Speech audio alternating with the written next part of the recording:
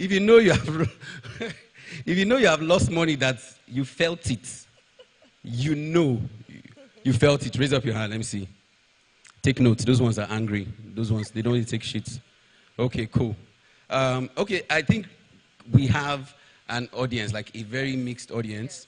And so everything that's going to be happening is going to be about blockchain and let's say sentence. Let me just tell you, everything we are saying here is how to make money, how to survive in this space. Let me not say too much English. Let me just tell you straight to the point, how to make money, how to come here and pack dollars. That's simply what it is. All the English is for him. I'm not here to speak plenty English. How to make what? How to pack what? That's please, security, here. Take note of this guy here. This guy, the way he shouted money. Very suspicious. He's very suspicious. If he doesn't collect the money.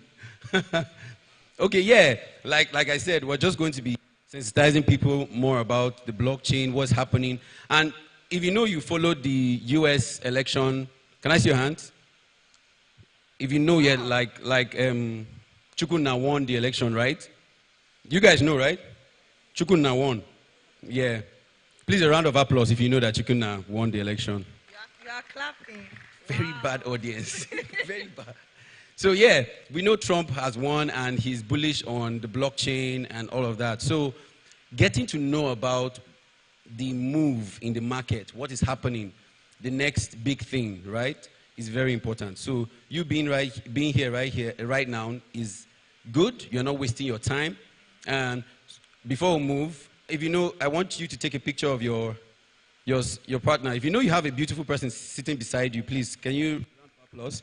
Guys, it's not gay, I know. Just if you know, say now your guy. Guys say beautiful, it's like, oh, this guy BS, right? Nah. Okay.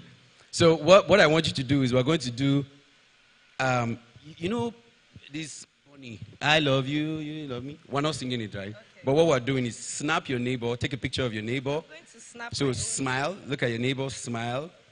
Take a picture of your neighbor. Do that now, no? Oh, I'm coming, let me see. Bro, you don't have phone?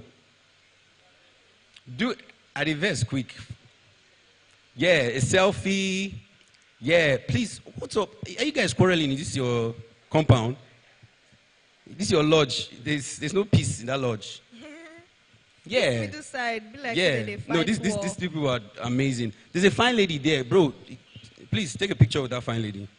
Yeah. Yes. I'm the one with the mic. I'll come down there. Take a picture and post it. Get their username. Said, hey, guess who I met and at... tag Web3 Unilag. Yeah. Very important. Guess who I met at BIU 24. This beautiful damsel. This Udogu, right? And we're having a nice time. I guess your friends... Post that on WhatsApp too. To tell them that they should run along, come join the party. I want to ask a quick question. If you know that you invited your friend or your family member, your neighbor's wife, your neighbor's sister, your friend's boyfriend, your friend's babe. Why will you invite your friend's boyfriend? Why? There's problem in this. The country is very hard. Some people want to steal their friend's babe, but the guy doesn't have money, so... You brought your friend's babe, your sister, your brother. Let me see your hand. Only, if you didn't invite anybody, you are very selfish with your money making. It's not fair. This is not how to make it. This is not the way. This is not how to live. Why didn't you invite somebody? Why did you not invite somebody? You should have. I would have. Or you invited them, they didn't come. You thought like 2 seconds before you answered me. Why did you not invite your friend? Or your sister, or your neighbor? Everybody wants to make money now. You don't want your neighbor to have money. So you can do, I get past my neighbor. I understand. So very quickly, I'm going to introduce the president of Web3 Unilag. He is a person of wealth. He has money. So he's in the best position to tell us how to make money in this space. Like this now, for me to come here, he's the one that sponsored me. paid my transport. Please, a round He's of probably applause going for to give him. me- A round of applause for him, Ladies and please. gentlemen, welcome Aguda Toluwani to the stage. Please make it. Come on, come on. We can't He hear you, organized this. please. Come on. Disclaimer, I do not have money. You have money. I have money in Jesus' name. Yeah. Hi guys, welcome. Very, very sorry. Apologies for the delay. I work with a wonderful team and they are doing wonderful jobs in trying to set all of this up for you guys. So you try to maximize this. This is a wonderful opportunity. And thank you to our beautiful hosts, Mr. Echo Victor and the Web3 King. You know, let me tell you the truth, they're very, very hard to pull guys like this. So they're not just the hosts, any kind of event. So it was very difficult getting there, but they had to take a little bit of their time for us. So Web3 King was saying something. She said, this is a conference to make money. Well, it's part, Sha. Why are you guys ready to make money? One. This is not, we go get in, motivate to innovate session. Maybe say people who don't actually make money for the space. I'm giving you normal diction now. Maybe say we understand. People that have made money in this space will come and speak to you on how they did it. They are going to come and speak to you on how they did it. But before then, we need to understand what blockchain is, how blockchain works. Because there's misconception that, oh, not just for people who say they won't make money, people that just want to make money in the space, but there are different ways. It can come in different dimensions. There are different aspects, generally. That's what I'm saying. There's the DeFi aspect, decentralized finance. There's the decentralized science aspect. There's DePINs, decentralized physical infrastructures. There's NFTs.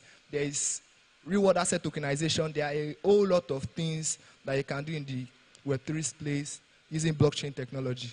And this is the major goal of this conference, charting a course for innovation.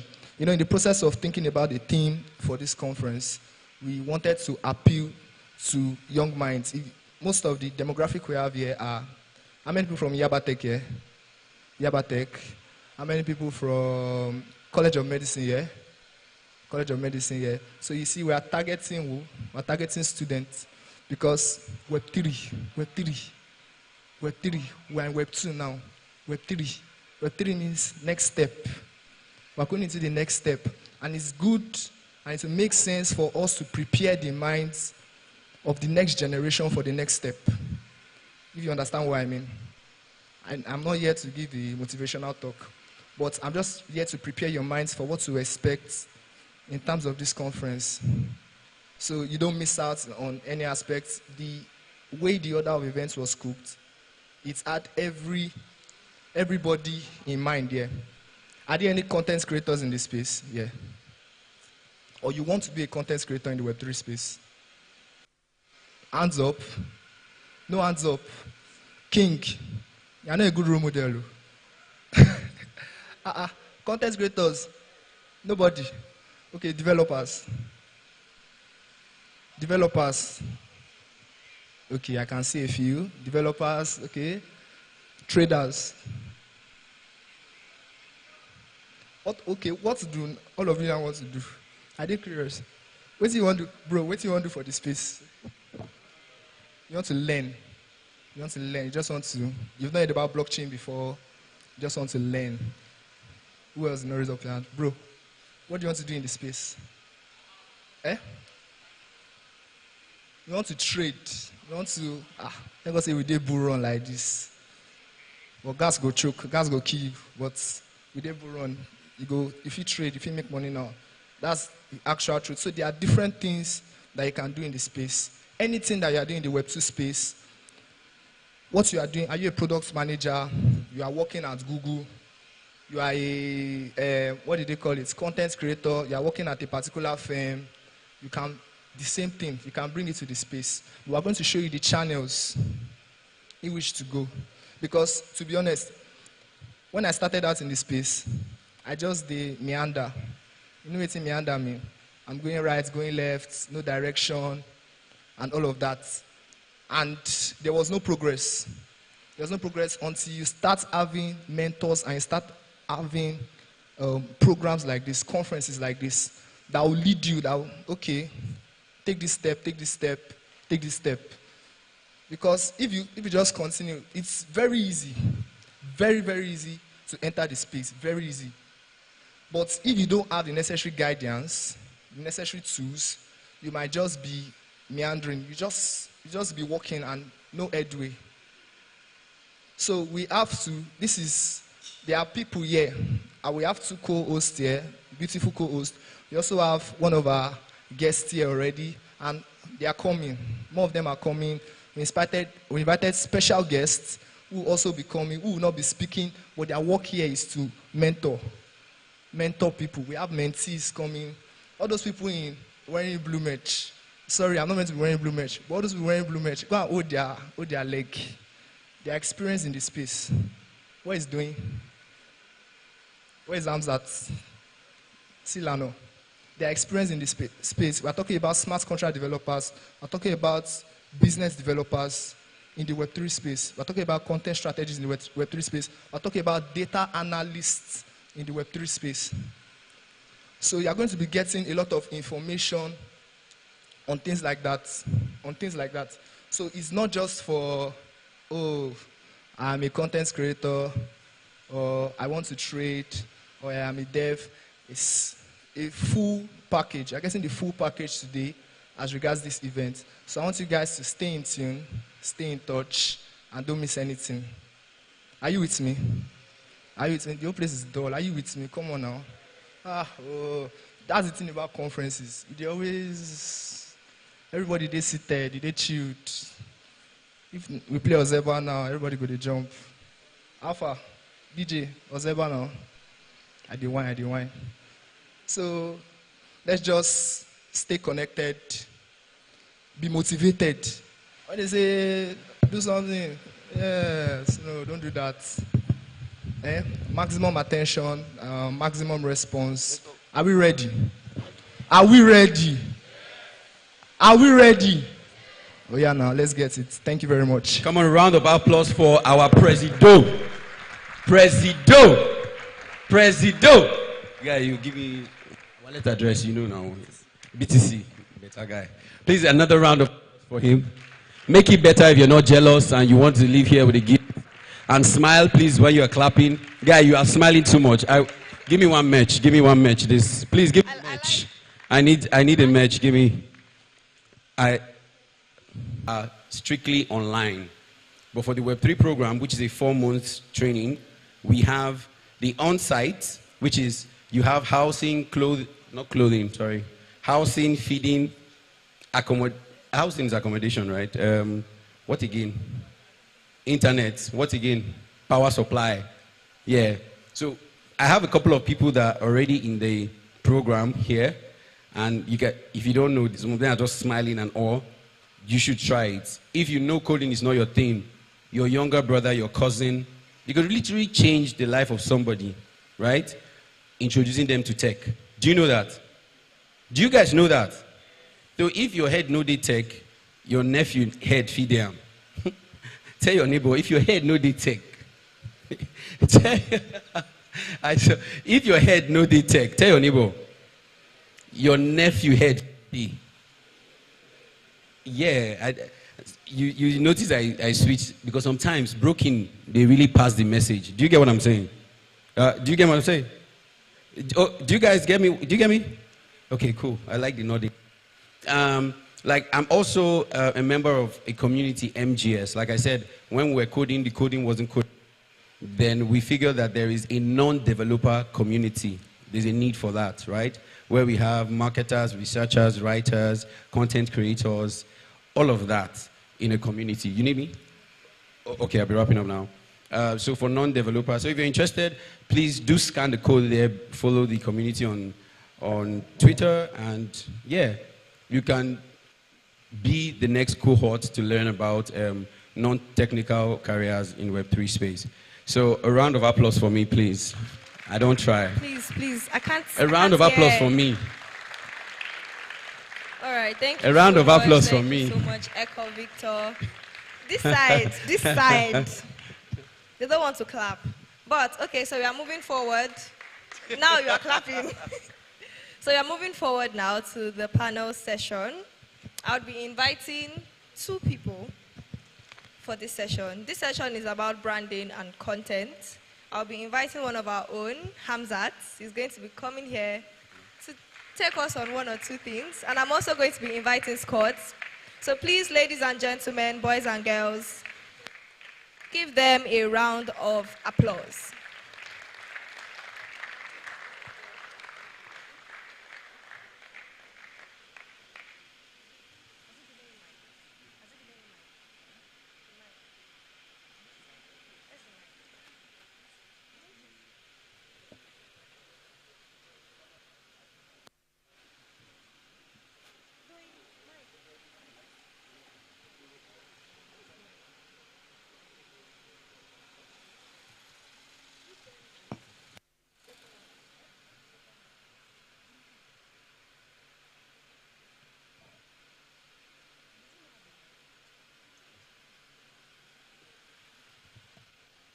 I'm so sorry for the hold up. I'm so sorry for the hold up. So very quickly, I would like my panelists to introduce themselves. I'm going to start with Hamzat so we get to know exactly who is speaking to us. Hello, everyone. Please have your attention. Hello, everyone. Please, first off, before I proceed, please can we give ourselves a round of applause? I want to appreciate every one of us for coming early because, I mean, we are still expecting way more people, but for taking the time to be here on time, please give yourself a round of applause again. So, yeah, by way of introduction, my name is Hamzat Temnoloa. A couple of us that are in the Web3, part of the Web3 Unilag community know me as the comms guy. So, everything as regards communications when it comes to Web3 Unilag, I am primarily responsible for that. But then, like broader scope, I'm still a comms guy, but then I do more than comms. I do growth too. Working for mostly B2B organizations and projects in Web3. Top of the crop include DIA, where I still work at. It's this cross-chain, blockchain, Oracle. I don't know if you guys know what oracles are. Research of 1inch, DEX, aggregator, and a couple of that. So I am just excited to be here to share my experience with you when it comes to content, branding, and even marketing. Thank you very much. I look forward to it. Thank you so much, Hamza. So, Mr. Scott, please, I think I'm getting to meet you for the first time. So please introduce yourself to me and the audience. Okay, so good morning. Good morning, everyone. Good morning, everyone. Yes, I know we are here to chat innovation, but our energies are like much more important. Let's not tighten up, it's not too serious, it's blockchain. Okay. All right, so my name is Scott Itepu. I am an animal scientist. I studied agriculture. And business start, I am a brand and marketing person. I run a branding agency, which is now morphed into sort of like a business, education and marketing. Over the years in the Web3 space, I started definitely as a communications guy. I'm still a communications guy. But on the other hand, I am a product manager, and I mainly focus on user experience research and strategy for Web3 products and platforms, stuff like software products and platforms. And over the couple of years, I've been able to contribute to a couple of decentralized autonomous organizations. Currently, I am a product and communications marketer at ValiDAO, as well as product manager at Cerebrum, which mainly focuses on neuroscience and brain health. I think I will just stop there. Thank you. Thank you so much, Mr. Scott. Thank you. So let's just get right into the panel session. I'm going to ask Hamza the first question. Now, As a content creator myself, there's something I struggle with, which is colors. Right? I know sometimes we identify colors to people. Like when you see this color, you're thinking of this person. When you see red, it's this person. When you see purple, like take for example, when we see purple, we see darks. Then we see, I don't know any other person, but I know purple is darks, right? So do you think purple has like a strong hold on a brand, like either business brand or personal brand? Do you mean purple or color? Color. Color. Yes, of course. At some point, like when you're creating like your brand identity for whatever organization, or even for yourself, if you consider yourself a brand, right? That's even another discussion topic. But whatever brand you're building for, there's something called brand identity. Your colors are one of the defined things that are very much defined as part of your brand identity. So when people see this shade of that is why, and when you've chosen a color, I want to identify with yourself, with your brand, it is important to stick to it so that when people see that color in whatever context, what comes to mind at first. In crypto, when you see anybody, probably even post an orange emoji and a rocket, probably you know the rocket symbol, what does that tell you? That's like Bitcoin. Like you understand. So everybody can assign that color orange to Bitcoin.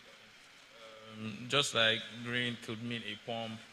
So colors are quite important because they express what you stand for and what you're looking to build. So ultimately, it should be defined in your brand identity, and you're supposed to stick to it. So color, yes, do matter.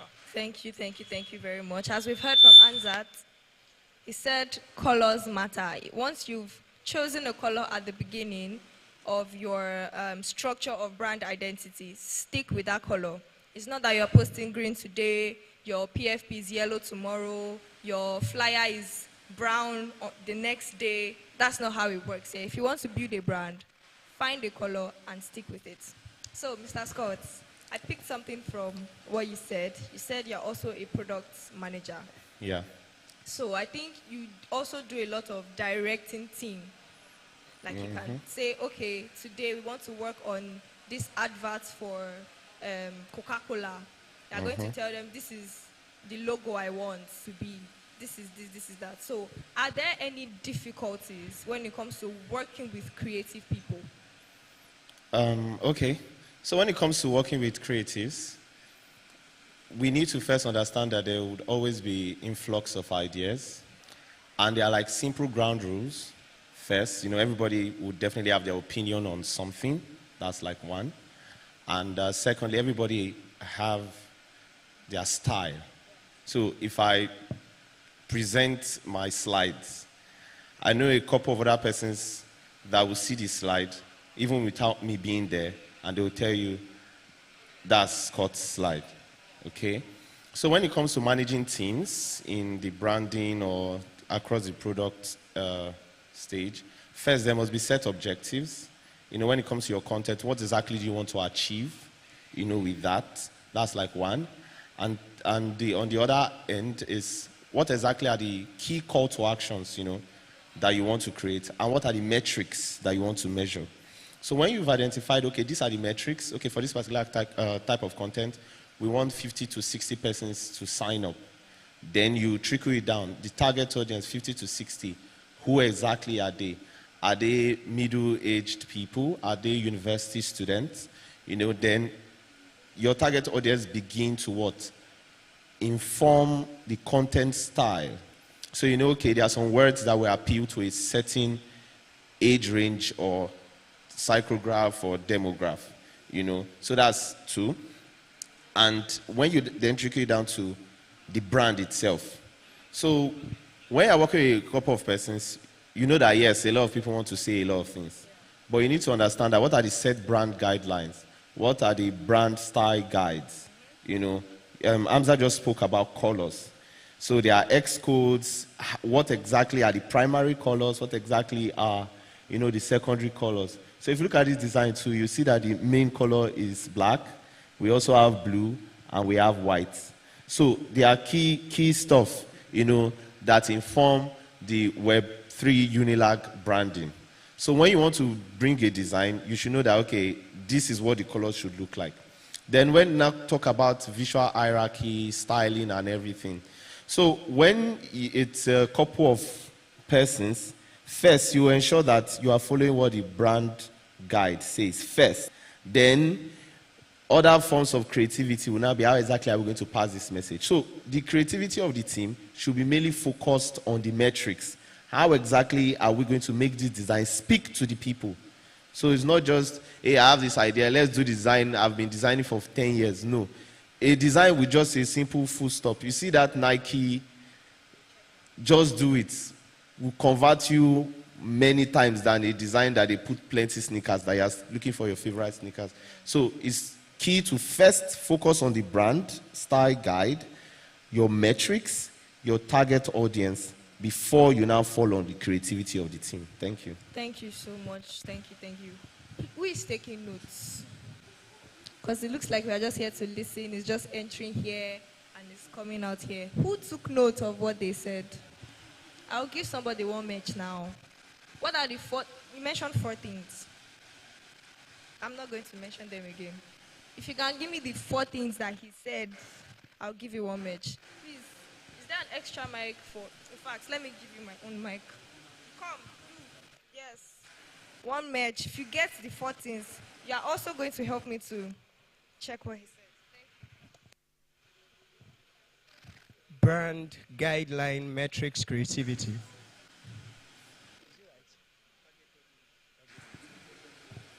Brand guideline. 1. Metrics. 2. Creativity. Okay. Your target audience also. Yes, correct. Or are you just raising your leg for him? Did he get everything? No, he didn't. So any other person? Almost. Okay, we have somebody. I really want this my guy to go on with something. Sorry, so I'm going to give him a chance. Brand guideline, color, yes, color. The Lord is your strength. Another one. Let me give a lady. I think. Yeah, let me give a lady.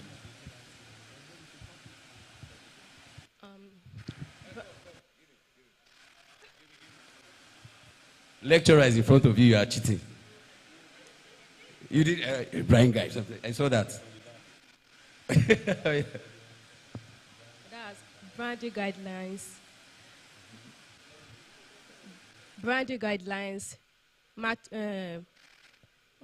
matrix, then audience target and content creating. That's. Are we giving her? No. Okay, I see that smile. He wants to. Okay, I want to give one more lady first. I've given like how many guys chance? Yes, I did that. Any lady that has the mind to take the mic. Anybody? Any lady? Yes, I can see a smile over there. So, this guy is all smiling. Are you the one answering it, or this whole role is answering this question? Be sincere. Okay. Good morning, everyone. So, basically, the brand, the style guide and guidelines, the key core areas and the brand, the style guide and guidance, then the key core areas and objectives that must align with the creative ideas of the team, then the metrics to calculate it, and the target audience. The metrics, the target audience, the creativity of the team. See yourself, you are literally repeating everything one by one. Is there a lady, or are there guys here that have they have feminine side? They want to show their feminine. Okay, I think we have given how many ladies now? How many ladies? Guys, how many ladies are we giving? 2, right? So I think we want to balance this now. The guys. Who are we picking? Guy, I have seen your hands. Raise your hands. If you don't get this answer, hey, you raise the hands like you are looking up to God, like God. Yeah, here you go. The set objectives, color, target audience metrics. The guidelines.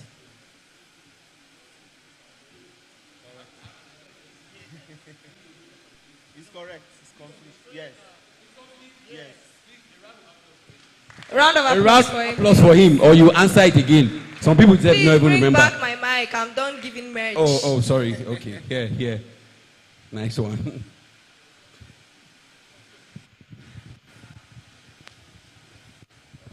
Thank you so much, Echo. So, you see, that's how I'll just be throwing questions randomly. If you like, don't pay attention. That one is your own. So, back to Hamzat. Let's come back. Everybody, let's come back. Now, as a branding guy, like they said, okay, Hamzat, we want you to handle the branding of this project or of this company. Now, obviously, there will be competition. There are projects that might have done something similar to it before, or maybe the colors are looking the same. How do you deal with not like, so that they won't slam you with copyright or plagiarism or something like, how do you deal with that kind of competition? So it says something about research, like branding research, market research. So you definitely have to do your own research, right? So since I'm more of a communications guy, what I prioritize when I know there is a strong competition, I need to communicate to the users, because we are definitely I share the same base of users with the competition. So your brand should be able to communicate why and how your own product is a better alternative to competition. I do not, when I'm consulted, I never advise you to go on your communication channels and start saying, this one is bad, our one is good, right? But there are ways that your brand can succinctly communicate that, okay, why do that when you can do this, right? Show them why your own product is a better alternative to that, without directly saying that this is better than that. So these are more tricky areas of like branding and communications, right? But most of this comes with experience driving marketing and communications for brands. All right. Thank you so much, Hamza. You people don't want to clap for Hamza. Is this fair? One day, they will invite you to stage. Is this your character that will depend if they will Is it clap because for I you? didn't share much? Eh? Okay, you can't hear me. We'll come to that in the next panel session. So one final question for Scott, then we round up with the first panel session. Right, so as a product manager, branding person, is it a necessary skill to be an expert in graphic design? Because I've been asked that question myself, that, Kinga wants to go into branding and, visual representation. Do I need to be an expert at graphics design? Okay, so first, I'm not a graphic designer, but I know what a design should look like. The first question you ask yourself is, what exactly is a good design? A good design does not mean you are the best designer in the world. A good design does not mean you put all of the elements. A good design is as simple as possible, and it's a design that does the job. That is what? Conversion. That's for content, if it's product, customer acquisition, or as well as lead generation. So when you say you want to go into branding or product design, graphic design first in the aspect of product is not necessarily the core skill. There are various aspects of products, So there's the product marketing, there's product analytics, there's user research and strategy. There's a whole lot. Even post-product development, there's customer support and so on and so forth. So first is UI UX. That's user interface is like key.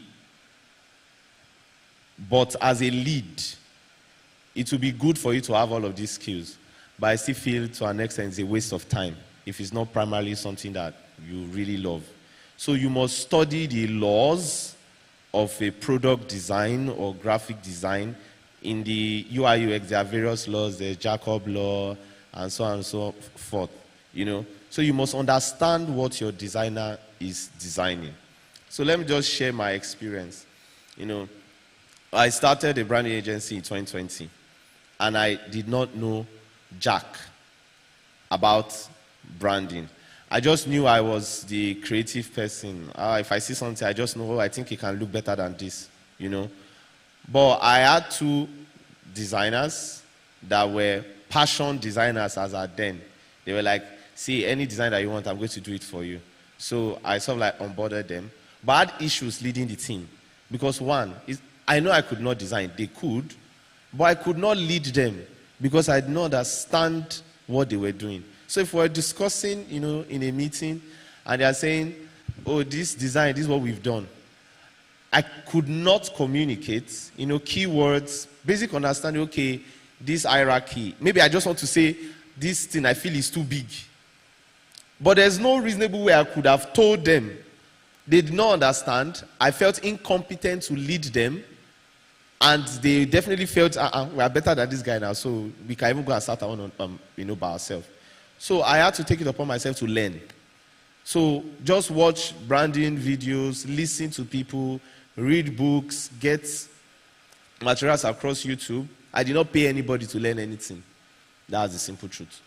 So just learn the basics, the theories, the laws, that sort of guide. Now today, if you bring UI UX design, I know I drop out of change. What I did doing one time because I was like, see, let me go back to what I like doing. I cannot be moving mouse and be doing mirror screen and all this thing. I don't have that time. Okay? So just understand how a design should be, match it with everything is set with objectives. How is it supposed to look like? How do people interact with it? So as a product person, you do not necessarily need to have the skill, but it is very important if you are leading a team of people to understand each skill that is bringing the product to life. Thank you. Thank you so much, Scott. And with that, we close up the first panel. You can drop the mic on the chair. We close up the first panel session. Thank you guys so much, Scott and Hamzat. Please now, you should clap for them. It's not easy to be on this stage. It is not easy to be on this stage. Now we'll be moving to the next panel session. The theme is motivate. Let me be sure I'm getting that right. I cannot chew my mouth for here. Yes, I was right. Motivate to innovate.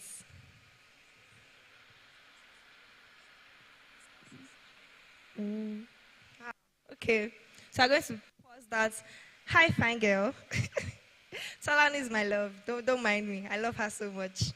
So we are going to move quickly to the sponsored session, and I'm going to be bringing up.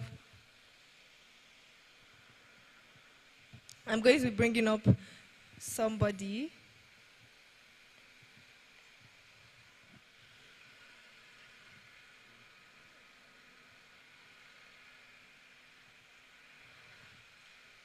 Do we have Simphi or Simphi? Apologies if I'm pronouncing your name a little wrong.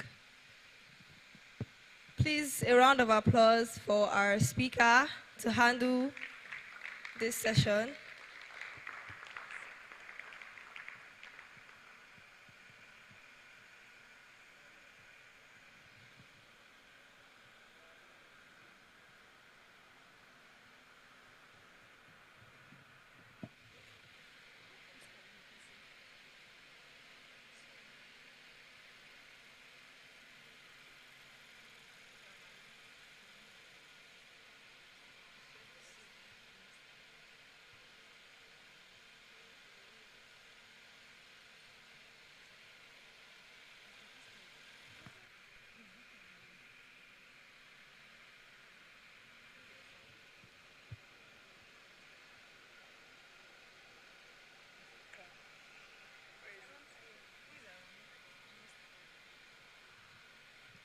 Apologies, everybody. Things like this happen.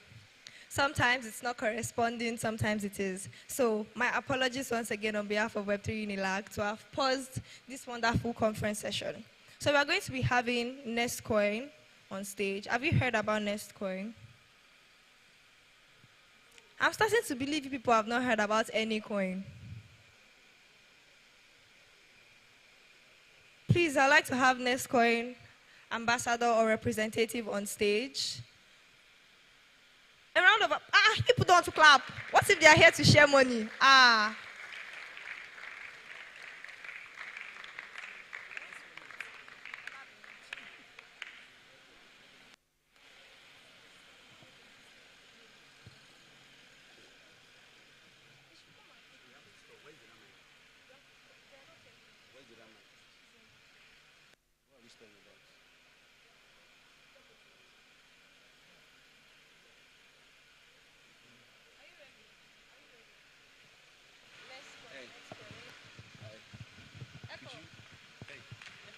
GM, everybody.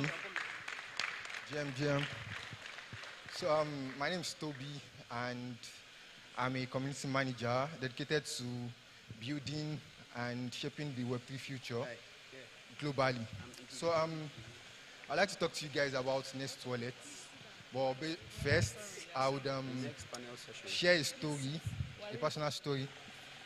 I'll share an experience. It's a personal experience.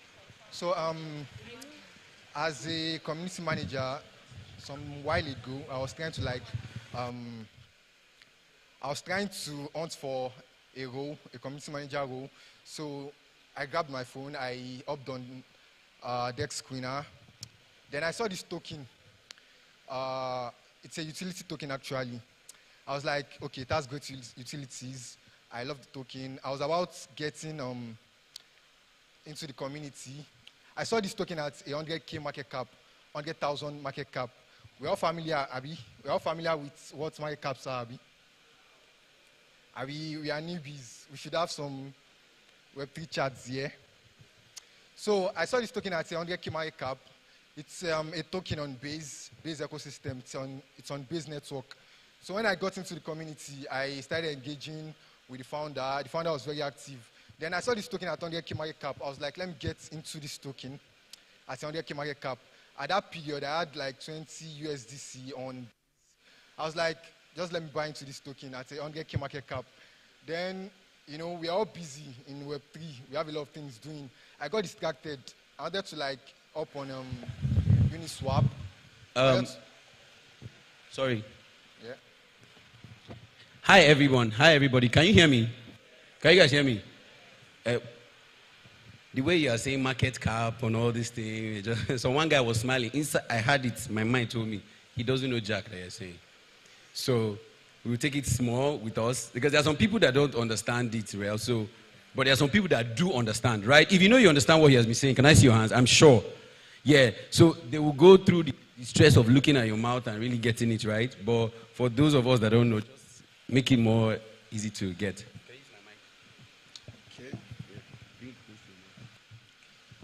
Okay, please a round of applause for him. So far, he has been doing nice. Thank you. Thank you. So basically, what a market cap tokens, they have like a starting market cap when they launch. For example, a token can launch at a 100,000 market cap, $100,000.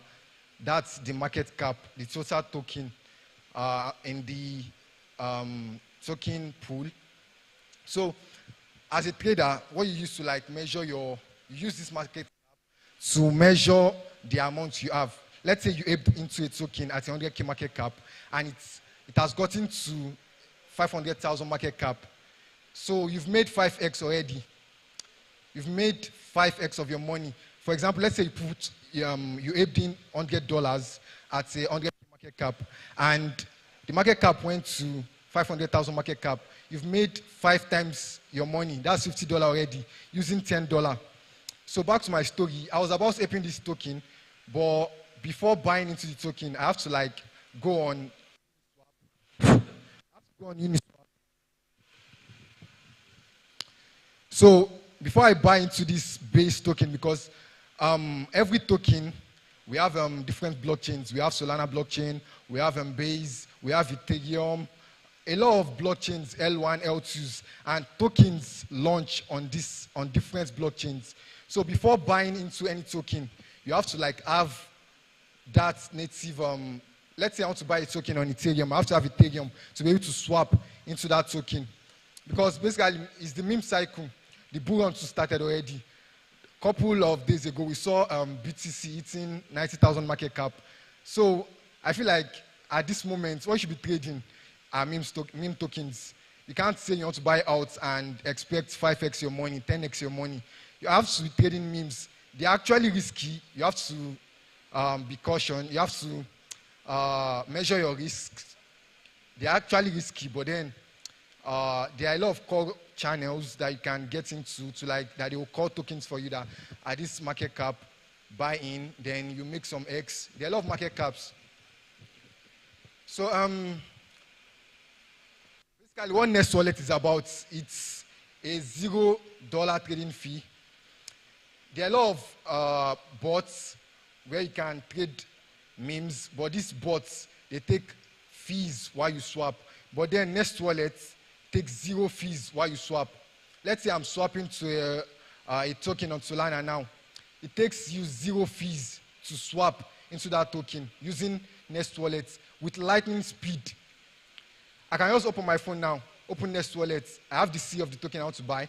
I paste the CA. Yeah, okay, it's on the screen already. So it's showing on the screen how easy it is to like trade memes. Just by pasting the CA, you get the token you want to buy. Okay, do anybody know about Peanuts here? Peanuts, you all saw how high Peanuts went. I think they said the dev of Peanuts actually cheated his bag. He cheated his own token, the dev. I'm not sure how that news it.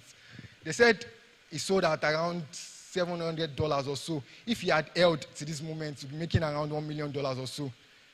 There are a lot of money in memes. Memes are the cycle. Memes are the things that will top this bull run. So there are a lot of money in memes. So to trade memes, you need to use Nest Wallet.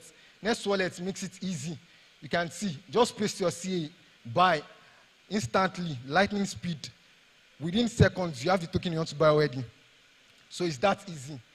And for the Web2 charts, people that are looking to like bridge into the Web3 ecosystem, Nest Wallet has a very user-friendly UI. Everything is easy, no complicated things, unlike this Solana trading bots, Maestro and Trojan, bots like that. They have complex. Huh? Like, I'm sorry, Solana Charles, I apologize. Are you solving them or what? You said on like Solana. Yes. What does that mean? Are you solving them or what's the meaning of that one? So basically, we offer a lot of futures, fast trading, great UI, 0 fees. That's like something groundbreaking, having 0 fees. You are just trading with 0 fees, no amount. So he has outlined the key features of Nest Wallet for you. You have 0% fees. See, you're just, maybe some of you are not too familiar with Web3, but gas fee, gas fee, gas fee. They are telling you here now, no fees. No fees, right? Okay, so I think he has outlined what Nest Wallet is all about for you. He has outlined lightning speed, very easy, very user-friendly. You can see the UI, very neat, very easy for you to use, even though you've not used any Web3 application before, right? Also, so Nest Wallet also has a booth outside, so you can take a picture of us while we're on stage right now. You can post on Twitter, tag Nest Wallet. You can follow us on Nest Wallet and download our app. We will be having a giveaway later today. Cash prizes. We have a lot of cash prizes to be won and merch, cool merch outside. So just basically download our wallet and follow us on Twitter, Nest Wallet. Just search for Nest Wallet on Telegram, on Twitter, sorry, and enter our Telegram community. It's on our bio. Just get into the Telegram community. Follow us, join our Telegram community, and download our Nest Wallet. So we'll be having... Let me outline this for them. Just very simple like this. You can take a picture of the stage right now to show us that you are here, live. Okay, very simple. Step 1, just take a picture. Post on Twitter, tag Nest Wallet. You can tag him as well, OX Abdullah. I don't know, should I bother doing that? You can tag him as well, OX Abdullah, but important, tag Nest Wallet. Take a picture, tag Nest Wallet. we're going to be picking some of the top posts that we see. We'll pick maybe the first post that you should see as well. So you also make sure you use hashtag BIU2024. We can use that to monitor to see the first people, to see who is first. Whoever is first, we're going to give some other people that post as well. We are going to get. So take a picture of us on the stage right now. Nest Wallet. We have some merch for you. We have shirts. We have hats. We have a couple of other things as well for you as well. So I hope you've been able to understand what Nest Wallet is about. Simple UI, very fast, zero fees. So make sure you get your Nest Wallet app and to make your. Okay, I will do it again.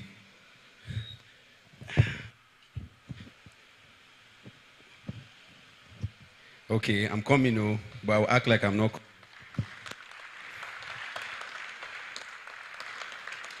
Thank you, thank you. You are far too kind. Thank you. I wasn't expecting it. Thank you. If you enjoyed what Next Wallet, their presentation, please a round of applause for them. If you know they tried, being on stage and talking to people ain't easy. So we're moving very fast. We have another panel ready. We're prepping for lunch. Is that lunch or not dinner? Is it lunch? Brunch. Okay. So sit back, relax, have a good time. I would always encourage people, especially when you're in a school setting like this, always write down stuff. For the fact that you're in an event, write down stuff. As much as you might hear people just come and sound like they are blabbing, they are dropping some very, very important things that 80% of the audience would not take seriously. Do you understand? Nobody plans to come on stage and say rubbish. Are you there? So they might not be able to pass it as much as you would want it, but my bro, you're the one that needs this information, right? So make the effort to write down stuff, write down questions, things you're not clear about. After the event, you meet the speaker or whoever said something, hey, I heard your comment or your statement. Could you enlighten me more?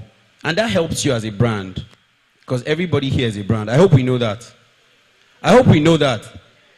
If you know you have a LinkedIn page, can I see your hands? You have a LinkedIn page. Raise it up. Raise it very, very high.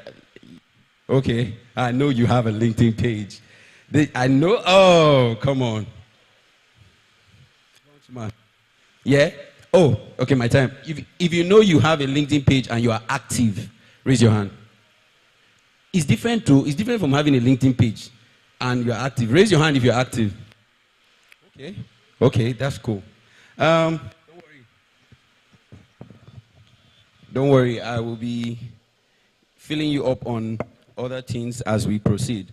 So please help me welcome our next session that will be hosted by our amiable co-host. Please a round of applause for her.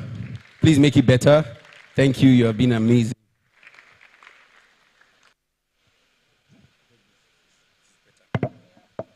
Thank you, Eko. Thank you once again. So we're going to move quickly to the next panel session, Motivate to Innovate.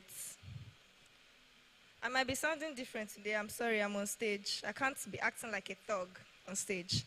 So I'm going to invite Omotsi, Tolani on stage, and Launchman. So please, a round of applause for them.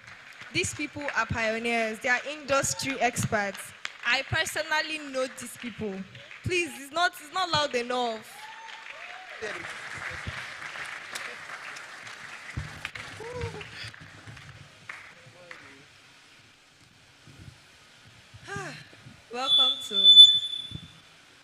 Welcome to blockchain in Unilag. Hi, King. Hi, Talani.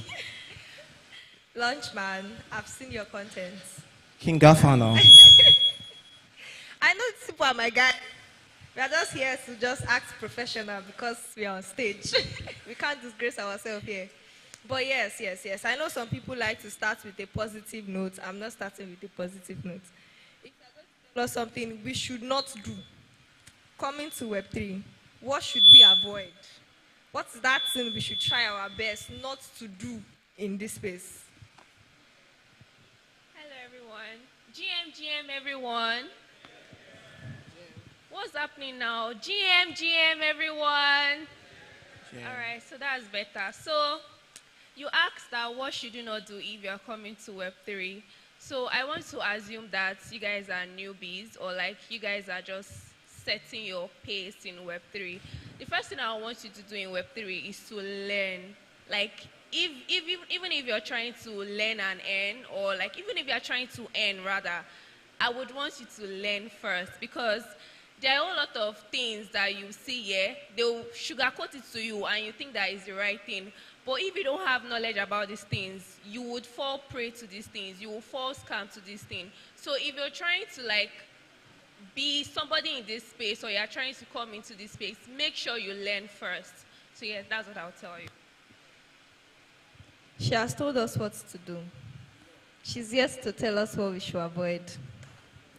What's that mistake?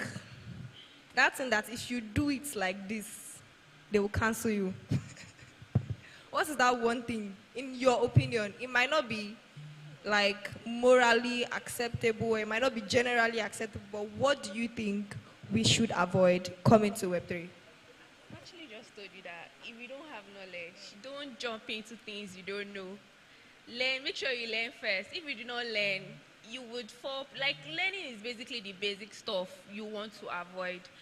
And if there's one mistake that I think I made during my time, was not building in public, basically. I feel like now you had the attack from my Twitter this morning. I think one mistake I made basically in my early years was not building in public. I knew a lot of things. Like, I've started I've even started content since like 2020. But guess when I just started building in public? 2024. So you can imagine like the distance of people will just see me and feel like, oh, Tolani does not know anything. But the experience I've had, the number of things I've involved. Building in public, I made a post recently. I was attacking her directly. I was attacking her directly, shading her directly. I said something about, you might know everybody in this world. Not everybody literally, but you might know some strong people in this world, low-key. You are not on social media. You don't have social media presence. Social media people don't know you. And you want to come, you now finally say, okay, I'm ready to build my Twitter, I'm ready to build my Instagram. Then somebody speaks to you in a way that you don't like. Then you are saying, do you know who I am? No, we don't know you. That's the whole point. So you start to see things in a different way. Because now you realize that, oh, they don't actually know me. You feel people know you because of the people you know. It's only those people that know you. The rest of the world, we don't know you. So make sure you are building in public. Lunchman, back to you, my guy. You understand me? How would I do now? This is my problem with this guy. GM, everybody. I don't know why you guys are cold this afternoon, but just for the record, there's going to be a giveaway of $1,000. And all you have to do is just say hi. So GM. Oh. Nice one. Not prank. I like that introduction. So I've been following Launchman for a long time, even when I think there was a problem with your Twitter account or something. Yeah, there's a problem with his Twitter account. Building again, because I know it can be depressing, it can be frustrating sometimes. So, like the theme says, motivates to innovate. Now, if I was to lose my Twitter account today, how can you console me? What will you tell me? That, oh, King, do this, do that, and, you'd see yourself here in the next couple of months. Motivate me this time. Like, I'm putting myself in the shoe of, like, any normal person trying to build in this space. If you lose your account today, what are you going to do? So, I want to believe that most of us here are Nigerians. Am I correct? Mona, follow me talk now. Now, they do this update too. Am I correct? Share with the motivate for this country. Now, let me tell you. So, when I lost my account, poverty sat me down. He said, I will kill you. So that alone was the only motivation I needed. So, first of all, I grew up in the streets, yeah? So depression, very far away from me. Because I literally draw my happiness from things that are not materialistic.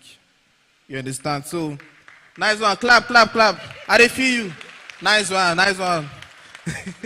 Big ups to you, bro. So, depression is definitely far. So I have this mindset of, oh yeah, it don't stop. Ahead, ahead. So when I lost my account back then, I guess that was when I landed my first gig, like major gig, about $500 then. And I was expecting some merch, you know, and somebody gifted me clothes on that account, a couple of things. So based on one or two now, please, if you understand Pidgin, let me see your hand up. See Robo Boys for back. Shout out to you.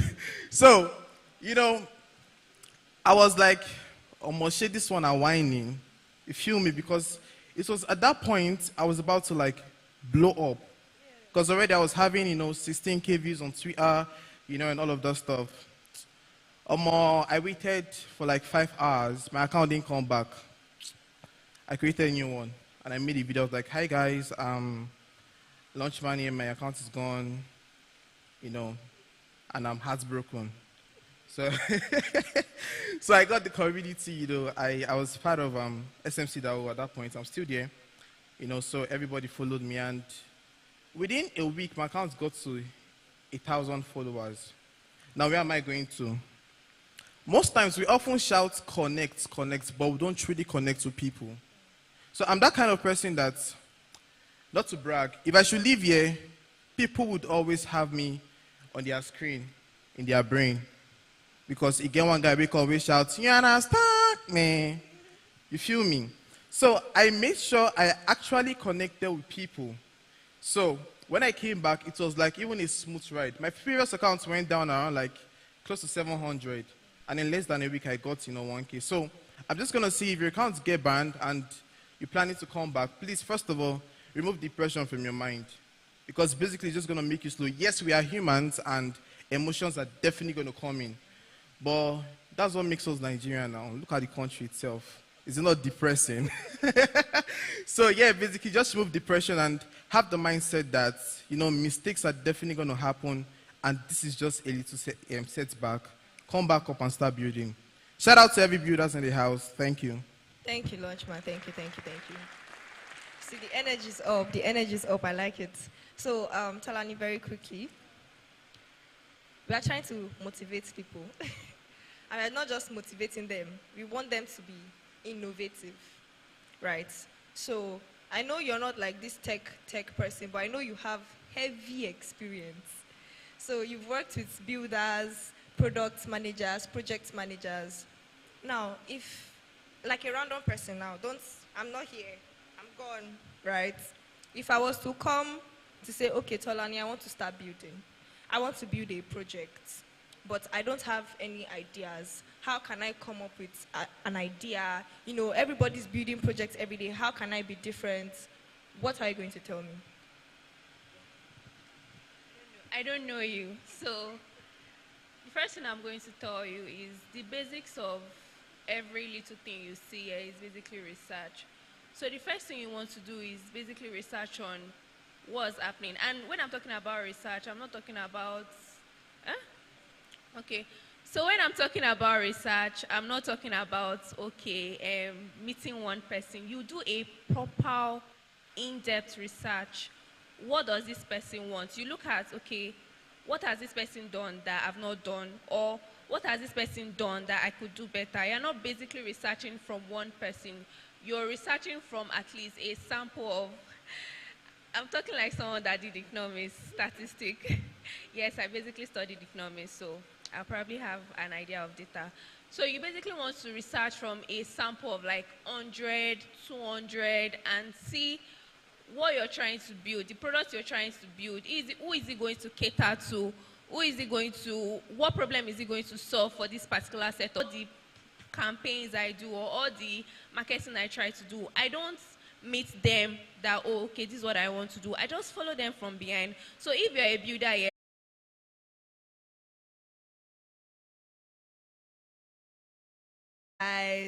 your fun and everything. But for somebody that's, let's say, an intro.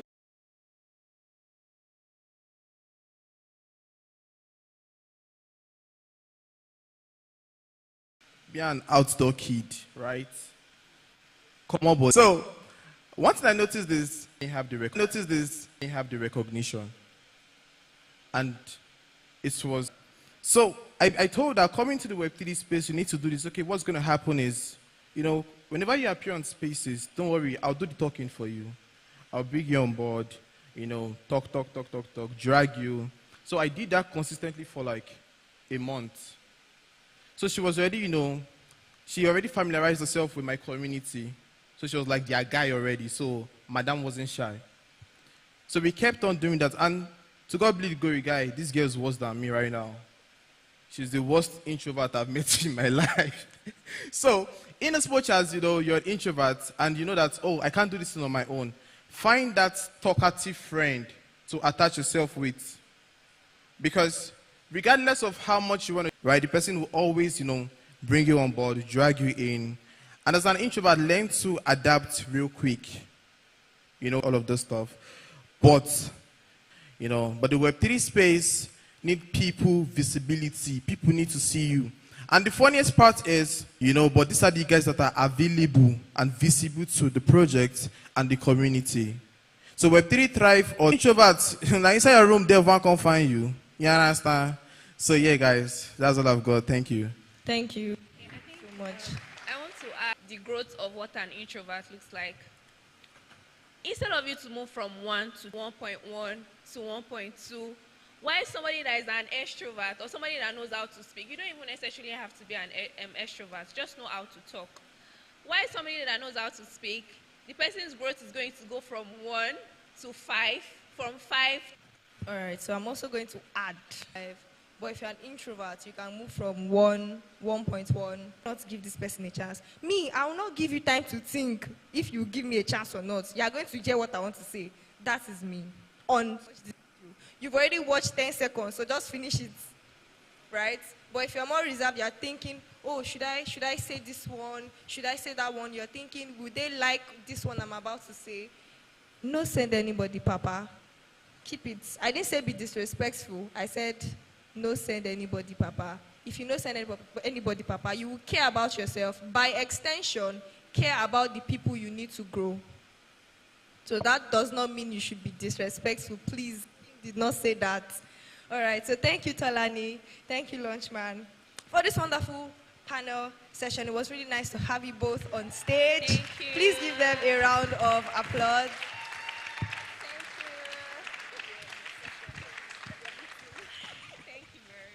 All right. So King, sorry. Hey. Something before we leave the stage. Oh, yeah, no. Okay, so I know most of you guys are just coming to this event for the first time, or you're not in Web3 already. A quick advice: please be you. You are unique. You're an amazing person, and always make sure you are. Now, let me tell you guys something about content creation before I drop down the stage. I'm sorry for wasting your time. Now, creators thrive on their, and for every content,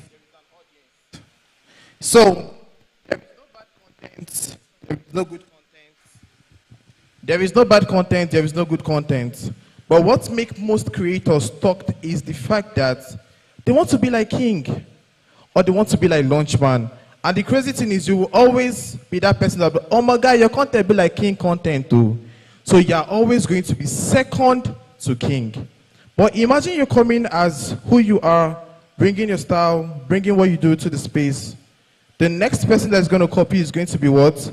You are copying this person. So guys, have it at the back of your mind. You are unique, you're an amazing person. A round of applause for Web3 Unilag. Thank you.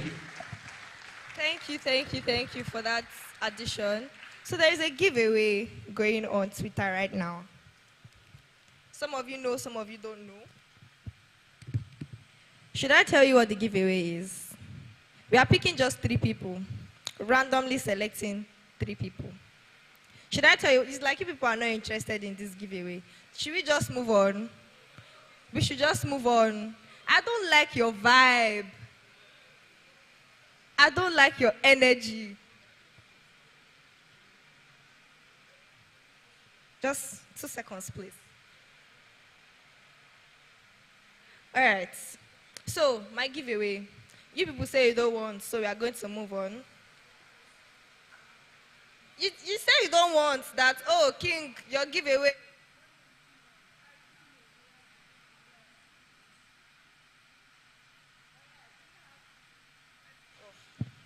Do we have any questions? Prepare your questions while I tell you what the giveaway is. I'm still going to tell you because I'm a good person. If I didn't tell you now, they say, oh, King has chopped their money. I'm not like that. I can be like that sometimes, sha. But yeah, for the giveaway. Initially, we told you to take a picture and post it on X. I know some people didn't do it because their X is like, their most prized possession. I know. Some of us have pride. I know. Some of us have ego. I know. Some of us, our pages are so professional, it is almost looking like LinkedIn. I know. But then again, the picture you took earlier, now the giveaway is this. You have to share your favorite moments so far. I know we are not done, but so far, you might have taken some videos, some pictures, maybe one speaker was saying something that you were enjoying. Share it on X and use the hashtag BIU2024. Hashtag BIU2024 and tag Web3 Unilag. Should I go over it again? Oh, I've told you what the giveaway is. You're not responding to me again. It's human beings. Now why people know they help people be this? So the questions I say you should hold in your mind, release it. Who has any questions? Any question at all? Content, branding, development, project management.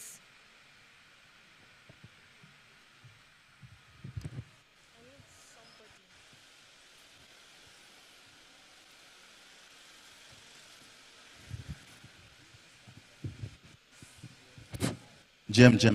Let's listen to this gentleman, you guys. Okay. Should I put it like a question or something that I just like push it out to everybody. All right. He says something about being you while you're coming to the Web3 space. And I just don't like it's on. Sorry. Excuse me. Okay, I'll just not like portrait on that point. Now, one of the mistakes we make in Web3 space is people sugarcoating what is not there. They will tell you that once you come to the space, within 2 weeks, you make $1,000, $150 million. My brother, I've been here for the past 8 years. I've been there for the past 8 years. I know. All right. My name is Menecrypt, or Menecryptobu. I don't know, most of you know me. I'm a community manager of YesCoin and Analog Moments Network and so on. So, the thing here is, sometimes you will go 1 year, you will not get a gig. Let me just tell you the fact. Don't let anybody deceive you that the Web3 space is very rosy. It is not. You might go 1 year and nothing will come in. When I started this space, I've worked in a project that was paying me $15 a week. You look up. And somebody will come on space and tell you that it's nothing. That $15, $20 is not anything they will receive. Go back. DM that person and tell the person, I have a job for you and it's $20 per week. They will receive it, but they will come on space and tell you that I can't receive this money. What is that? Most of your so-called idols are living a fake life. And they are just putting that, they want to put it out there for you to see so that you can do what? Follow them. Have this in mind. Your idol cannot help you. You can only help yourself. Thank you very, very much for that addition. I like it very much. Yeah, wait. Before I move to the next question. He said, so many people are living fake life. You see me like this. This is how I am in real life. My Twitter and this one you are seeing is the same person. I won't say I have what I don't have. I mean, I don't have money. I'm saying it here now. Everybody's hearing me. I don't have money. I'm not rich. I'm not wealthy. But we thank God for grace. That is how I will say it. Another question, please. What is protocol? Question.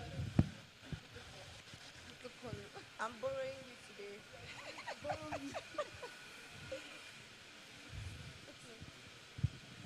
Question. Yes. Your name and your question. My name is Daniel. How long should you continue creating content, even if you aren't getting your desired results? Like after creating for like how many years? Like, is there a standard? Yes. Okay. Okay. As a creative director, I'm going to say one thing. There is no manual to make it in Web3. There is no playbook to make it in Web3. There is no time frame to make it in Web3. I don't want to call it luck, but you can work so hard. You can work well, like back to back, consistently for 3 months. This is something I've done. This is something my friends have done. Like, I'm talking about KOLs. Back to back, 3 months. You are posting every single day. There is no way, I'm telling you, there is no way you will not get results. 3 months, 90 days, every single day. I've done it. I cannot tell you it will work if it has not worked for me. I have done it. I grew my page to 5,000 followers in 1 year. A whole 1 year, and then I moved from 5K to 10K in like 2 months. Why? I have studied, okay, this is the kind of content that grows my page. This is the kind of content that my audience likes. In that 1 year, that is what I was doing, studying. I was dropping different kinds of content, videos, written content, audio content. I've done podcasts. I've created music. I've done face painting. I have made a short film, actual movie. I've done it. Storytelling. I have tried several types of content. Which one works for me? And eventually I figured out, okay, this one has more engagement. This one has more engagement. I now put those things together in some form of content calendar. Okay, since this is what works for me, this is what I'm going to do. Consecutively, consistently, back to back, 3 months, I promise you. Because even my own assistant, from 0 followers, I can't even remember where he's at now, but he has grown when he started posting consistently, every single day. You might not get follows from influencers, yes. You might not see follows from your idols, yes. But you would see follows from your fellow creators that would also want to support you because they want you to follow them too, right? So they would also support you. Like that, you start seeing 100 followers, 200 followers, 300 followers, like that. Before you know it, 5K, 10K. There's no time frame, but 3 months. 3 months is a good start. Any other question, please? Okay. Sorry, wait. Yeah. After him. GM, everyone. Nice meeting you, King, for the first time. Okay, my question is relating to content. Launchman said no one can create content when you are introvert. So my question is, yeah, you can put value on page regularly and you don't get people to engage you. But what are the kind of like go-to strategy that you can put in place to, I mean, like you've done it before, you grew your own page, it took you some time, but then what are the go-to strategy you can kind of share with everyone here to do in terms of growing their page? You want to know my secrets? Okay, what strategy can I share? Obviously, consistency, obviously. But then again, remember that you cannot be consistent all the time. So don't beat yourself up if you find yourself coming short on some days. Now, strategy that you can try. Experimenting. I've said this before, I'll say it again. Try everything you can try. Create content about everything. There's no rule in this Web3 that says this is what you can create content about. You should not create content about this. There is no rule that says such. Right? So when you are starting out, do a lot. Talk about protocol today, aggregator, oracles. Talk about any projects that your influencer is talking about. Talk about it too. Yes, nobody is going to tell you not to talk about it. There's no rule in this Web3 that says you cannot talk about the same thing. Because sometimes you even see your influencers shilling the same thing. There's no rule. Talk about it too. Even that way, people can also see your content and be like, oh, if this person is talking about this project, that means this person has some sort of information. That is something I do too. I call it copycats. I call it copycats. I don't know what anybody else calls it, but me, I call it copycats. I'm saying, okay, this content is going around. This project, everybody's talking about it. I'm going to talk about it too. And eventually, one project is going to see that video, because I make videos. One project is going to see that video and say, oh, King, we saw the content you made about XYZ project, and we would like you to do the same thing. It's that simple. I kid you not. Talk about it. Don't let anybody tell you, oh, this project is for KOLs, or oh, this content is for. It's a lie. That's why they don't like me. Because they used to try to box me. That's, oh, King, you shouldn't be talking about this. Oh, this one is for you. This one is not for you. It's a lie. I will talk my own. Except they want to suspend my account, sha. But me, I will continue to talk about it.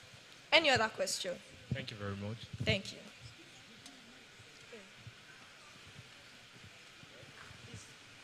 That's another mic.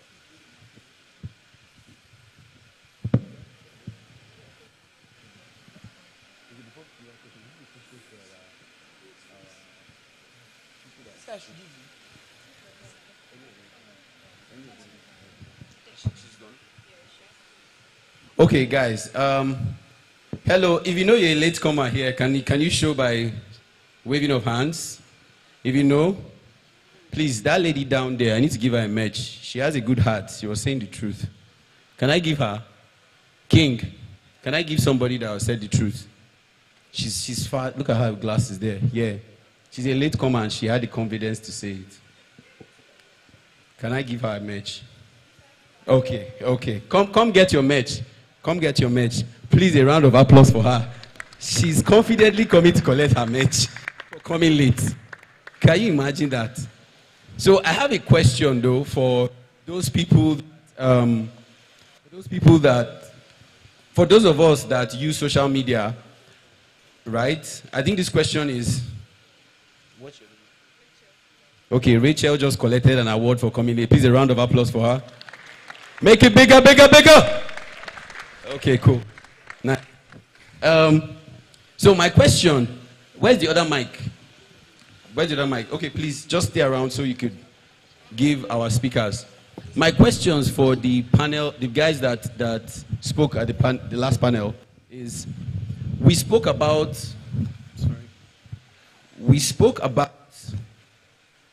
losing social media accounts, right? And how they feel about it. My question is, how can we avoid not to lose our social media account? Abby? Right, guys? I think that's a good question. Because if influencers and big guys can lose their social media account, like who are we, right? That kind of. So is there a way we can avoid the pain of losing our social media account? Launchman, can you guys hear my question? This question is for you. Also for you, please. Sir. So the question is, how can we avoid not to, what are the ways we can avoid losing our social media accounts? Where's the other mic? Please. Okay, GM guys, my name is Launchman. Nice to meet you. Thank you. So, why did they laugh? So, if you don't want to lose your account, there's a saying, they say, if you want to hide something for black man, put down for book. You understand? most of us don't read. So there was one time that lots of my fans were complaining that, oh, they blocked about 13 people accounts and all of this stuff. What did I do? I went to go and read the X guideline and their new, rules and regulation. So staying up to date, with that guy keeps you safe in a way. Number two, don't act like a bot. We have lots of people that when they make a post, because of the whole engagement farming and X payment, they copy the link and they are spamming people's comment section. There are wicked people who will send you. They will report you. And once X find you guilty, you are gone. So don't act like a bot. Do the normal stuff. Number three, the kind of words you use on X. We have lots of people that are forming Americana. Fuck your bitches, shit. All over comment section, they shout fuck you, they fuck people. People will fuck you up, even including Elon Musk. So be mindful with the kind of words you use on X and understand that it's a social platform for lots of people. Thank you. Stay safe. Please, a round of applause for him. Yeah. Because my social media account, if I lose it, I heard what you said. You're from the streets, like when you lost it, you're like, ahead. Me, man to man, guy to guy, I will cry. I will cry in my secret place. But yeah, I hope, if you know you have learned something so far, can I see your hands up? Yeah, come on. So you guys, my uncle, you're wearing glasses like me. Yeah. Next session, I'm going to be bringing on somebody very important. Very important. But he's going to be joining us on Zoom because he can't, be available here. Some people are not in Lagos. We have to accept that. Not everybody's in Lagos. So I'm going to be inviting Mr. Ido Akinyemeka. He is the operations manager at MasterCard. So please, while we are setting this up, please, if your hands are not too busy, clap for Mr. Ido Adeyemeka.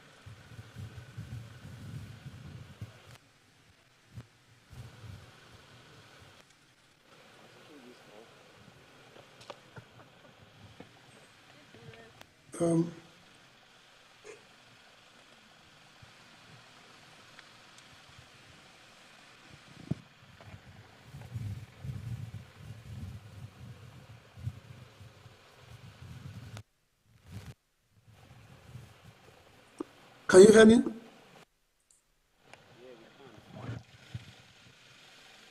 All right. Thank you so much. Thanks for having me. And it's good to join you guys in this very important communication. My name is Ido Akimika, as you have heard, and actually I work for a company that's, MasterCard, and I've been in this space really a little bit to you guys. At the age of 16, if you are working for my dad, you have to join him and work for him like a year before you go to the university. So we hear from Ondo State, and presently I'm currently living in Ireland.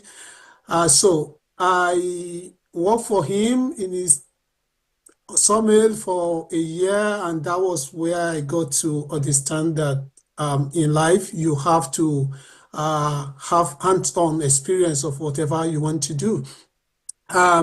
So at the age of 21, I was already having passion for business. I have passion for so many things in my life. I think I created my first business at 21. I remember I registered 3 business, which still exist in Nigeria till today. I registered SmartLink Limited, I registered Infotech Concept Venture, and I registered Smart Cars. The smart cars then was for us to go to Cotonou, buy car, put AC into the car, and resell the car, park it in Adeni Jos in Ikeja. Within 1 week, the dealer will come to us and buy from us.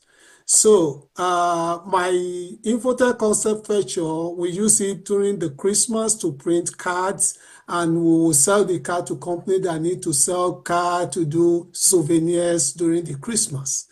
And my SmartLink Limited was my vision, which happens to be a vision that I had about my life, early in life, to be an IT person. So I remember I went to my friend one day and I told him that, do you know that IT, that was back in 2001, I said, do you know that IT will be like oil and gas in Nigeria for 1960? I was talking to him. And it was based on a dream because a preacher in the church was talking to us and said, you have to know your vision, you have to know your dream, you have to know what you want to do for life. And I just took that back to God because I'm a Christian. I said, I want to know my vision. I'm so passionate about my vision. So that night I had a dream about seeing a computer in my dream, so I chased it. And that was the beginning of my IT career. So I work and then moved to different company, Metro Data, then moved to MasterCard, now presently working for MasterCard in Ireland as a senior network operation engineer. What I want to tell you today is that have a vision, prepare to dream big. Research your space. Whatever you want to do in life, make sure you do a proper research of your space. You have to have a drive for yourself. Nobody can drive you. Nobody can drive your passion for you. You have to have something that is burning inside of you that you must succeed. So my belief is that everyone in life that needs to achieve something must be self-motivated. You must be self-motivated. You must challenge the future. I remember one day I was looking at how internet works. That was back in 2001. We bought satellite dish, we bought multi-choice at home. So I remember I disconnected the multi-choice and I bought my first laptop around that time, which is compact.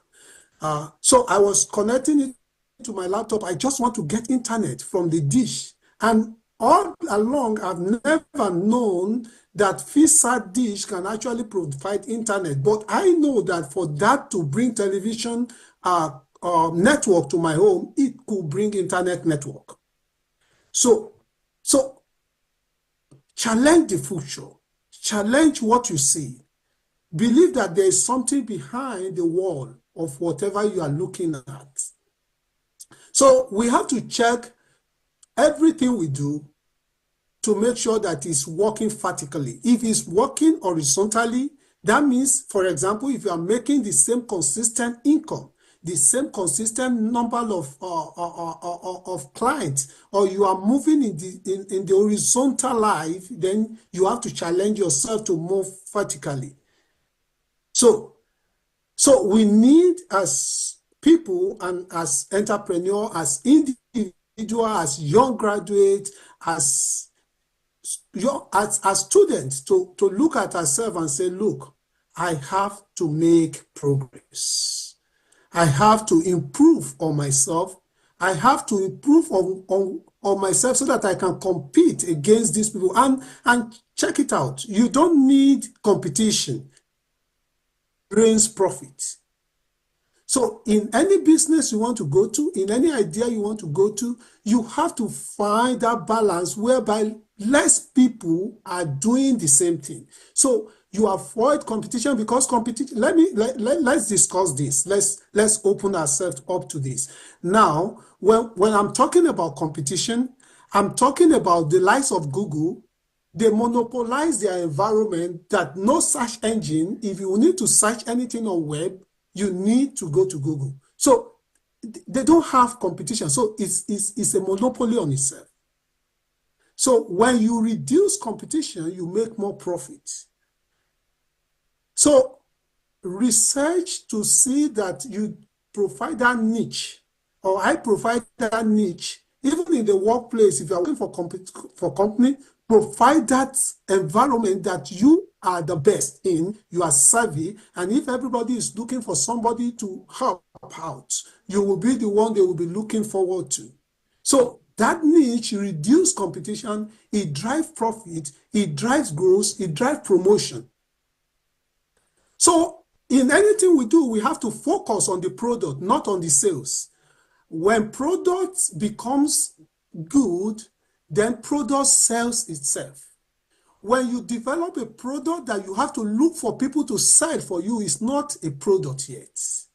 It becomes a product when people begin to look for it without anybody marketing it. So products are something that is that should be developed up to a stage whereby it's self-selling. So have a plan, because bad plan is better than no plan. So when we are looking at this space that we are looking at blockchain technology, blockchain I am from financial environment today, but I know that when you move into blockchain is the area that people have not extracted. When you look into blockchain, you see that fintech, and in Europe, where I'm located, fintech is more or less a greed environment. People are trying to take from people, but Africa fintech is still growing, is still developing. But blockchain in Europe, all over the world, has not been exploited, because blockchain is the way you can move money around without even paying bank charges. So it's one of the area, and we have the area in blockchain that you can use it to research the healthcare environment. We have the area in which you can use it for service delivery, for transportation and logistics. So we have to look for a domain, pick a less competitive domain. And when you pick a less competitive domain, as a startup, pick a less regulated domain. Because when you grab one, you will grab others. So, friends, I want to believe that why you have to ask yourself, why am I going into startup? Why do I have to succeed? Why should I be in blockchain? Why should I go into Web3? Am I looking for money? If you are looking for cryptocurrency, you are looking for money, it's good, but you have to look for product first. You have to look for product. When you have product, you have the money. Because product brings money. So look for product, fine-tune the product. Whatever you want to do, make sure that you create it, you create the product, make the product interesting, make the product self-selling, make the product, get your use case right. So that is my observation here. And you have to make sure that when you are selling, continue to check your progress. Continue to check your environment. I remember what I did when I was selling car was different. So at 21, 22, we go to Cotonou, we will buy Golf, a single Golf. And then I checked around to see how much the dealers are selling Golf, the small Golf. At that time, it was around 250,000 naira that they were selling. So I bought mine in Cotonou at the rate of 120,000.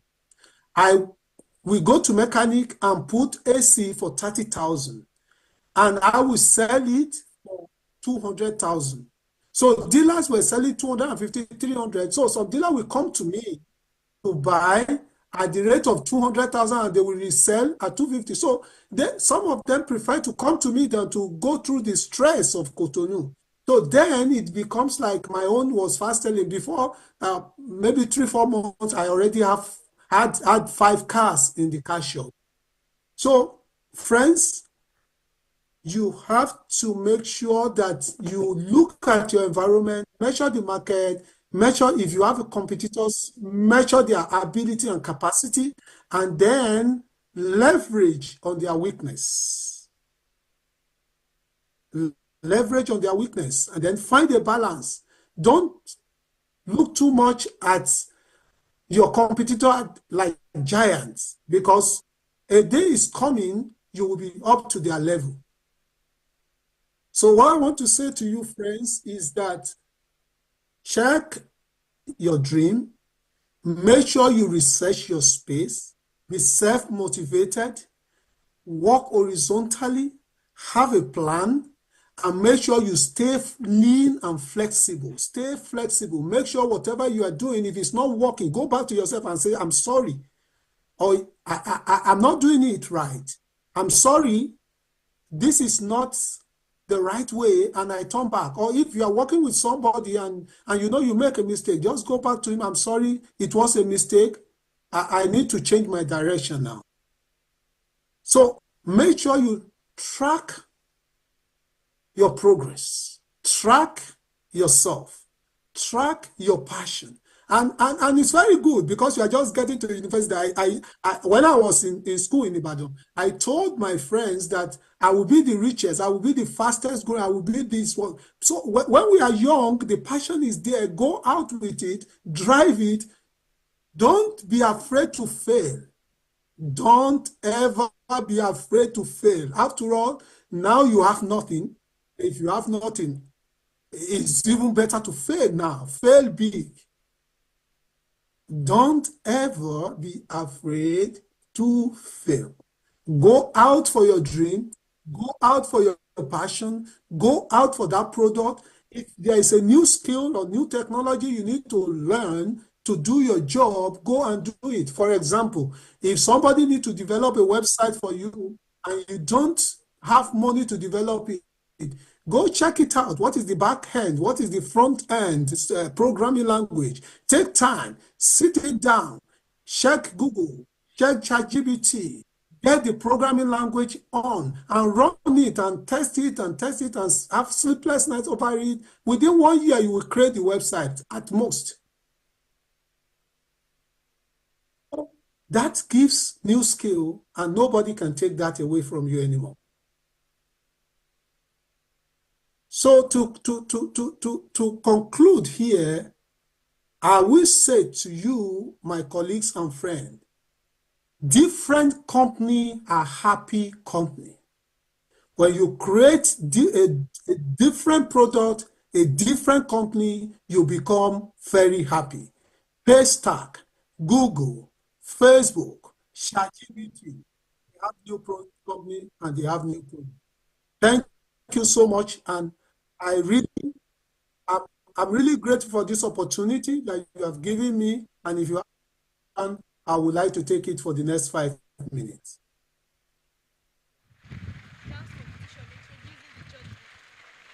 Okay, make it bigger, bigger, bigger, bigger, bigger. Thank you. That was like an exciting one, right? Yeah, I forgot.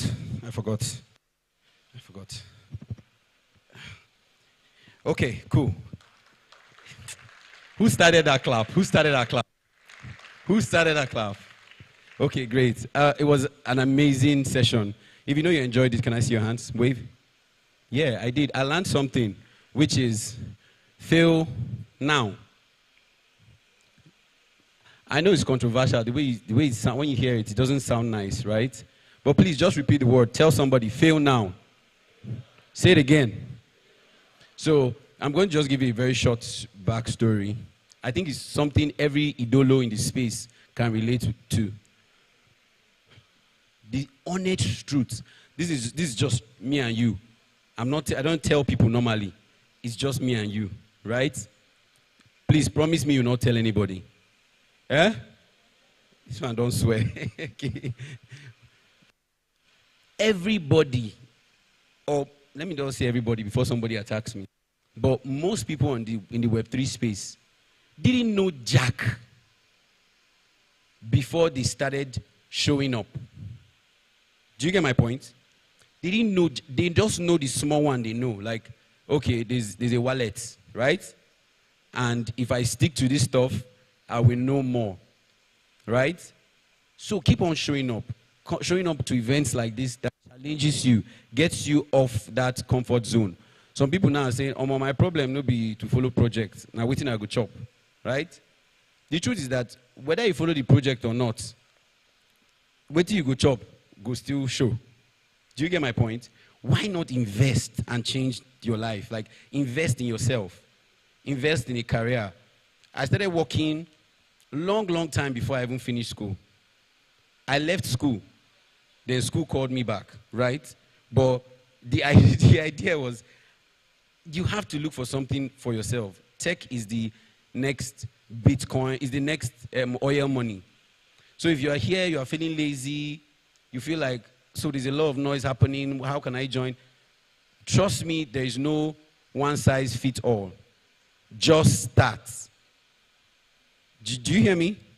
So please, a round of applause for our last speaker, because I was motivated.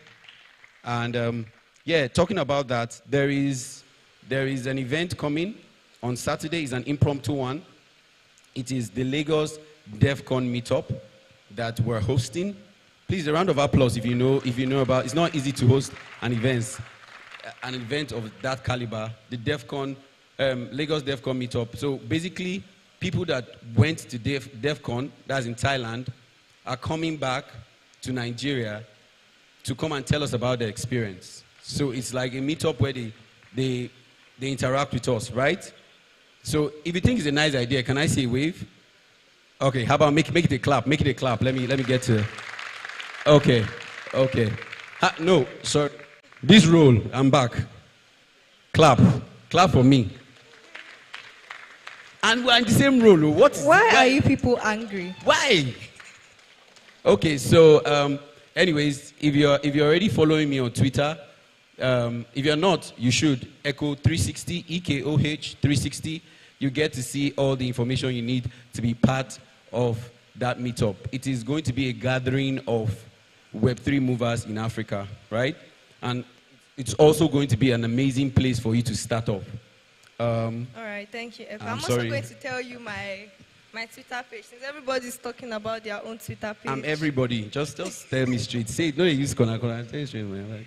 So my Twitter handle is at KINGTHECREATOR_. It's King the Creator. On almost every social media platform, it's the same username. Likewise. Same here easier too. to find. He was talking about traveling, that people that travel, so they are going to come back. Are you aware that projects can sponsor you to represent them in other countries? 100%. If you are not aware, I'm telling you now. You are aware now. They can, like, I'm talking about visa, Everything. Flights, accommodation, feeding, and miscellaneous. Fully paid by this project. They did that. DevCon did that. Actually, you need to learn. When you see someone's tweet, let me tell you one thing I used to do to actually shoot myself on the foot is my Twitter account was shit, right? Basically nothing happening. You're just scrolling through. Really didn't have anywhere I was going to. But guess what? I was so consumed with the idea that now if I follow this person now, he go get extra follower. Just like that. He don't even follow me. I don't know if you know you can relate to that. Can I raise your hands up? Let's be sincere. Yeah. So here I'm telling you, this is for free. You can pay me later. But this is for free now. If I see you, I'll collect the money. Do yourself a favor. You don't know. Connect to people that know. Connect to people that understand what's happening in space. Does that make sense? That sounds like common sense, right? But trust me, you are shooting yourself in the foot when you say, I'm not following this person. he's not following you there. If you're not following, other people will follow them and learn. So all the speakers try to reach out and be, hey, for the fact that you're a speaker, you must have value, right? For the fact you're hosting in this space, you must have value. Follow them first, right? And don't be a what? Don't be a hater, right? And it's going to help you in the long run. All right, so moving to the next one very quickly. Are we aware there was a pitchathon for the builders? Pitchathon. Nobody knows. Are there any builders here? Your hands up if you participated. If you're a developer, can we see your hands? I saw you raise your hand, yeah. Okay, 2, okay. 3. Why are you shy? You are shy. You saw that, right? This guy is shy. Why are you shy? Why are you shy? You should be very bold, though. To be a builder, you be very audacious. You are smiling at that guy too much now. Thank you. But seriously, you should be very audacious. So I'm going to call on Kofo, Mr. Kofo. Where are you, please? I need you on stage to come. I think you should tell them about the pitchathon first. Some people don't even know what it is. Oh, okay. So the pitchathon is basically, in normal English, you have an idea. You have a group of people that can execute this idea, bring this idea to life. Now, you carry that idea with the structure and the demo and take it to these organizers that, oh, I have this idea. I think it would really do well. What do you think about it? Now, in some cases, they might award you prizes. Some might award you sponsorships. Maybe they'll say, oh, for the next couple of months, we are going to sponsor the employment fees, like paying your staff, paying for the Twitter APIs if you need any, and stuff like that. Mm-hmm. So that is basically what the pitchathon is. And just to add, when I came to the Web3 space, all these jargons and all that stuff, right, was my problem. I like to bring things down to earth. Do you understand? Pitchathon is just competition. Competition, pitchathon. They just want to show themselves, right? Is where you get to pitch yourself. Most times, like for us here, it's a competition, right? So different people that have different ideas come and build and compete. So when you hear a pitch, a hackathon, it's just basically a competition, right? If you follow that like mindset of making things as easy as possible, I think you navigate through the Web3 space like it's nothing. Please take note of what he's saying. It might just seem like he's just adding a few things here and there, but if you're actually picking it, it will help you in this space. So once again, I'm going to invite Mr. Kofo to come and give us the names of the panelists that participated in the pitchathon. Please give him a round of applause.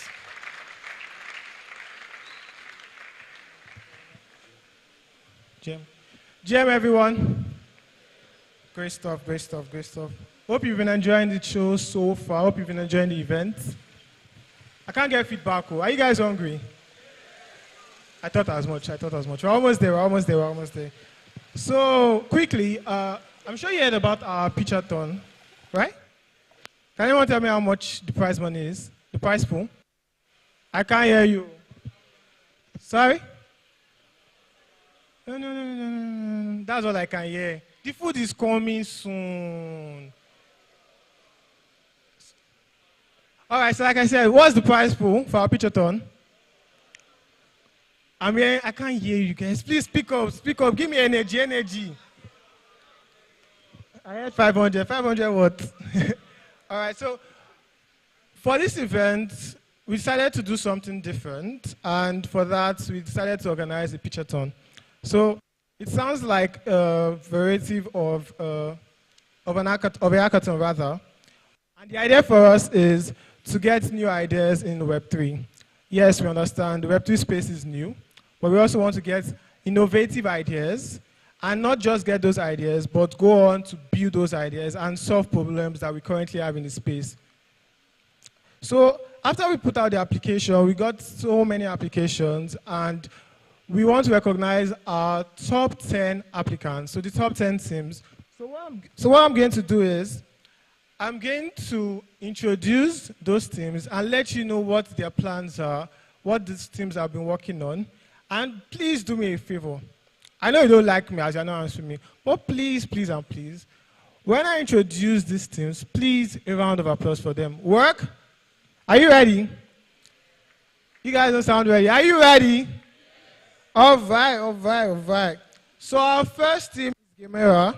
Gamera is an AI-driven platform designed to streamline payments and personalize the gaming experience. So Gamera is for all our gamers out there. What they're trying to do is ensure that crypto to fiat payments allows gamers to use various cryptocurrencies securely within the platform. I'm sure when you come on stage, you hear more from Gamera. A round of applause for Gamera, my people. So our next team, before we move on to the next team, Gamera team in the house, can you stand up for some recognition, please? Do we have Gamera in the house? Please stand up. Please stand up, stand up. A round of applause for them. Over there. Thank you very much. Thank you very much. All right. So next team is Chloe. Chloe is a decentralized virtual assistant platform for entrepreneurs and organizations that prioritize user data ownership, customization, and security. Chloe, do we have Chloe in the house? Where's Chloe team? I'm guessing they're not right. They're not here yet. Okay. A round of applause for them, though. A round of applause. All right. So our next team is Blockdemia. So the aims for Blockdemia are making on-chain learning accessible, fun, and interactive to help users transition from Web 2 to Web 3 smoothly. They also plan to engage the learning experience with courses and quizzes and also interactive sessions, and also create unique certificates that are minted on-chain as proof of achievement. Do we have the Blockdemia team in the house? Blockdemia, please. A round of applause for them. Thank you very much. Thank you very much. All right, our next team is InnoviChain. So they are building a decentralized invoicing system with the goal of solving trust issues between businesses and individuals. You get the drift. If you've been scammed before, you understand the problem they're trying to solve, right? And the solution is built on the blockchain technology to create immutable records of invoices and payments, ensuring transparency, security, and reliability. Do we have the InnoviChain team in the house? InnoviChain. All right, please stand up. A round of applause for them. Thank you very much. All right. So our next team is Grain Cycle. All right. Oh no, sorry about that. All right, so our next team is the BuildX team. So their project is to create a decentralized user-verified knowledge platform on Ethereum. Ooh, specific. So users can post and verify information with blockchain, verify the information, and also preserve accuracy. That's the aim for them. So they're going to ensure a community-driven staking system that allows users to validate content and earn rewards for accurate contribution. Sounds familiar to me. Any tap people in the house? My tap people? Hey, please be proud. So nobody taps here. Wow. Thank you. So all of us don't tap. Stop that. You. I've seen you tapping. You. Come on. All right. So like I was saying, the Bonk is a user-friendly Telegram mini app offering highly demanded features like anti-rug protection and demo trading to simplify and secure trading. I wish I had the Bonk before Amstar. Damn. All right. A round of applause for the Bonk. Do we have the Bonk team in the house? Okay. Are you the Debunk team? Please stand up now. Are you shy? Please stand up. Let's recognize it properly. Debunk team. Right? Oh, God, I beg. All right, moving on to the next team. We have the AI chain. Okay, I think I'd have to come back to the AI chain. Next team is Anonymous. So Dynonymous is a social file platform enabling users to share and discover honest reviews through text and multimedia while earning rewards for meaningful interactions. All right. So for Dynonymous, it means that if you have opinions on particular products, you can literally make money while offering your opinion.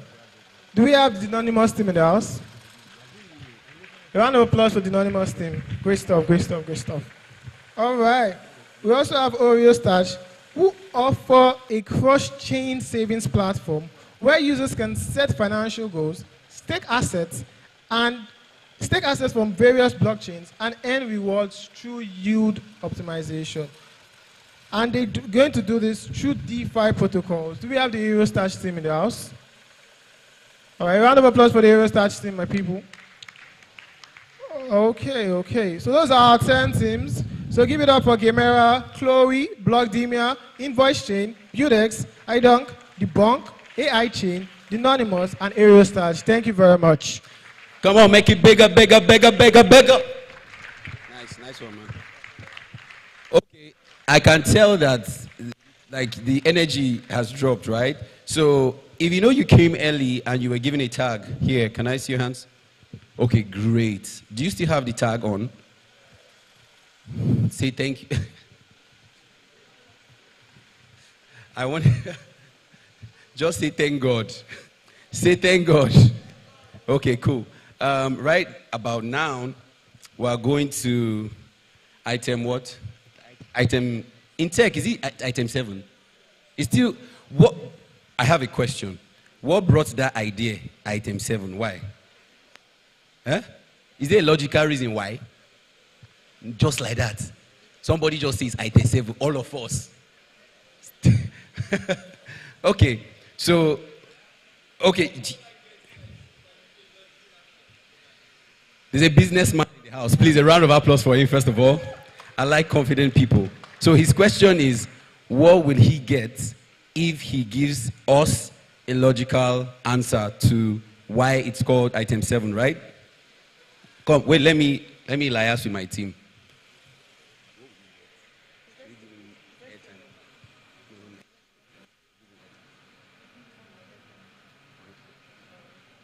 Okay, a round of applause for him first.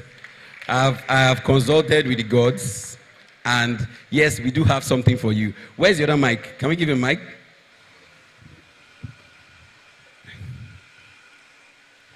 Is it afternoon? Okay, good afternoon, everyone. Yeah.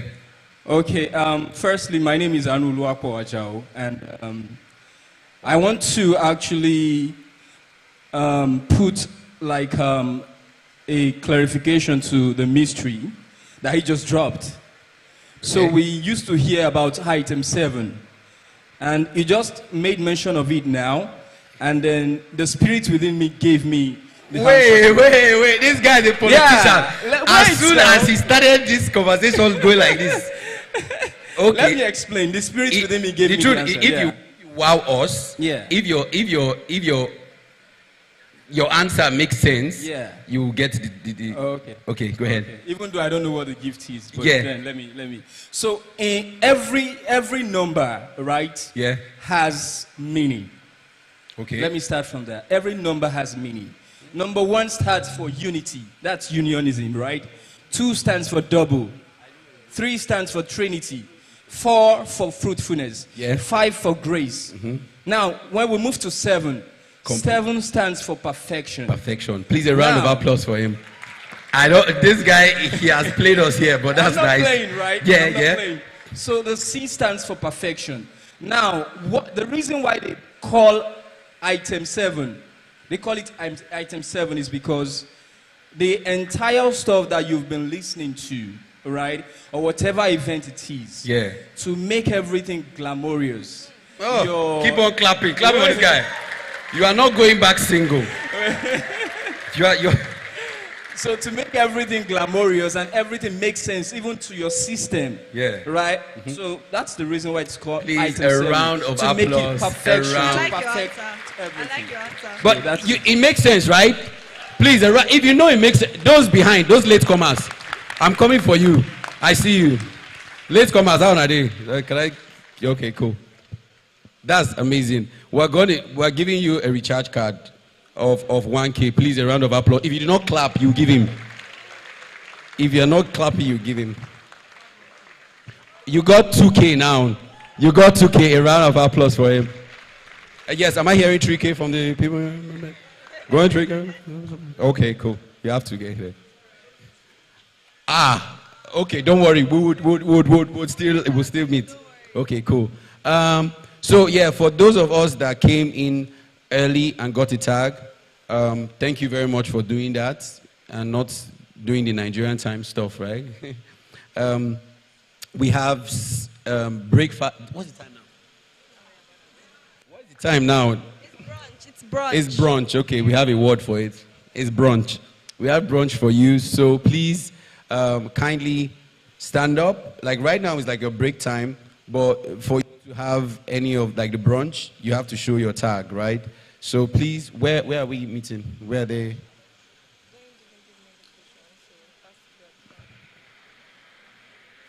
Where is she? Okay, if you have the tag, please just go out. I think, you said out.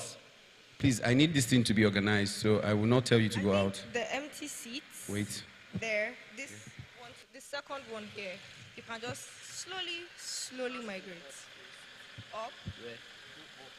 Up to the prayer by the right. And you should wait there. Then everybody should go up to the left. For those people that have time. Okay. Based off the number of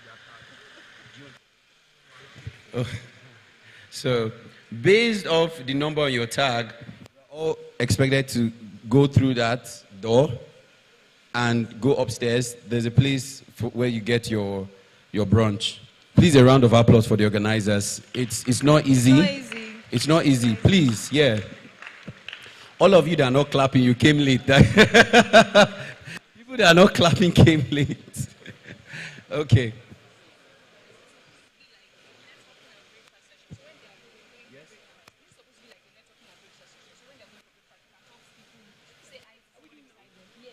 Okay. Okay, so basically, for those of us that don't have tag, good news. A round of applause. Good news, good news. These guys are not ready, let's let it be. If you know you don't have a tag, please, a round of applause. They have good news for you. Yeah, so this time is a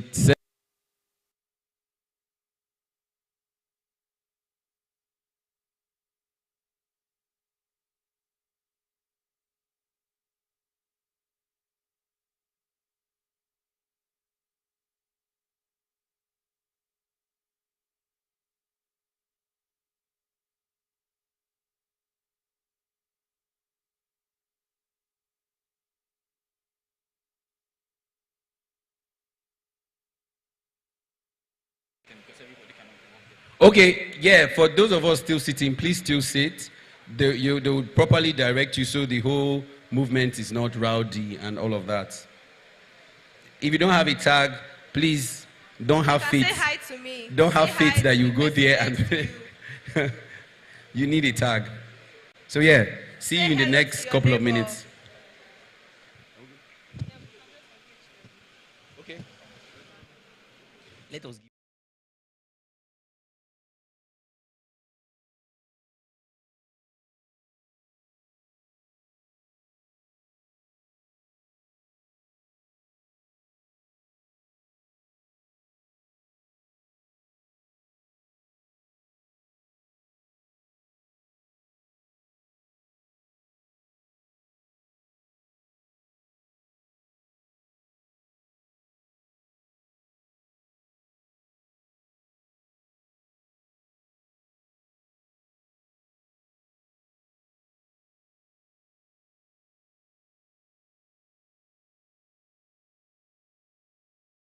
Okay. So if you are going out, please hurry back. It's just brunch, so it's something light. We still have break. What's afternoon food again? Lunch. We still have lunch, so please stay tuned, right? So we have. So you can go get your brunch and hurry back. Yeah. Make sure you are saying hello to somebody. Yeah, this is Unilag. I want to give something to somebody here. If you know you're a Unilag student here, can you signify? Unilag student. Okay. I'm coming. Please remember to use the hashtag BIU2024. BIU 2024 stands for Blockchain in Unilag 2024.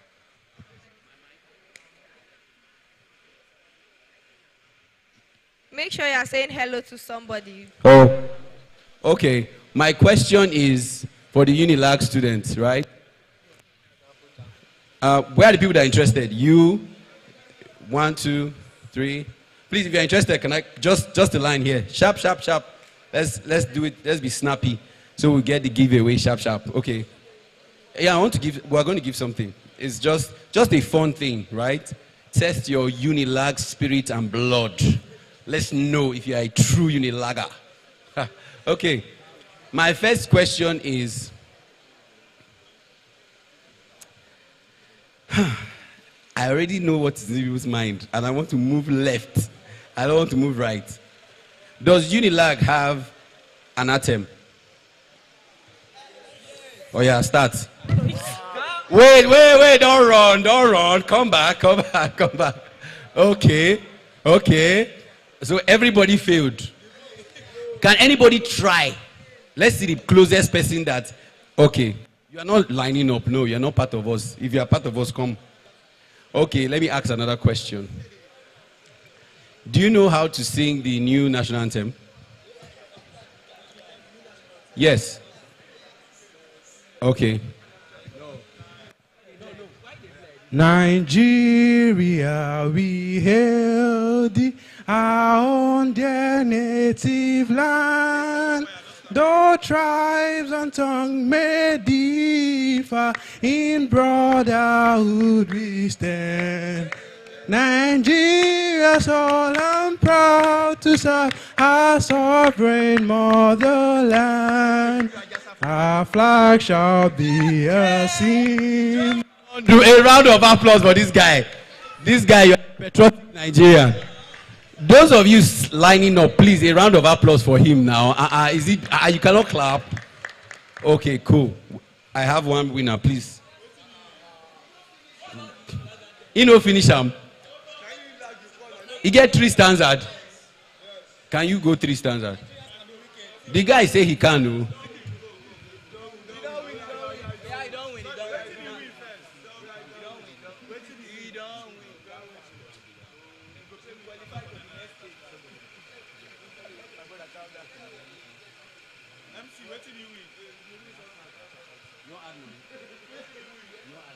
From that moment on, Mrs. Weasley kept Harry, Ron and Hermione. Okay, please, I have one winner, right? For those of us lining up, we just feel that you guys are celebrities already and you shouldn't be stressed. So our candid advice is from number 1 to 50, right? Number 1 to 150, your tag, you can really just line up. For those of you, if you know your number is so far, why not just sit back and enjoy the fun before it gets to your turn? Yeah, so number 1 to 150, 1 to 150, you can. This is just an opinion, though. I think it's logical.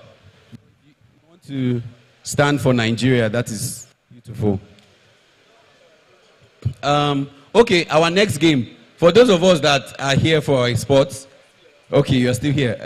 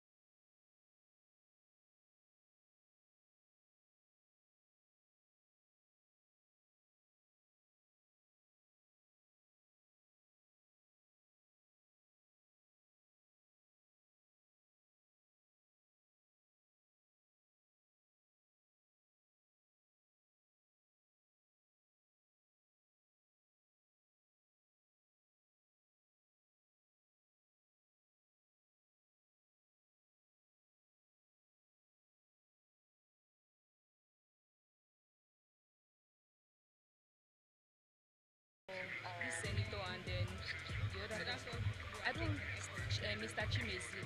Yes. Yeah. Yeah, they are both around. So, yeah, let's have their panel session before we go to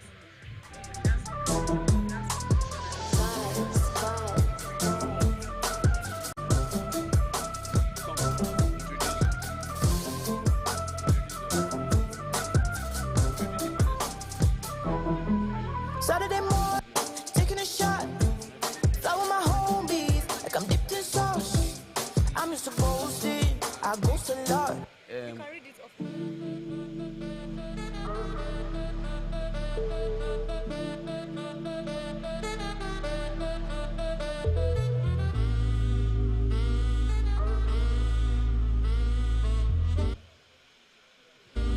Okay.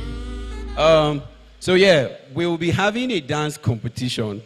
I know most of you will be like, dance competition, not now. No, it's not really going to be like that.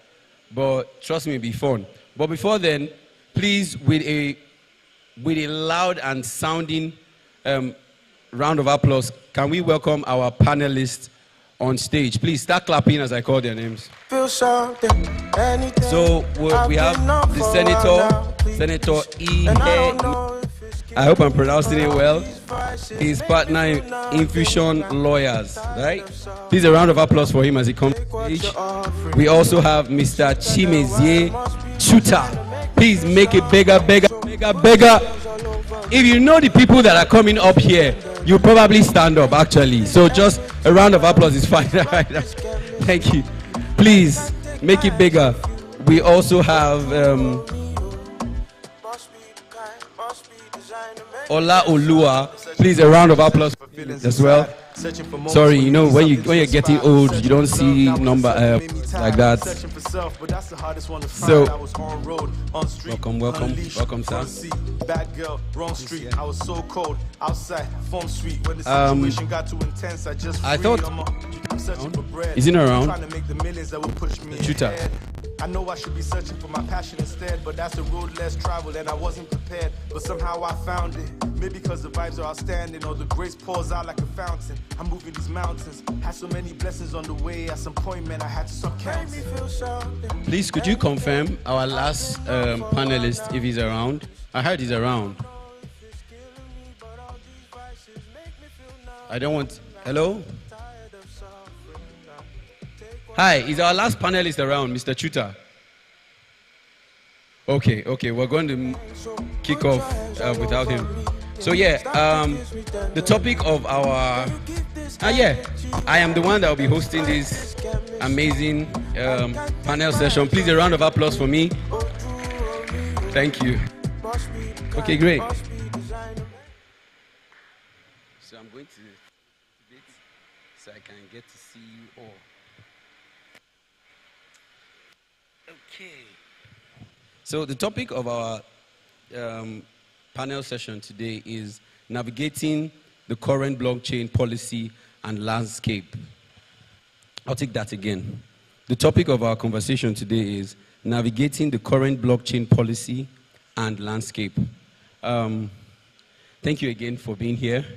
And yeah, I noticed how punctual you were coming early, and that means a lot. Thank you very much. Please a round of applause for them. Yeah.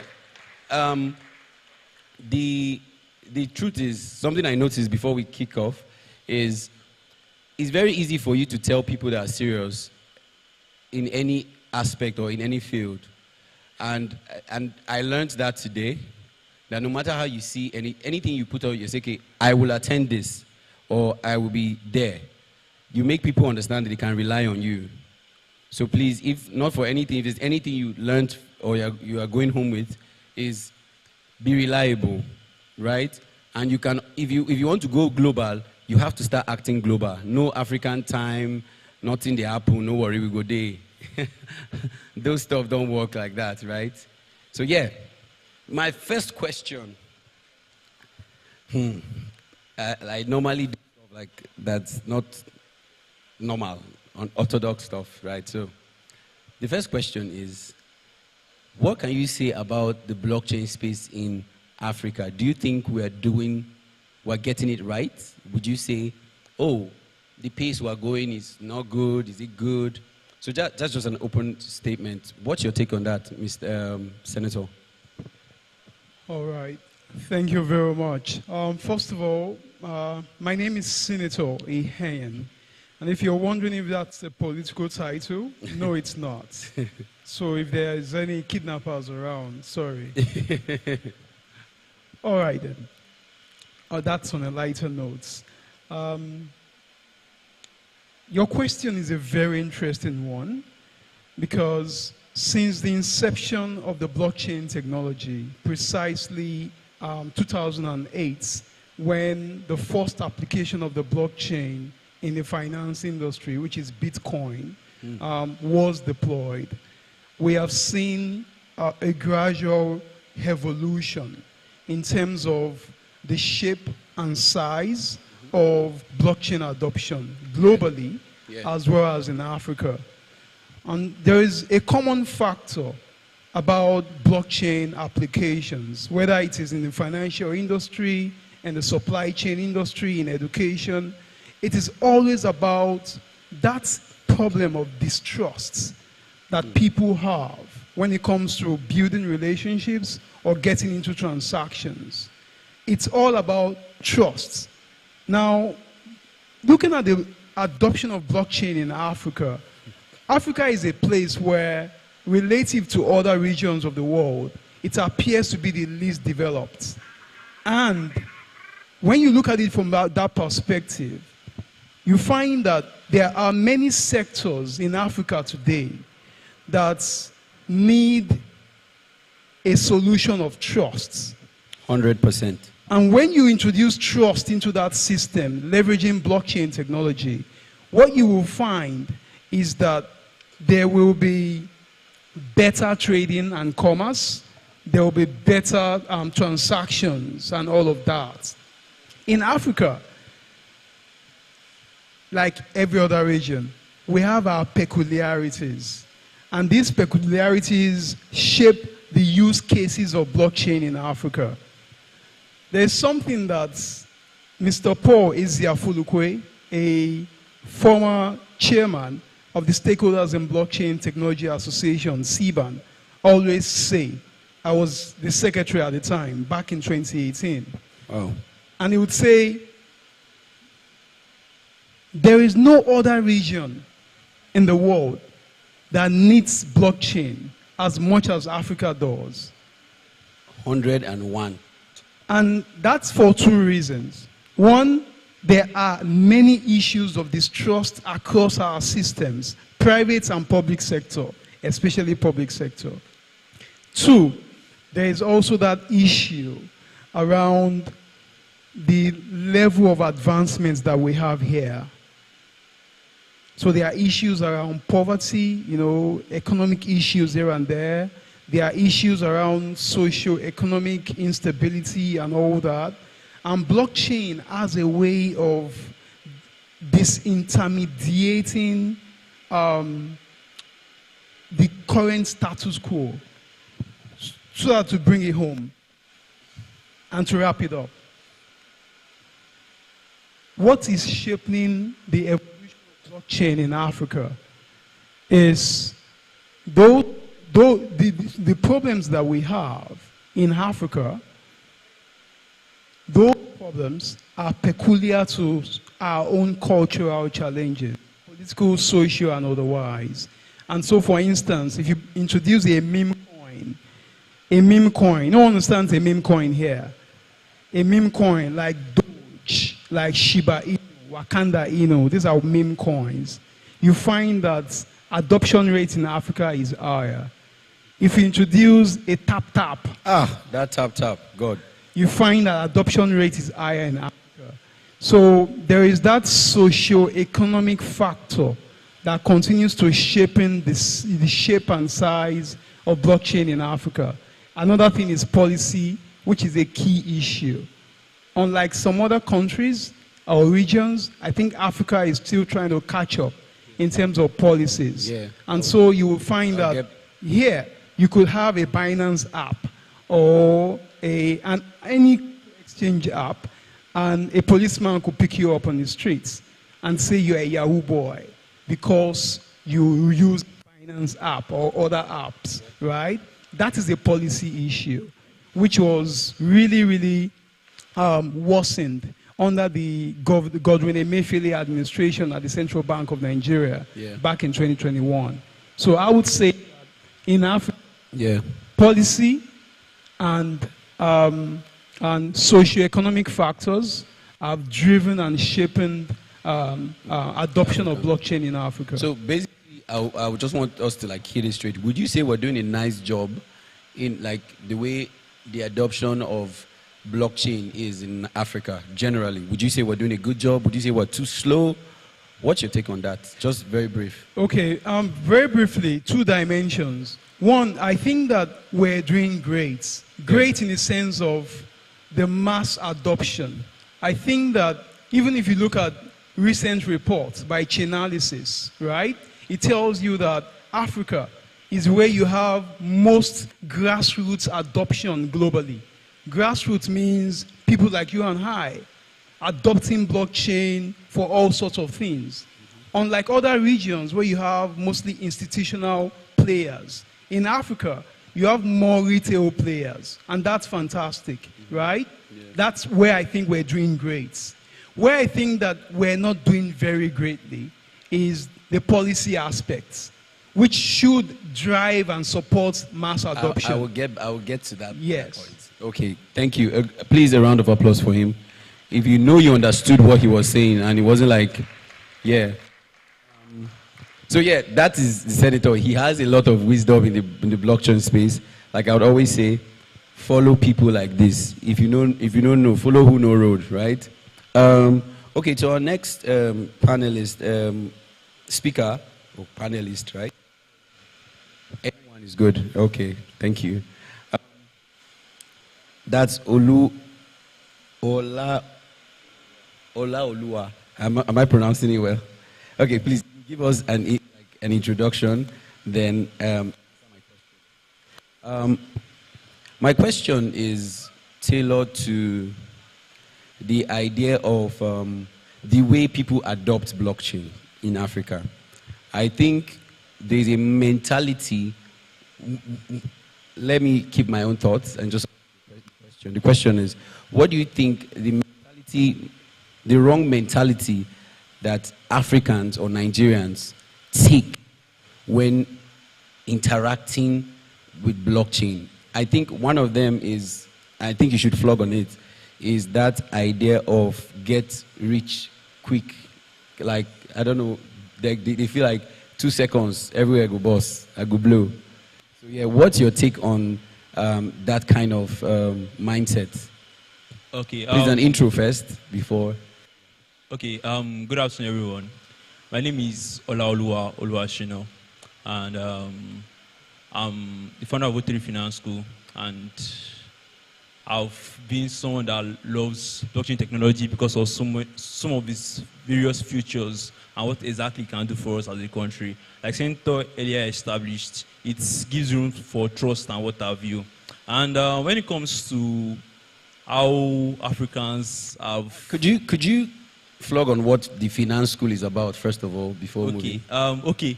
O3 Finance School is basically structured to drive education on 3 core values. That is your ability to create wealth, your ability to maintain wealth, and your ability to sustain your wealth. Because, like he mentioned, many of us, we make money quickly in the Web3 space, and the money disappears. Some people make $10,000 today, and tomorrow you're looking like someone that have not touched 1 million in their life before. Yeah. So, and that's basically what we are focused on, helping people understand the concept of money and the ability to also make money, because creating wealth starts from your understanding of how to make the money. Then you not think of, okay, yes, I've made the money, let me now think about how to manage the money, and on and on and on like that. So our 3 core values now bet different aspects of which or the first we render and all. So according to this question, you mentioned that our mentality as Africans. I think our mentality of Africans is It's part of our socio-economy situation whereby there's poverty everywhere. Everyone is trying to get by. Yeah. So, because we are trying to get by, many of us, let me even ask a question.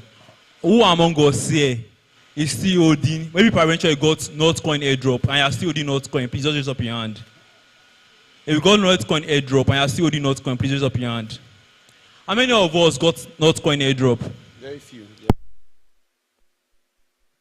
Yeah. Okay, please raise up your hand properly so you can see. If you got Notcoin airdrop, please raise up your hand. You can see the amount of hands that are, and like about 3 people just raise up your hand that are still holding Notcoin. That's because of most of us just come into the space, we get the cash, and we disappear. We don't even care what is the innovation that Notcoin is bringing.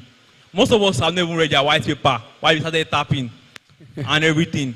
And as much as it gives us financial freedom to an extent, or gives us the ability to see a quick cash to like survive and what have you, we need to change the way we see it. Because if we don't change the way we see it, we will remain the consumers of the world. Right now, look at the world. The world is innovating. There are so many companies out there that are building for Africans to consume. And Africans are what? They are consuming. And that's the same thing that is going on with some of these crypto projects. Africans are consuming. We are constantly the ones at the forefront of every airdrop. You see them saying, like during after Notcoin airdrop, I think about 80 million plus people registered on Telegram from Nigeria alone. Why? Because of what? They see that there's money there, everybody's flooding to that place. Nobody's thinking of building something. And if we continue to remain the consumer of the world, when there's currently a change in there's low-key an industrial revolution going on that is being brought by technology. And if we don't seize the opportunity to start looking for ways to be builders in this particular ongoing industrial revolution that is being brought by technology, we would tend to continue our lifestyle of being consumers that like we are now than being builders. Being builders. And aside from that, there are also some builders in Africa. Some people that come in and will be like, not to build blah, blah, blah, blah, blah. But most of the companies that always spring up from Africa that claim to be building, many of them, you hear the exorbitant amount of money that their CEOs are earning. You'll be like, bro, you're supposed to be building. I'm not supposed to be enjoying yet. When you're done building, come and start enjoying. Elon Musk himself is not spending cash. He hardly has cash in his account. Most of his money is in various startups and what have you. Then why should you, that you are in Africa, you are just coming up and you have the opportunity to raise $100 million. The next thing, you are paying yourself $1 million per month. How? Make it make sense. So, aside from the fact that some of us that have decided to be users, and the funny thing about it is that you as a user, you tend to identify a lot of problems with the technology. When you are trying to do a transaction, you identify problems. Why not think of how to provide a solution for that problem? Mm-hmm. You don't necessarily have to start a company of your own to provide solutions to that problem. You can take that solution to an existing company and propose to them to give you a stake in the company and give them your solution, your idea, so they can improve their products. And if the idea is viable enough for them to increase their revenue, certainly they will be open to give you a stake in their company for it to bring on your solution. So we need to stop thinking like consumers, and our builders need to stop thinking like greedy people, like thieves. We need to start like thinking of how we can take this cake, this global technological money that is flowing around. We need to look for a way to make it permanent in our country. If you study the revolution of how Africa was built and what have you, you see that before independence, there were companies that were coming to Nigeria, they were coming to Africa, that were establishing things. But some people in Nigeria run down those companies. That's why those companies have disappeared today. You see so many companies leaving Nigeria. If you go and check why they are leaving Nigeria, because of they are not making money in Nigeria. And if you investigate further, you realize that it is corruption that is not making them survive in Nigeria. Yeah. So all of us as individuals, we need to change our orientation. You need to talk to yourself. Like, what I want to do to add to the development of this country and stop just being a consumer and bring something good to the table. Yeah, thank you. A round of applause for that. But I would really like to add a little bit to what you have said. And first of all, we have to acknowledge the fact that there is poverty in the land, right? That is something we can take to the bank, right? It's a fact. But you said, I want to argue with that fact though, because I feel like at times when policies are being made at the national level, they go and check Nigerian bank accounts. Can they survive this thing? They can survive. Let us make that. Yeah, like this thing you're saying is going to be a conversation with politicians like me and the senator, and even though he's not a politician. But that aside, for most Nigerians and for most people, hardworking students, there is actually that lack, right? I was speaking to the founder of, we're having a conversation. I wouldn't say I was the one speaking. It was a conversation where I was speaking to the founder of Collab, is a tech hub in Kaduna. And he made one statement. His statement was, most people that even feel they have money in Nigeria, right? They are just one kidney problem away from poverty. Think about that. Poverty is not, like, when you say poverty, I'm not really talking about the money you have. Healthcare, you don't have security healthcare. You don't have a lot of basic amenities that we should have. So that's what I'm talking about, the poverty. And about the mindset, issue with the mindset is that people don't get to accept and say, okay, yes, there's a problem and it's a genuine excuse. But you cannot keep on giving that excuse. Like, there's nobody that you table that excuse to that will give you money or that will secure your future for you. So I know, like, when they tell people about not spending immediately or dumping, they think it's like, guy, you know it's at the pass through. Do you get? But there's always a way. That's my own take. There's always a way. I have a question, and I want to give a giveaway for that question. Please, is there a mic? Is there another extra mic? Extra mic, please. Who? Okay, great. My question is, the senator mentioned something, and he mentioned meme coins. Please, can somebody in the audience explain what a meme coin is? Yes, please, give that person the mic. Thank you. Yeah, thank you. Basically, a meme coin. Like, I would want you to give the explanation like you are speaking to people that don't really understand, because a lot of people know meme coin, na money.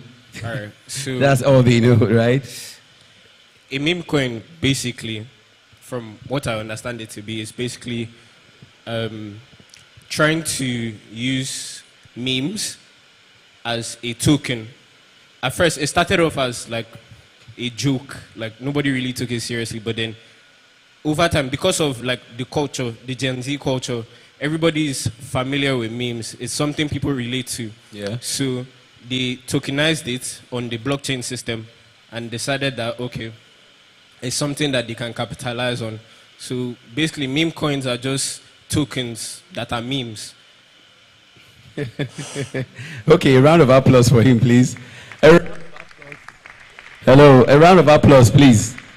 Please, come on, guys, help out here. Thank you. Okay, great. Is there any other person that can give us a more deeper explanation that can pick up somebody from? Okay, let me stand up. Yeah, who wants to try? A lady? Is there any lady here?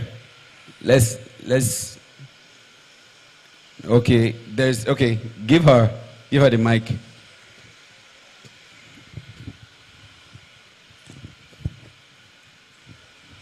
All right, so meme coins are basically coins that are created for fun.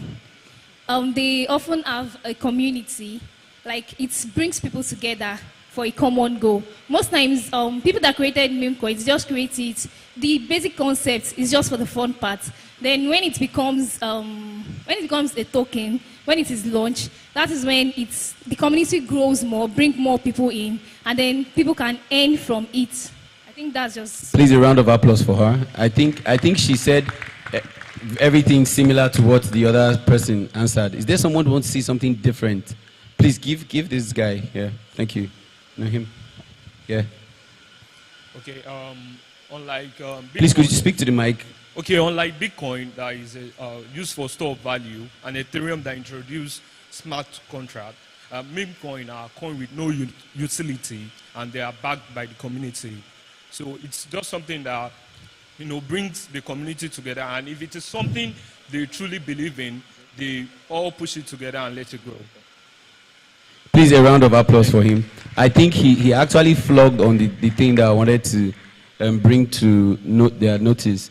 So, like he mentioned, there's Bitcoin, there's Ethereum, there's all of those. Majorly, those coins are coins that are backed up with like literal utility, right? Use cases. But meme coin is something we right here can create. So because I think one of the biggest issue for adoption in Africa is most people just see it and like, it's out of this world. Meme coin is something we can decide to create, right? And put it out there and make a lot of noise on social media and say, hey, this meme coin, we have Unilag meme coin. Yeah, we have all of those coins. And people, because they like the community, buy to it. And the level of that coin or the rate at which that coin is capped at gets to increase. Most times it's dumped, right? I'm not saying all the time. There's some communities that are strong that you can, but you can't read the heart of men, right? So be careful. This is just an information because when he mentioned it, it just struck to me that a lot of people don't know what meme coins are. So when they hear it, it's just passive. Understand that meme coins are not really that big, but a group of people can actually make it big. And most times, they just run away after people invest in it, right? So you have to be smart, follow up, and know what's up. Thank you very much. A round of applause for those people that spoke. Okay, please, we do owe you something, please. Thank you. And the first speaker also, the first person that answered, okay, please. My question to you, Senator, is, I'm trying to remember my thought. Yeah, why exactly is the African, this is your thoughts, why I'm saying your thoughts is the opinion, so that they will not come and arrest us, is what is the reason why you think Africans or the politicians or our governments don't really like the idea or the adoption of blockchain? Because it's easy to say, oh, they are not doing it, but do you think, because I always feel like there are always two sides to the coin. Could you tell us the good and the bad side that may be the reason why the adoption, they are like really critical about it? Thank you, fantastic question. When it comes to blockchain technology, there are three major characteristics of that technology that inform the way that governments see it. One is what you call decentralization. Decentralization is the opposite of centralization. Centralization is when you have power, centered in a particular entity or group. Government, as you know it, is inherently centralized, which means that control is always with this group. Apart from the government, anytime you look at centralization, you're thinking about an administration. They just want to fight. Hey, government is bad. Yes, we do know, but you have to understand the system well enough to make good decisions. Please, can we run out of time? Yes, just to quickly give a scenario to this, right? Some of you have seen reports about how the Economic and Financial Crimes Commission, EFCC, has been prosecuting some players in the space, including the big one, Binance, over certain allegations, right? Now, whether those allegations are true or false, the main message there is that the allegations in court is that crypto was used for money laundering, terrorism financing, and other stuff. Wow. When SEC also acts in the space, they are saying that Ponzi schemes, right, Yeah. also use crypto. So they tell you contribute or bring you money, not with Naira or USD, but with Cryptocurrency, yeah. Cryptocurrency, because they know that if they do it that way, Otilo. it's very difficult for you to get things back. Yeah. So you have to be very, very careful when it comes to those things. This is Thank you. why government really is a bit skeptical, but things are really better now compared to Yes. 2021. Yeah. Thank you very much. Please a round of applause for him. If you know you learned something, come on. This session is very educative. I think you can use it. So because of time, we will be rounding up the sessions, but we do have a Q&A time, just 2 questions. Or do you have a rounding up statement, something you'd want to round up, or can we go straight to the... Okay, let's go straight to the questions. So if you have any question, please, okay, 1. Do we have another person? Is that a lady? I like balancing things. Is there any lady going 1, going 2, then you're the second person. Okay, please give him the mic to ask his question. Thank you. Good afternoon. Good afternoon. My question is, there are a lot of coin out there. So, and how and where can we do our research to know which one is real, which one is legit, and which one is fake? That's a setup question. Look, you can start, but please, we want the answers to be very short. Okay, it's simple. There's what we call white paper. Bam. And most of these coins always have it. The ones that are not legit, they don't even bother to draft the white paper because it's not just for them to just do this thing and just make money for a period of time. But They do now. Even the fake ones. yeah, some of them do. Some of them even have a website. One funny thing about it is that there's some projects that are legitimate, but their website is very, very ugly. They don't spend money on UI at all. But the ones that are not legitimate, their UI is always so wonderful and very easy. Cannot really deduce from those things. But one thing about it is you have to just like do a proper analysis. For example, you can take the contract address to check the way what's the name, the unit of the tokens are being spread across various wallets. If you say a wallet holding more than 10-20%, just run away, just leave it alone and go and look for the next one. Because 20% or 40% can dump on and the person go. Yeah. So those are like some of the things you have to just check out. Then how do they check that? I would like, because I would like it makes a lot of sense. Yeah. And for example, I pick the wallet address. Where do I put it to check? Okay. You can use, depending on the chain. If you have Ethereum, you can use Etherscan. If you have BS, you can use BSC scan. Depending on the chain, you also have to look for the Explorer for that particular chain and go and check from it. Then you have information. Okay. Or at times their screen out information. Very fast. Okay. I wanted to add that in addition to that, pay attention to what people call fundamental analysis of the coin. So you look at things around the team, right? Who are those involved in this project? What have they done in the past? What is the prospect that they will be able to run with this, right? It's very important. Check whether they also have government approvals or licenses in the jurisdictions that they play. Those things are important as well. Thank you very much. And just an extra one for research. I know Twitter is a social media platform that you think, oh, everybody's lying. But people actually drop real stuff there. And the way we manage to know what's legit is to follow somebody that has always been telling us the truth, right? You just depend on, sometimes influencers just do it for themselves to make money. But if you're lucky enough, you meet somebody after a while of studying their tweets and the project they follow, you say, okay, this person is legit. Then you can follow their leadings. Yeah, your question, and let's call it. Thank you very much. Yeah. My question goes like this. How can we, like me now, I have assets of crypto cryptocurrency in my wallet. Nice. So how can I make sure that my wallet is actually protected? Me and you have to be friends, first of all. I like that. How can I make sure that my wallet is safe? Because Now, even on Telegram, because of course I do tap. I'm not being like how I put it. So I do tap, but I don't tap. I use bot. So anyway, so how can we make sure we're secured? Yeah, our wallet are secured, basically. Yeah. So 1 minute, you drop. Let's go. All right. You see, when it comes to security, right, especially in the blockchain space, you are your own chief security officer. Yes. If you don't do it, no one will do it for you, especially if you use decentralized platforms. What do I mean by that?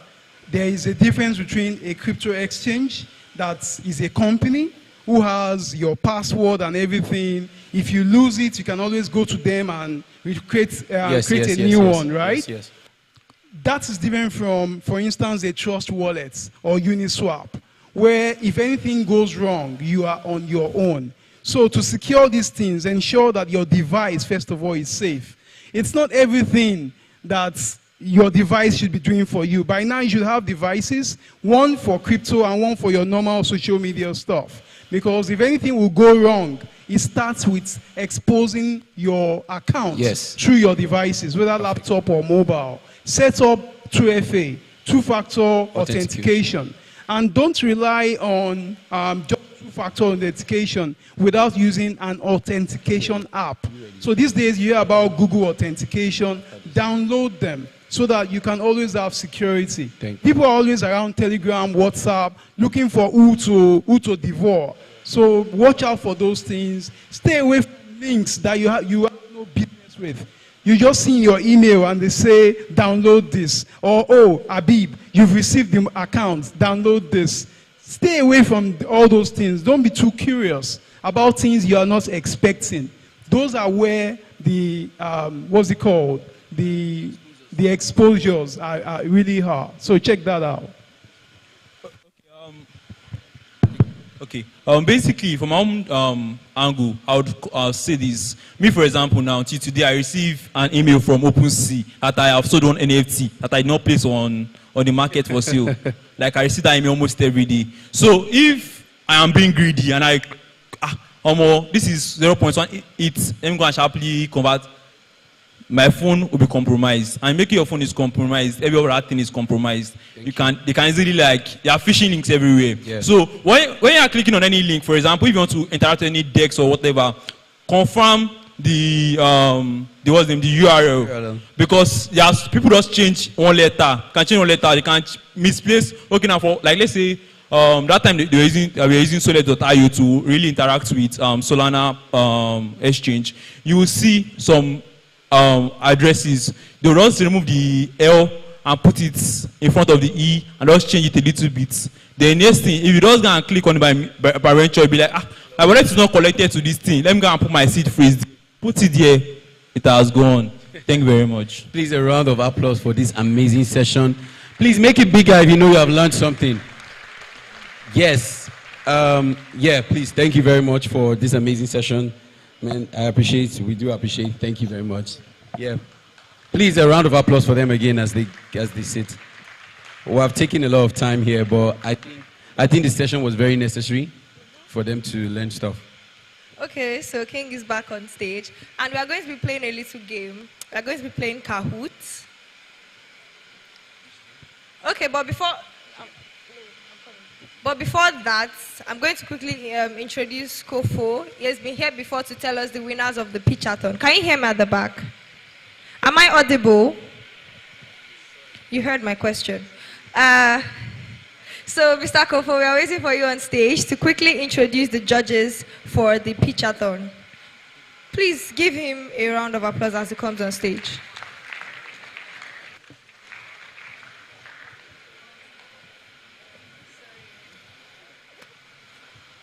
GM everyone.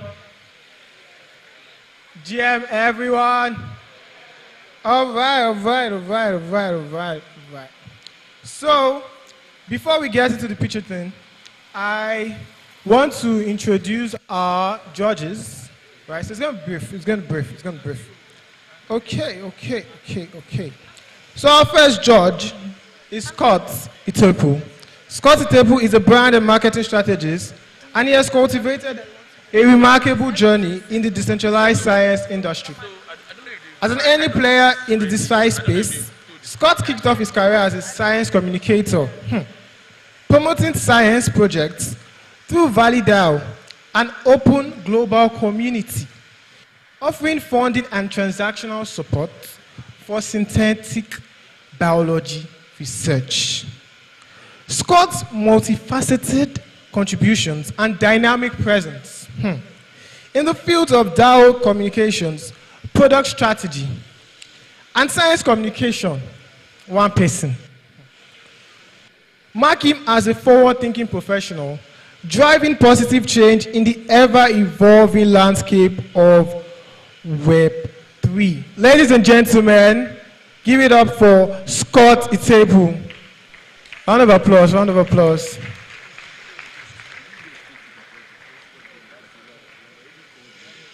All right. Okay, our next judge is popularly known as Zaf in the Web3 space. Precious Alo is a chemical and polymer engineering graduate, seasoned community operations and DAO tooling expert, and in communications and content strategies. Ladies and gentlemen, a round of applause for Zaf. Yeah, clap now, clap. Stop that, clap. All right. So our other judges, we also have Tobiloba Adedeji, who is a DevRel engineer at Flick. Ladies and gentlemen, a round of applause for Tobiloba Adedeji.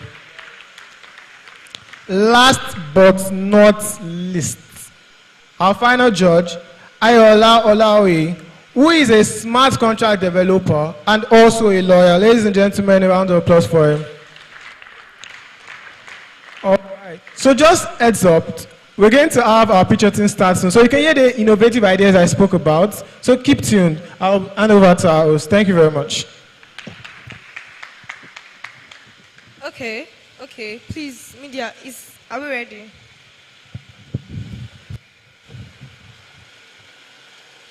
We're going to be having the Kahoot session. Are we familiar with Kahoot? Kahoot, K-A-H-O-O-T. Are we familiar with it? No.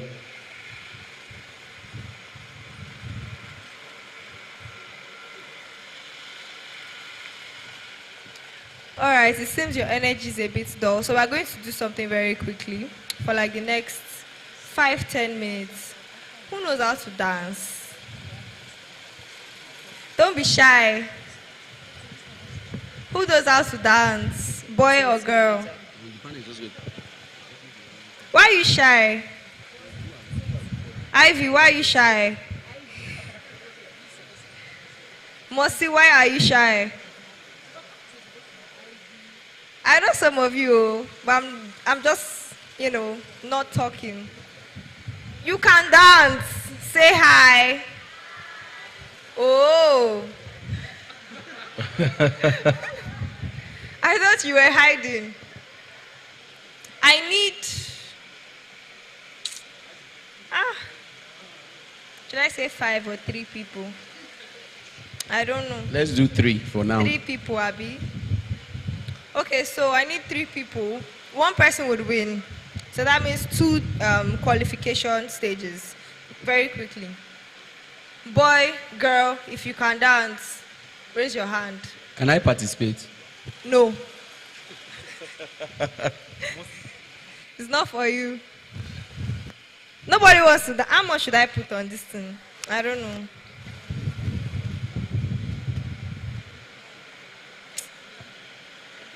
I wanted to share money this morning.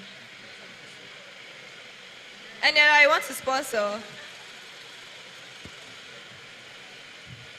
She can sponsor. Someone is a big woman. How much should I don't know.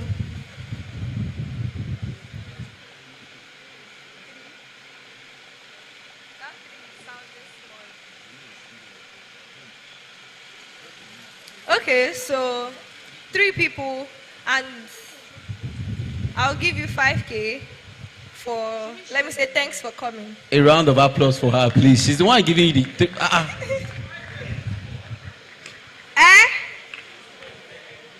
5K dolls, yeah. 5K dolls. 5K is too small. No, no, Yes, it's fine. you did not raise your hand. No, 5K When is I good. said, who knows how to dance? Suddenly, nobody knows how to dance. But we are seeing some of you on TikTok. We are seeing your amapiano steps. What if I make it 10K? No, I think what would ginger us is if the music guy plays something we like, something we can vibe to, then we'll know whether we'll participate. So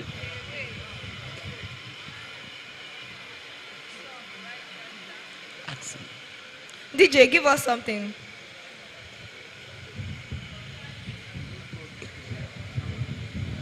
Who is a Wizkid fan here? they are already here talking about it behind me. Okay? What's the title of that song you just dropped? Dance. Do you have dance? DJ, talk to me. Dance by Wizkid. Right? Or is it I Will Care by Davido? People don't like 001. I love 001 actually. I love him too. I don't understand what's going on. Wizkid fans. Wizkid fans, say hi. No, they don't do that. Say yeah, yeah. Say yeah, yeah. No, yeah, people they hear. They know they.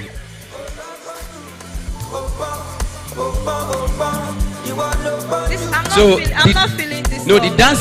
When we talk about the dance, we don't really need you to come and do all this. We just want to see you vibe. Let's give us one step. Give me one. No, that one is too easy. Something just those kind of With everything we used to see on vibe, TikTok. right? We just need you to give us how many steps? Let's do 3-3. Like you come, do your Just own. come and shake The next body. person does their own. Shake body and win. And we see who's this the is best. shake body fire. You don't want to dance and win money in this T-Pain Do you know era. the funny thing? There are some people you look at, right, sitting here, They are you know that hiding. they can dance. But people that, They are shy. when they say, do you know how to dance? No. But when nobody's watching. Am I saying the truth? There's this lady, she's smiling. I just caught her. Come on this stage. She's and like, come if you and see collect me, this money. if you see me It's from my very room. Free 10,000 naira. To So, buy you or lunch should and I dinner. pick? Should I pick people? Should I pick? Okay, we have Eh? somebody. We have willing participants. Okay, please give us music. Give us Auntie, music. Give us a very nice wanted music. to stand up. Please, a round of applause for him, guy. This is you have to have self-confidence to do this kind of type shit. Yes, I need two self-confidence type shit. Two more people. I want a lady, just vibe. For this uncle that stood up Where first. Farouk? Who is Farouk? For this uncle that stood up first. Come on, give a round of applause for Farouk. Farouk. For coming out. Let's go. Let's go. Let's go. Don't worry, I'm going to pick him. Farouk, let's go. Let's go. Where is Farouk? See Farouk. If you deny your name, Farouk, stand up. We want to give you 1 BTC. A round of applause for him, please. Come on, you can't fold your guy's hand like that. Let's go. Let's go. Let's go. Let's go. Let's go. You blow in Twitter. I need a lady. Are you What's shy? going on? No, it's not TikTok. Just 1-2 step. Is it good? Wait. No Sissy wants to dance. Yes, I saw her Let's from go. the back. Let's go. Come on the stage. Auntie, Can anybody else? come and dance. Don't worry. Don't be shy. You should cheer her now. A round of applause. Let's go. Let's go. Let's go. If you are not clapping, I'm picking you right now. It's just me. Come, fine girl. You are not clapping. Let's go. Let's go. Let's go. Let's go. I have one fine girl here. Let's go. She's not clapping. Woo! Clap. It's not easy. Let's go. This confidence is Yeah. not easy. Yes. So I think a round of applause for them, please. Web3 Nigeria. Yeah, please. A round of applause. Presido, come. I want to tell you something. Where's Presido? The ambassador is on Where's the stage. Presido? Where's our Presido? Where is our Presido? Where is VP? I want to tell you something. Come, I want to tell you something. Wait, let me tell you something. Please, can you find the presidents? Where are they? So I want Bring to them. know, what song do you think they should dance to? Oble. You're not even demure at all. It's not classy. Shay vibes. Ah, okay. What should they dance to? I have a feeling that the lady just standing like she doesn't know Jack will beat everybody. Fuji extravaganza. I don't. Like she doesn't know the step, any step. She will scatter. Do you have Ashake's Fuji extravaganza? Which one?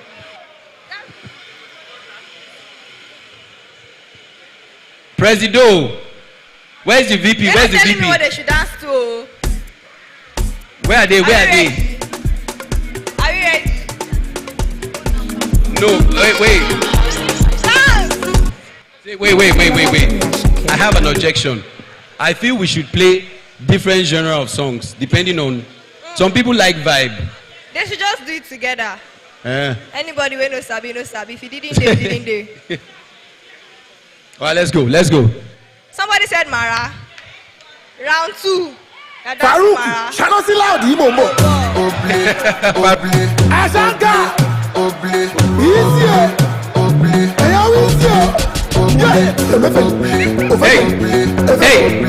Hey. Shake your body. Shake your body. Hey.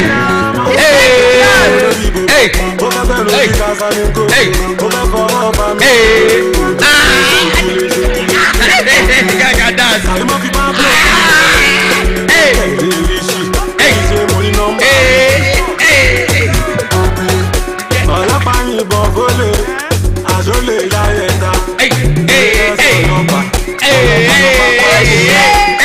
Come on, give a round of applause if you're enjoying this. Come on.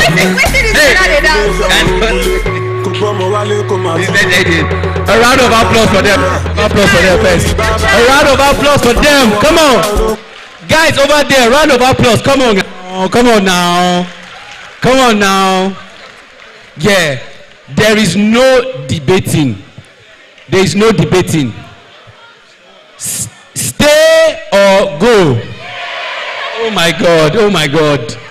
Okay. And she they do, you know. Nah, she just did like, she was like this. Don't worry, I will shake it. Okay, great. Guy, if that is my belt used to leave, I had hopes. I would have bet on you. Like, there's no sure banker in this life. Oh. Don't go and bet. So, stay or go. Stay or go. Stay. I'm hearing stay. 50. Stay or go.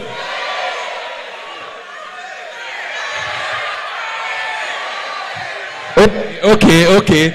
The fact that this system is rigged. They say you should stay. Okay. Stay or go. Hey.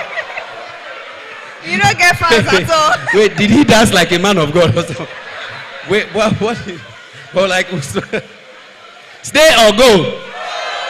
You don't hear him the first time now. He was. Please, a round of applause for him. He's taking the advice he gave us. Fail fast. You did not win prize. You want to now demolish our stage. Nice. I know the plan.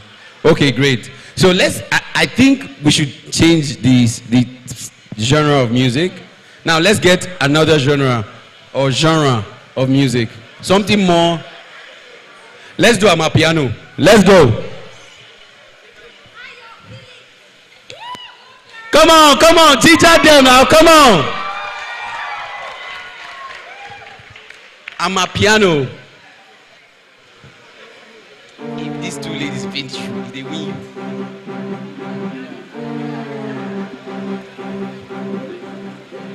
It's not even pure amapiano. This is Hausa piano. Is this Hausa piano? Wait.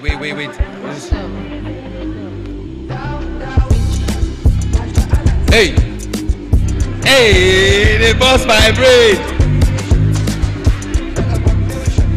Hey.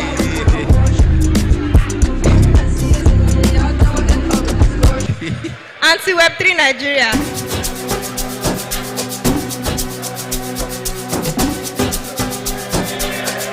Come on, come on, come on.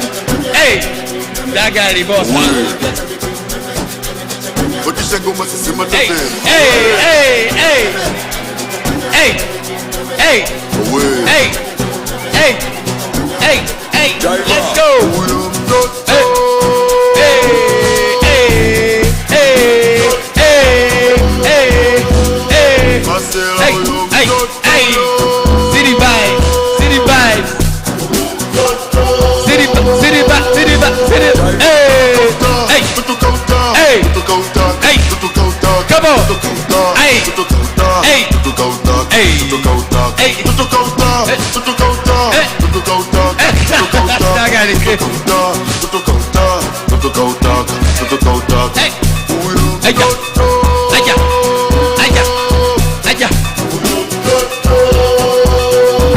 round of applause for them. A round of applause. Come on, raise it up. Come on, come on. That lady's not clapping. You dance next. Round of applause for them. Come on. It's not easy. Not easy. From this place, a round of applause for them. Come on. The guys at the back. Come on. Man. Unless you want to do Ojoro. I am chocked. I am chocked. Personally chocked. Yeah. Okay, chill, chill. So,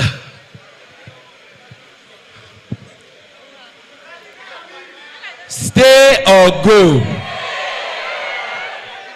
Declare. Stay or go? Wait, don't worry. Stay or go? You have to go. A round of applause for her, please. Thank you very much for coming up. Thank you for making this event an amazing one. Now, which other style of music? What? Cultural dance. Any other idea? Any opinion?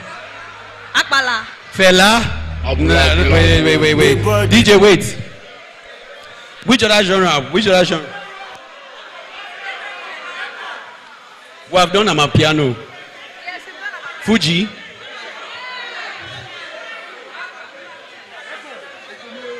Which one is Opomiolo? Opomulero. Okay, let's spice it. Do you have that? We don't want. We don't want. Okay, what should... which one? The last one? Okay, play the song you started playing before I told you to stop.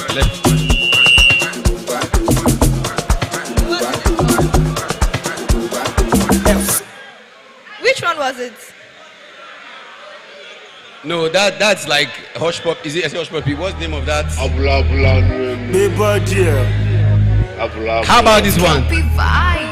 Zlatan. Let's go. This is serious. This is serious. It's a serious battle. Hey! Hey! Hey!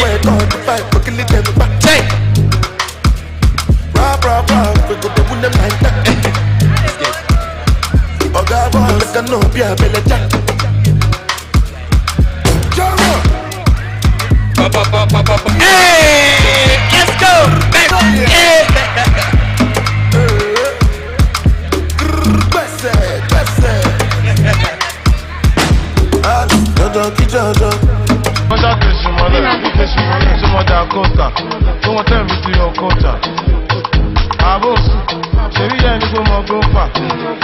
A round of applause for them, I beg, they too try. Come on, encourage them now, come on. Good time. Are you having a good time? Okay, if you're having a good time, say yeah. Is there anyone that OBO people used to say? Is there any slang that OBO guys, supporters of OBO? Ask them now. Shake me! Okay. Wait, He choke, wait, before we go on. Auntie, what's your name? Ayo. Are you single or searching? Please. You're a student of Unilag, right? What faculty? Science. Science students, please clap for yourself. I beg, clap for yourself. They don't make noise. Like, you don't make noise. They're like, give me a challenge. Our uncle. Emmanuel. Emmanuel. What? Engineering. Engineering. Clap for yourself.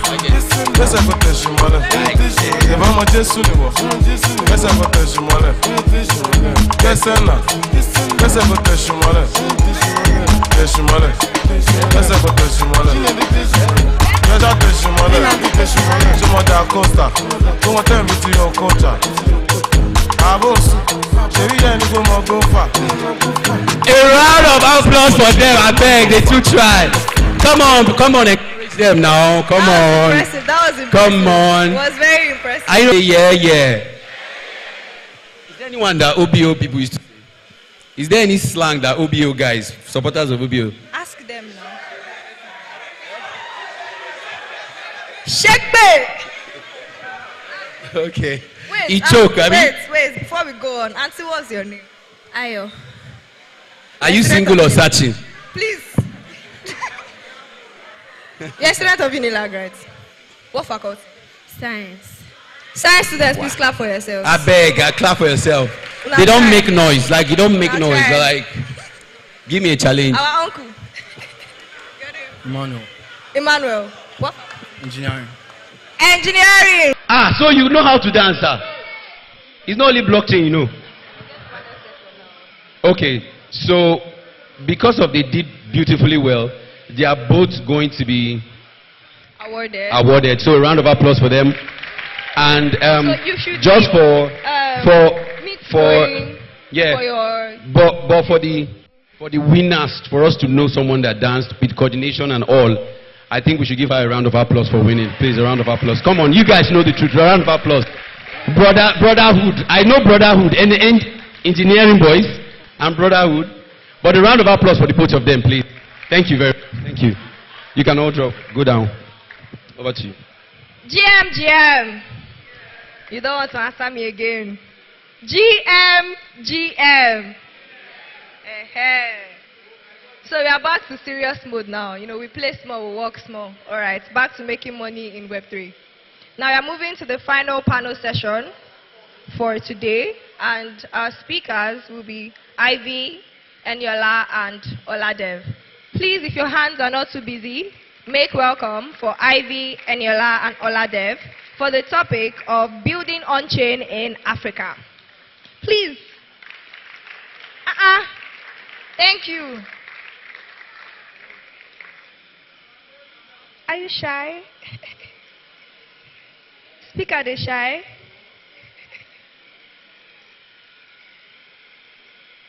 Okay, they're coming on stage, please. Thank you.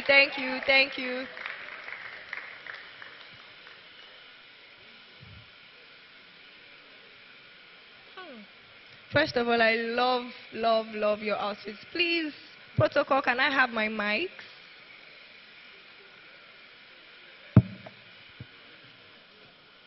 Thank you. One.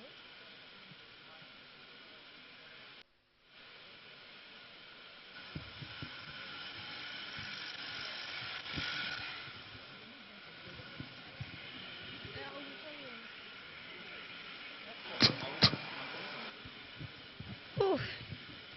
Finally. Hello, once again. Let's come back. Now, building on-chain in Africa. Now, I've met Eniola, I think, once or twice. And again, I'm meeting her again, and she's also speaking. So that's how you know people that are consistent, people that are actually building in Web3. So, Eniola, I'd like to ask you. I know you are like a community manager, right? So I want you to tell us, how did you even get that role? Like, how did you get into community management of that community? I don't want to mention, so of that community, how exactly? You can mention. GM, everyone. We're not starting this session if I'm not getting a response. GM, everyone. Thank you. So my name is Eniola Messi. I'm a community manager, a content writer, and I recently just bagged the role as a partnership manager for Web3 Nigeria. So I am a community manager for Web3 Africa, if you heard about the community before. So I'm also a law graduate. I graduated June this year. How did I get here? So my story is not like every other person's story that you've heard before, where they said that, oh, guys, I wanted to do tech and then you moved in. Mine was someone just met me. As at the time I was in 200 level, someone said, how much do you make in a week? And I was telling the person I make like 10,000 naira a week. And they're like, what if I tell you there's something you can do that can help you to earn like 100,000 naira or more in a month? And I was like, what exactly will I be doing for that person that will make the person give me such amount of money at the end of the day? So the person was like, no, we'll just pick up a skill and then we'll start from there. Lockdown came, 2021 came, and then we started. So I picked up the role. I first came in as a content writer. So basically, to just cut the long story short, I got the role by volunteering. Yeah, so I think let me stop from here. Thank you, Eniola. So what I picked from what she said was that sometimes you don't have to like say, oh, I will charge this, or for me to work with you, this is how much you have to pay me. Sometimes you actually have to volunteer. I have volunteered. I'm still volunteering for some particular roles because it doesn't matter how big you are. Yeah, there are still some roles that you just have to offer value first, regardless of your influence in this space. So, Ivy, I'm moving to you. I've seen your LinkedIn profile. I've seen how well you've done. I'm going to tell you well done, first of all, for your work. And quickly, I'm going to ask you this question. Now, on-chain in Africa, right? So it's not just Nigeria now, it's Africa. Now, have you found yourself in a space where you were leading a particular, let's say women. Now, we know the pandemic. I don't want to be vulgar, but we know the pandemic of, the situation of the country. So when you are leading women, how has that been as like an industry expert in Africa?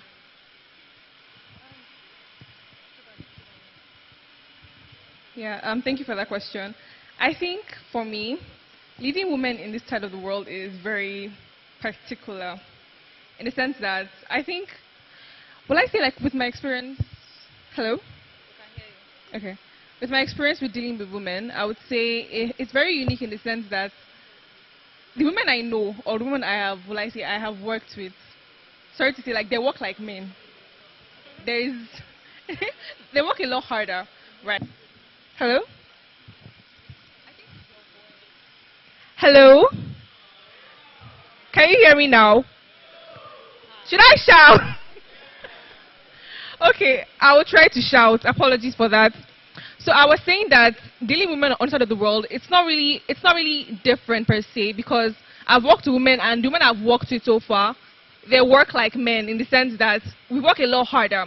And I will not say we are working to basically try and prove a point, but in the space that we're in, you have to basically, own your craft. And that means you have to work smarter and work harder. So I wouldn't say it's much of a problem, because we know where we're coming from, and like that basically, fuels the hustle. Yeah. Did you hear that? Hey. Should I try? Are you guys whining me? You can actually hear this girl.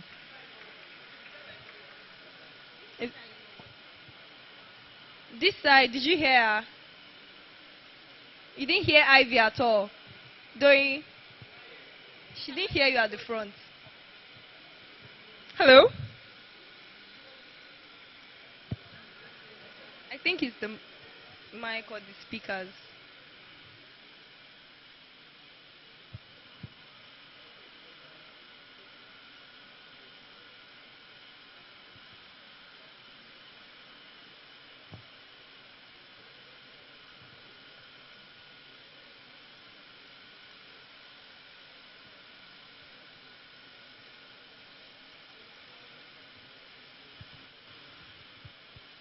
Technical team.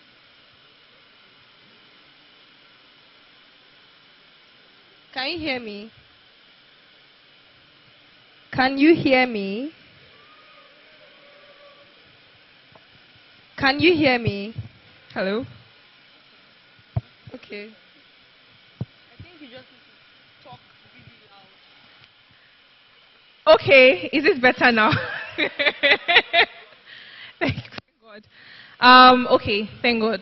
So I was basically saying that women I've worked with so far, they work like men in the sense that in the space that we're in, looking at the underrepresentation, you basically, like, you have to own your craft.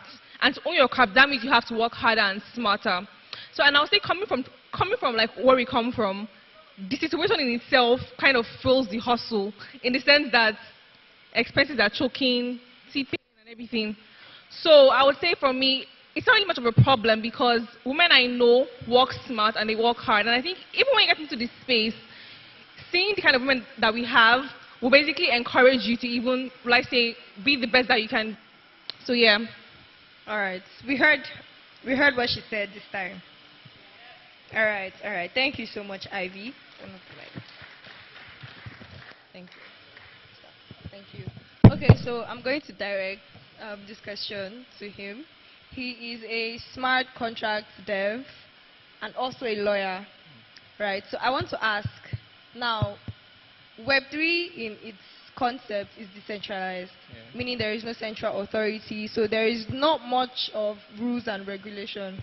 Do you think there is a chance that, you know, having rules guiding use of smart contracts, token creation, tokenomics as well, do you think it would shake the purpose of Web3?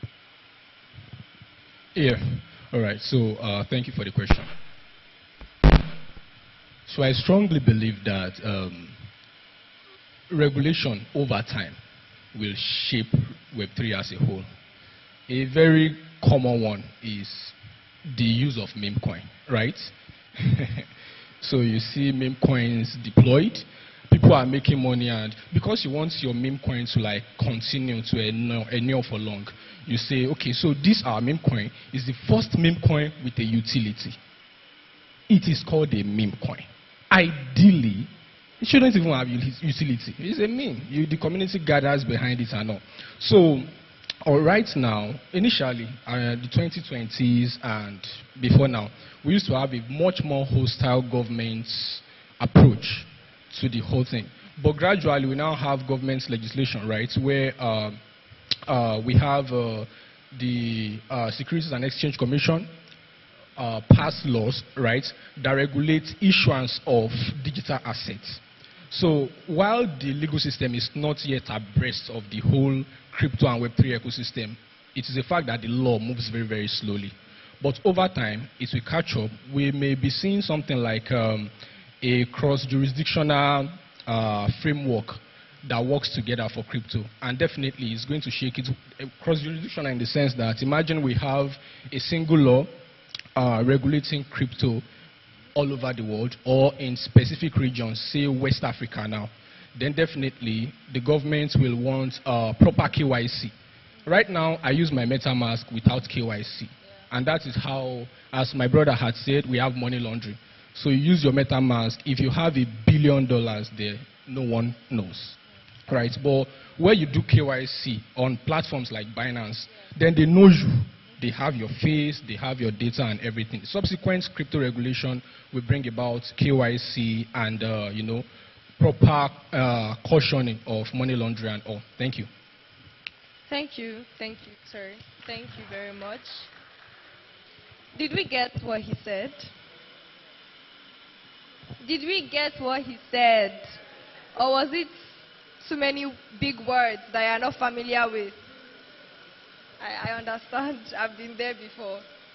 But basically, he was trying to say that eventually, if there is regulation, it would shape what Web3 stands for. Now, it might not be totally negative, and it might also not be totally positive. It might just be like on a neutral ground. Now, moving back to Ms. Eniela Messi. I like your hair and your shoe. But, you know, coming back to topic. Now, I think we've heard news of our government banning crypto, you know, arresting people, telling people that they've frozen wallets, government is freezing wallet. I don't know where they got that from. But do you think we're in trouble? In the sense that for some of us that are doxxed, like, some people don't have their face out there. For people like you, Ivy, him, that our identity is out there. Do you think we are in trouble as Nigerians, as Africans, in the crypto community as a whole? Okay, so please, I'd like to get our attention here. If you've ever had a time where you were going on the road and you got harassed by a police, can I see your hand? You've been harassed before. If you've been harassed to the point where they've gotten your device and they ask you to open your wallet and all of that. Yeah, that's it. It's very crazy. I'm a lady and I know that the stigma is very, very low for lady compared to men. So we have lot of percentage of men that have been harassed that way compared to ladies. But even with that, I'm always very scared to show my phone to anybody or to maybe a police officer or something. I'm very scared because imagine you opening my phone and you're saying Binance Trust Wallet, MetaMask, all the wallets in this world is there, even though there might not be money there anyways. But then you have all the wallets there, and how do I explain to someone that has the notion that once this person has this kind of wallet in his account, the person is a scammer or the person is a fraud? How do I explain in that kind of situation? So I would rather say yes, in a way we are in trouble, in a way we are not in trouble. Somehow, do you guys also notice that Nigeria government has actually solved their this no crypto thing? Yeah, do you guys know that they've reduced that to an extent? We would even have more of our officials now doing a lot of crypto things. In Abuja, you would see a lot of conferences where you have all these our ministers, our governors, in these events of crypto adoption. So we are very, very new. We are still in the middle. I would advise that you'd protect yourself as much as you can, because you get to meet more people that are not educated enough to know that this thing is not a scam, this thing is not a fraud. So yeah, not much problem. Thank you, Aniela. Thank you. You could clap for her now. It's not easy. Thank you. As you're clapping, just have it at the back of your mind that you're in trouble. And you're also not in trouble. It's 50-50. Yes. I would also advise that when you're going out, dress, even if you don't dress nice, I don't even think it matters how you dress these days. If you are leaving your house and you have wallets or anything crypto related, even forex related on your phone, there is a way you can hide those apps. In case the FCC is here, please, I'm not present. I'm not there. But there is a way you can hide your apps on your Android device, or I think iPhone, there's a way they do it on iPhones too. You can It's actually way more easier for people that have two phones. But if you're like me... me, Seth, I still fear they carry my phone come out. So I have to hide those apps, then leave. So even if you check, you won't see anything there. It's just like, I just bought the phone, right? So you can also do that. Now, back to IB. Now, we've heard cases of racism and discrimination.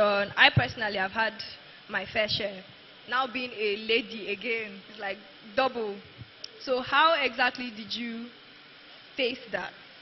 In the terms of you working with this project, or you trying to even connect with some of these influencers, how did you face that discrimination or that racism? How did you handle it? Okay, I think it just reminded me of what, I think I had a conversation with somebody maybe last month, and she was telling me that there was this cabal on Twitter, and she was the only black woman there, and somebody called her nigger. And it's a bit weird, but she said that she called the person a chiga because the person was an Asian person. So I think for me, understanding what you are here for, and will I say, close one eye and take it. Take it. You want money, close your eye and take it, and get what you want, really. Yeah, so you just have to manage. Technically, you have to manage, because there is no how you would do it in this space. You would face some level of discrimination just because of who you are. I have lost jobs. Not one job, not two jobs. I'm sure everybody seated here, they've lost jobs just because they asked you, where are you from? Nigeria. Bam, you're blocked. They don't care if you're really skilled or your portfolio is looking really nice. The moment you mention Nigeria, they're done. You're fired, and that's the end. Not because you're a bad person, but because I don't need to explain because you already know why. So, do you have mic? So back to our smart contract, Jeff. Now, for somebody that doesn't know how to code, me now. See, all of us in this room, we decided that we want to launch a meme, like the one Davido launched recently. And we want to make money from this meme. Okay, no problem. I'll be the smart contract developer. I'm going to create the coin, we'll put money into it, and then it will blow up. But we want to have a website, right? We want people to see our website. We also want to give a name to the meme. We want tokenomics and all. Because, just as I told you, I have a very, very bad hand at graphics. So the first thing is we are going to need a graphics designer to design something like a logo, right? So now that is one aspect done. We need a logo. Then the website itself, the interface, where is the button going to be? The first time I tried to do UI myself, I actually had like 3 buttons in a row, which doesn't make any sense. So the UI person will say, let's put this button to the left, let's paint this blue and all. So the graphics designer works, the UI works, and then there's someone they call, there's a front-end developer who looks at everything you've designed, then builds that as a website that everyone sees. So you see the website. The part that the smart contract developer will do, you probably will not just see it, but you know that money will in your account. Yeah. All right, thank you so much, my panelists. And that brings us to the end of this panel session. Please clap for them. It's not easy to come out here and give value back to back. They are very knowledgeable. You should also follow them on social. Hold them by their leg. Don't let them escape. If you see them outside, hold them. This lady, she's a community manager of Web3 Africa. Not Web3 Nigeria. Web3 Africa, and she just got partnership manager of what? Web3 Nigeria. She's a big woman. Hold her by her leg. Ivy, I've seen your portfolio. I've seen it. And she's fine like this. Her head is hot. I won't even lie. I can't lie. Her head is hot. She's shy now, but if you check her LinkedIn, hold her by her leg too. Thank you. Thank you for coming. Now, relax. Alpha, relax. Our developer here, you've heard all he has said. You don't necessarily need to code, but then if you want to code, you can code. Don't worry, there's nothing stopping you. Hold him by his words. Hold him by his words. Very good. Thank you for coming. So the next session we're going to have is the pitchathon. I'll be bringing up Mr. Kofo once more.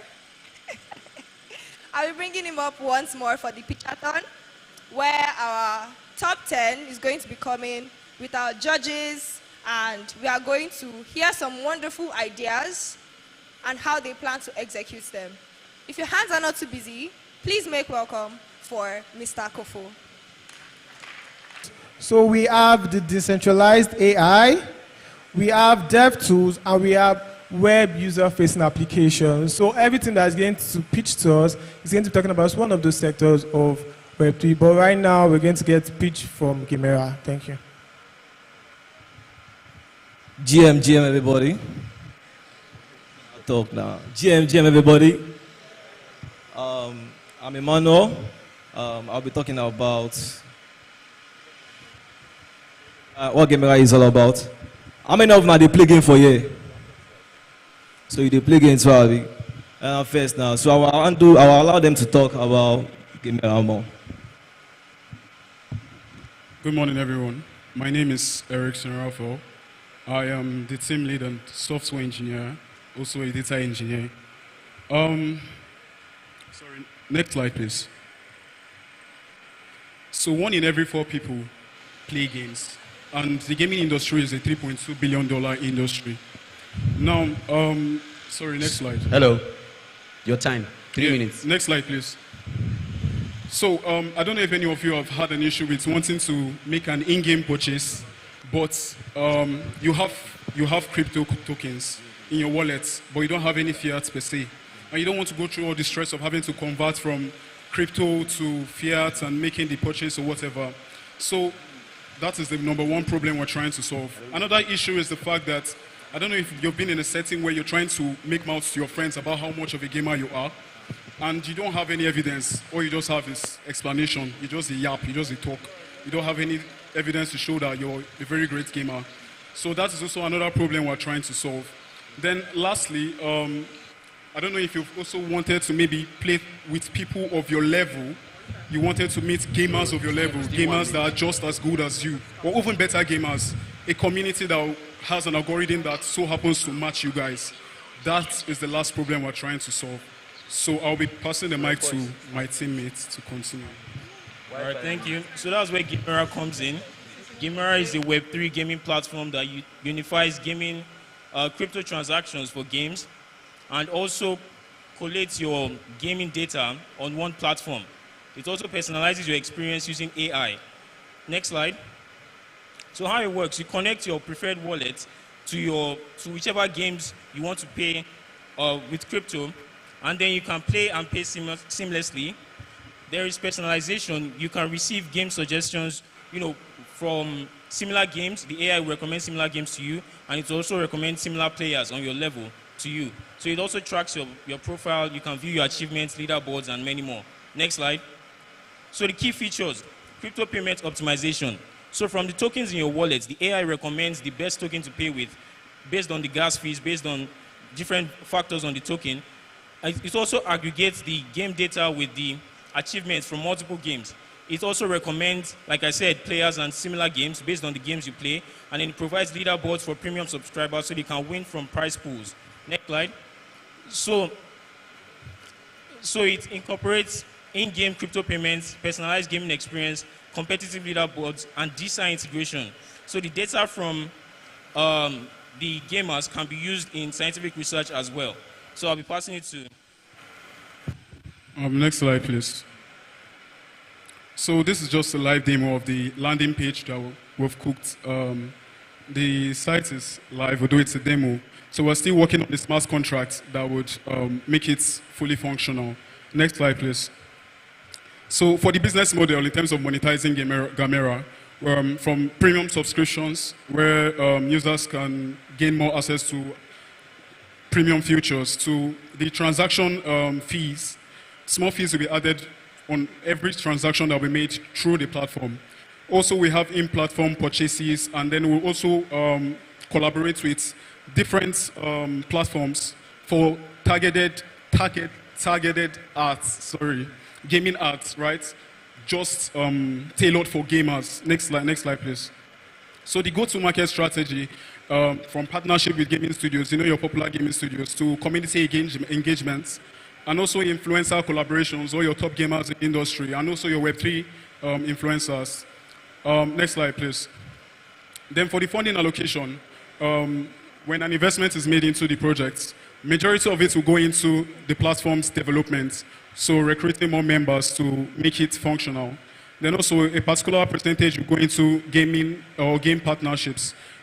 So for now, our priority is on mobile games or mobile distant devices. But we're looking to expand to consoles, things like FIFA.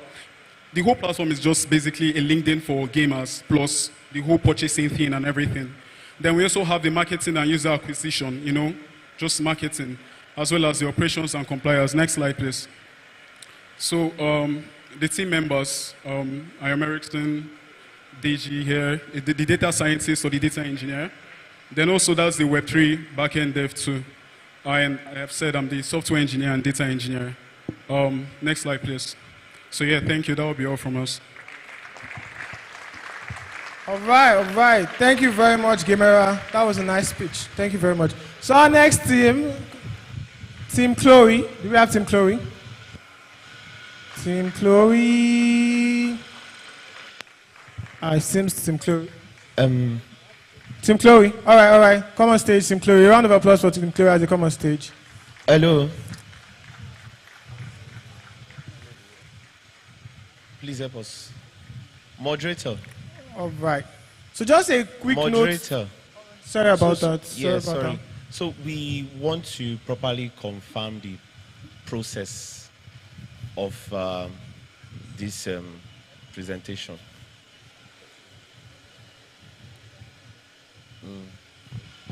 Are we good?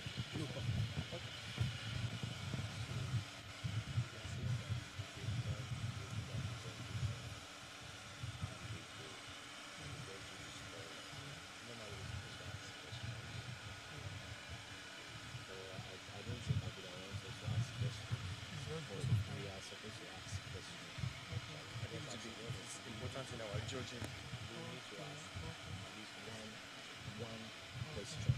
Do you get it? So you ask one question. The question may either help them explain better. The question is not necessary to sabotage them. Do you get it?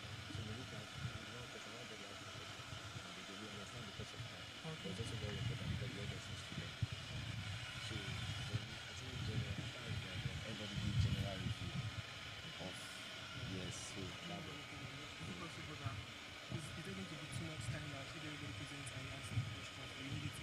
Just one question is immediately.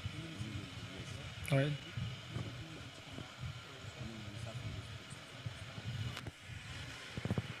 Okay. Sorry for the breaking transmission. So our next team, Team Chloe. Round of applause for Team Chloe as a pitch. Please reminder for every team pitching, 3 minutes for your pitch. Thank you very much. Imagine a world where your virtual assistant doesn't just work for you, but actively secures and protects your data like its own. What if your AI is not just smart?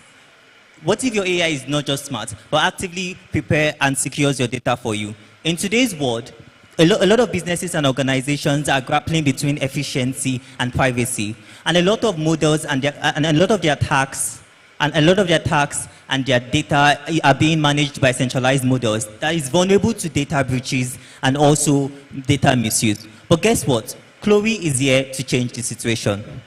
The virtual assistant market size is dominated by centralized companies, big tech companies that push out centralized AI models that are capable, that results into restrictions in user customization and even data exploitation and security concerns when it comes to integrating these technologies to a company's system.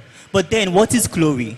Chloe is a decentralized AI virtual assistant that prioritizes user customization as well as data security and privacy.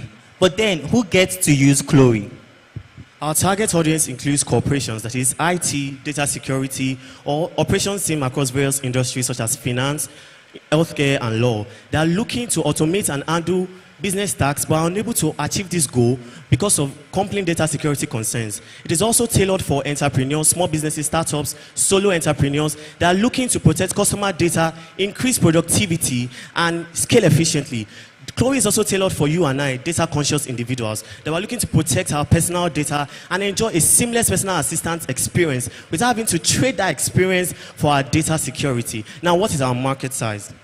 The data from 2023 shows that a whopping 2.5 billion people use digital virtual assistants. And not just that, the same data shows that the market size for virtual assistants is about $9 billion.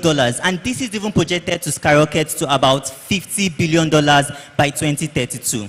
And I know you want to say that, okay, Chloe is going to be entering into a market where we have existing solutions like Google Assistant or Amazon Alexa. But then these virtual assistants use centralized AI models that are vulnerable to data breaches and also poses so much concern when a company tries to integrate these technologies in their system. Because one important thing that company prioritizes is optimum security to their data secrecy. Team Chloe, 30 seconds more. 30 seconds more. Chloe will revolutionize virtual assistant environments by providing an alternate solution to conventional virtual assistants by offering a scalable and secure and decentralized intelligent virtual assistant that is designed to empower you. It is not just a tool, it is a partner to entrepreneurs and businesses.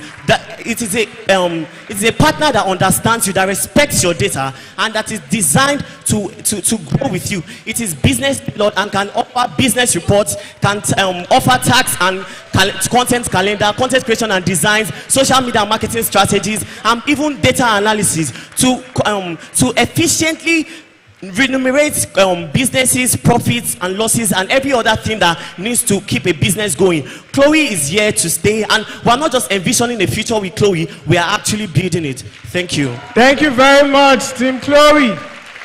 Thank you for that pitch. So we'll take one question from our judges. One question. All right, judges. All right. Sorry, quick question. So what's your data security model? This is AI, you're working with so much data rather. So using a ZK, or what's that like? Come again. Yeah, like what's your data security model like? Because you're working on like a ton of data, so an AI system. Our data security model, we're implementing decentralized data. We're ensuring that these data are not shared centrally. We're using federated learning, it's like sharing your experiences without personally sharing sensitive data. And this, your data is on user devices without centrally storing them. An example is like the keyboard text. And we know that our keyboards now can now kind of like suggest text after you text something. This is an example of federated learning. It's like everybody shares their experiences, but no one is actually sharing sensitive data. So this is particularly accurate. It's particularly important for privacy-centered data security measures. Thank you. So it's not an IPFS, yeah? Sorry? It's not an IPFS at all or something like... Sorry. Said you should clarify your question. You couldn't get your question. Oh, you couldn't... Oh, sorry, my bad. Sorry. So the question was like, what's your data security model like? The data security model, first and foremost, we're using decentralized AI. We make use of federated learning. So instead of normal centralized AIs, which funnel all of their data to like an external server where it trains the model. So decentralized AI uses multiple nodes across different internet that is local. So the data is local and it trains the model locally. And at the same time, it also creates an edge for us to provide user customization, because we are not just getting the random information from the internet, but then we are using the data that belongs to the user, which is protected and which is not stored in an external server. And at the same time, it is curated and tailored to the user, and it's secure. Thank you very much, Tim Chloe. Round of applause for Tim Chloe.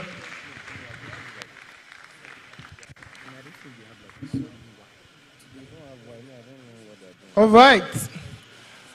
Our next team is Team Blockdemia. Team Blockdemia. Team Blockdemia, please step on stage. A round of applause for them as they walk to the stage. All right. So if you've taken any pictures, videos, when you're posting them, please use the hashtag BIU2024. Please, when you're posting the pictures or you're posting your lovely videos on the internet, Twitter, X, please hashtag BIU2024. All right, Blockdemia, let's do this in 3 minutes. GM, everyone. So Blockdemia actually is an on-chain learning platform. So we are actually trying to bring people in Web 2. It's actually a system. We are building a system whereby we can seamlessly bring people that are in Web 2 to Web 3. So our platform also provides an easy to understand teachings whereby a normal user can come and get started in Web 3. We also have an NFT as certification. Once you are done with the course, you can easily get NFT as a certificate. The next slide, please. So what are the problems that we are solving? First of all, we have limited access to on-chain education. You see, as a beginner, when you are getting started, you find it difficult to tailor your hands or get hold of resources that will help you to get on in the on-chain world. So also we have a complexity of learning platform. So you see a whole lot of platform use jargons and a whole lot of some words that you beginners can easily understand. So we are looking at this problem. So another one, we have lack of community for growth. As a beginner, you find it difficult to see a community that will hold your hands and put you through in Web 3. Again, absence of verifiable certificates. We see some of the platform we have today, after taking the course, you just get your normal certificate that you cannot verify on-chain. So this is a problem because you can easily, that certification can easily get lost. So the next slide. Okay, so Blockdemia is basically creating like a platform where newbies can come on board and start learning about Web3 from scratch. It's like a very fun and easy way. We are not using big words, and the videos are like very short and very explanatory. So when you come on board, you just sign in with your email. You sign in with your email. Normally, we are supposed to like get users to connect their wallet, because if you want to mint your certificate, you will need a wallet for that. But since we are dealing with newbies here, you can just sign in with your email. Then you just start learning. Start learning. Damien, Pick 30 seconds more. Pick 30 because seconds. you want to learn, watch the videos, take the quiz, and if you pass the stipulated mark, you just get to mint your certificate on chain. And after that, you can join the community and get mentors to actually hold your hands and teach you how to actually implement whatever you've learned on the platform. Yeah. The next slide, please. So our target audience are beginners, young professionals, like people in Web 2. Also, web enthusiasts, like people around in this hall that don't know anything about Web 3 and they would like to learn. The next slide. Then, again, we made some research and found out that 86% of the people we submitted form for feedback, they are beginners in Web 3 and then would like to learn. And 14% are already in Web 3. The next slide. So, thank you very much. Thank you very much, Block Damien. Thank you very much, Block Damien. A round of applause for them. All right.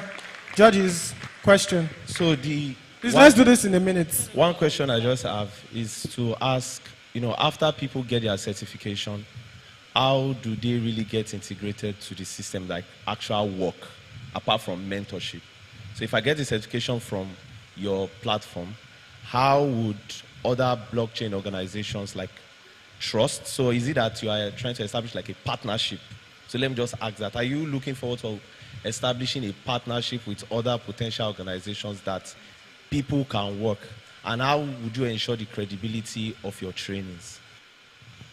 Okay, concerning the NFTs, the certification, we are planning to work with other companies like other blockchains. But currently we have our NFTs is integrated in the base blockchain.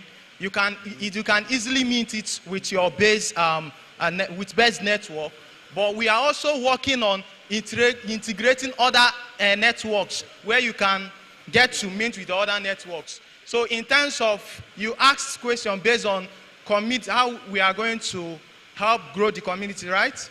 So, okay, in terms of growing the community, currently we have started onboarding users to test our platform and to give us feedback. And we organize classes, live classes, to help put users through. It's actually one-on-one mentorship. So that is it. Yeah. All right, thank you very much. A round of applause for Block Damien.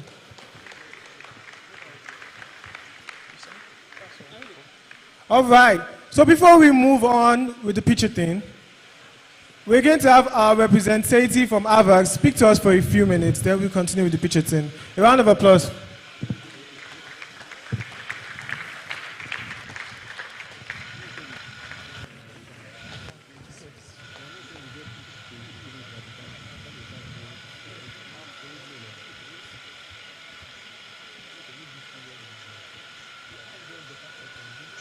GM everyone. Why is the like everywhere is dry? GM, can I get a GM back? GM. So please, before I talk about Avalanche, I want to do a little bit more introduction about myself. My name is Ifan Dukaoyum, but a lot of you guys in the Web3 space know me as Fizzy. I'm the founder of a Web3 media brand which is called Inside the Hive. And literally what we're trying to do at Inside the Hive is try to be that bridge between Web3 and Africa, try to get a lot of you guys into the Web3 phase, try to bring Web3 closer to you guys. And we literally have done that in two ways. Number one is a Web3 media podcast. Number two is a game guild as well. Do we have gamers in here? Yo, what? Come on, raise up your hand now. No gamers. I have some huge stuff for gamers down here. And I'm also the country lead ambassador for Avalanche, trying to promote the culture about Avalanche in Nigeria. And that's why you're seeing Avalanche being a sponsor for blockchain Unilag. Before I literally start this slide, if you notice, I'm on black and black. I wasn't supposed to be here, but I had to be here. The Avalanche Nigerian community just lost one of our dear community member, Nelson, and we just did his funeral. So may his gentle soul rest in perfect peace. So next slide, please. So basically, what really is Avalanche? Avalanche is a blockchain platform with a native currency called AVAX. And Avalanche is a competitor to Ethereum that prioritizes scalability and transaction processing speed. If we have to be honest here, if you're using AVAX in transacting or making transactions on the blockchain and Ethereum, which is faster? Man, why is everybody down? Like, are you guys tired? Are you guys tired? Okay. Let me just do a little bit of giveaway right now. We have this Core Wallet app right here. If you see the barcode down there and you scan it, it's going to take you straight up to where you could download the Core Wallet app. Are you guys feeling? This is a little giveaway to spice up the whole room before I go into my main talk. So if you could scan this barcode right now, open up a Core Wallet app and drop it in the Avalanche Nigerian Telegram group with your Core Wallet address, you're going to be randomly dropped some AVAX token. Now, this is going to be happening like while this section is going on. So you could literally scan it from here, and you'll be dropped some AVAX token for free. Now, the big question really is Avalanche a good blockchain? Yeah, Avalanche literally is a good blockchain. Not just because I am actually talking about Avalanche, but because I've used the tech and I'm actually really involved in the ecosystem. Avalanche offers high security network that balances the speed and cost effectiveness of transaction while staying easy to use and also reliably decentralized. Next slide, please. So to measure blockchain performances, we could use like two metrics. Number one, time to finality. How fast is the blockchain transactions? Number two, again, is the throughput. How many transactions can be finalized per second? Please, next slide. Now, when you compare Avalanche to other blockchains, now this is not literally an updated slide because we have what we call the AVAX 9000 upgrade that is literally going to like make these things you're seeing here very, very easy and cheaper. I'm going to explain it in this section as well. When you talk about transaction throughput, we have Bitcoin. We're using just 4 blockchains as an example. We have Bitcoin, we have Ethereum, we have Polkadot, and we have Avalanche. Now, like you can see, Bitcoin, 7 transactions per second. You go to Ethereum, 14 transactions per second. Easy, right? We go to Polkadot, it has 1,500 transactions per second. Super easy. But when you come down to Avalanche, how many transactions per second are we seeing there? Come on, guys. It's 4,500. More. Oh, bro. So, transaction finality as well. Bitcoin, it takes like 60 minutes or less than that, though. Ethereum takes about like 6 minutes or so. You talk about Polkadot as well, 60 seconds. But you talk about Avalanche, less than 2 seconds. Do we want to try it? Do you want to try and see how fast Avalanche is? Who has downloaded the Core Wallet app here? Who? You. Okay, bro, come up. You come up as well. You just want to like see how fast it literally is. Sorry, I didn't see you, bro. Oh, you were here. Don't worry. If you downloaded this stuff, go to the AVAX DAO Africa Telegram group, drop it with your wallet address. You randomly be dropped some token. You have the Core Wallet. Okay.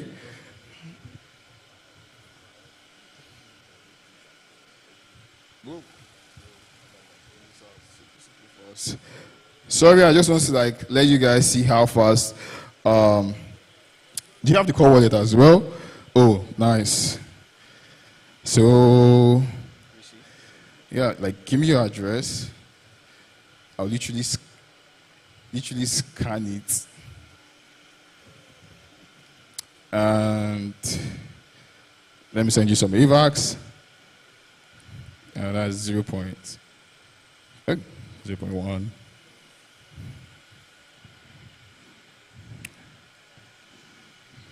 Yep, sent. Yeah, but it's your network. Have you gotten it? Yeah, sure. How about you, bro? Like, this is, press the receive button. So I have to like just scan. And 0.1. 0.1. How fast did you receive it? No, I've not sent it yet. I just sent it now. How fast did you receive it? You have to like refresh. Yeah, fast, right? Yeah. That's like really like, if we were to like send Ethereum right now, it would take time, for real.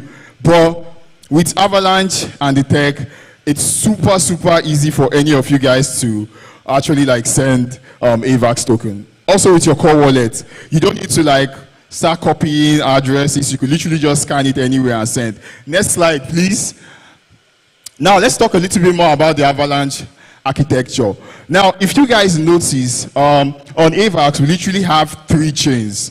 You feel me? We have the X chain, we have the P chain, we have the C chain. Now, it's most confusing to most of you guys when we talk about X, P, C chain, but I'll try to break it down for you guys in simplest way. So when you guys hear it, it's going to be super easy for you guys. Number 1 is the C chain. What's the C chain called? It's literally called like the contract chain. Now, when you try to like trade meme coins, when you try to buy NFTs, when you're trying to do your degen, anything you're doing that has to make you evolve, that's like involve using contracts, it's done on the C chain, which is called the contract chain. The C chain is meant for contracts. So every swap, every NFTs you're minting, you're literally doing it on the C chain. Now let's talk about the P chain, which is called the platform chain. And this is basically meant for validators, people who are actually validating the ecosystem. If you want to become a validator, I'm not coming off after 2 minutes. I'll still stay for a while. Please. Come on. So guys, the C chain, I talked about the C chain, right? Talking about the P chain right now is the platform chain. Platform chain is where if you're a validator, you're trying to like validate the Avalanche ecosystem, you're trying to validate the Avalanche network.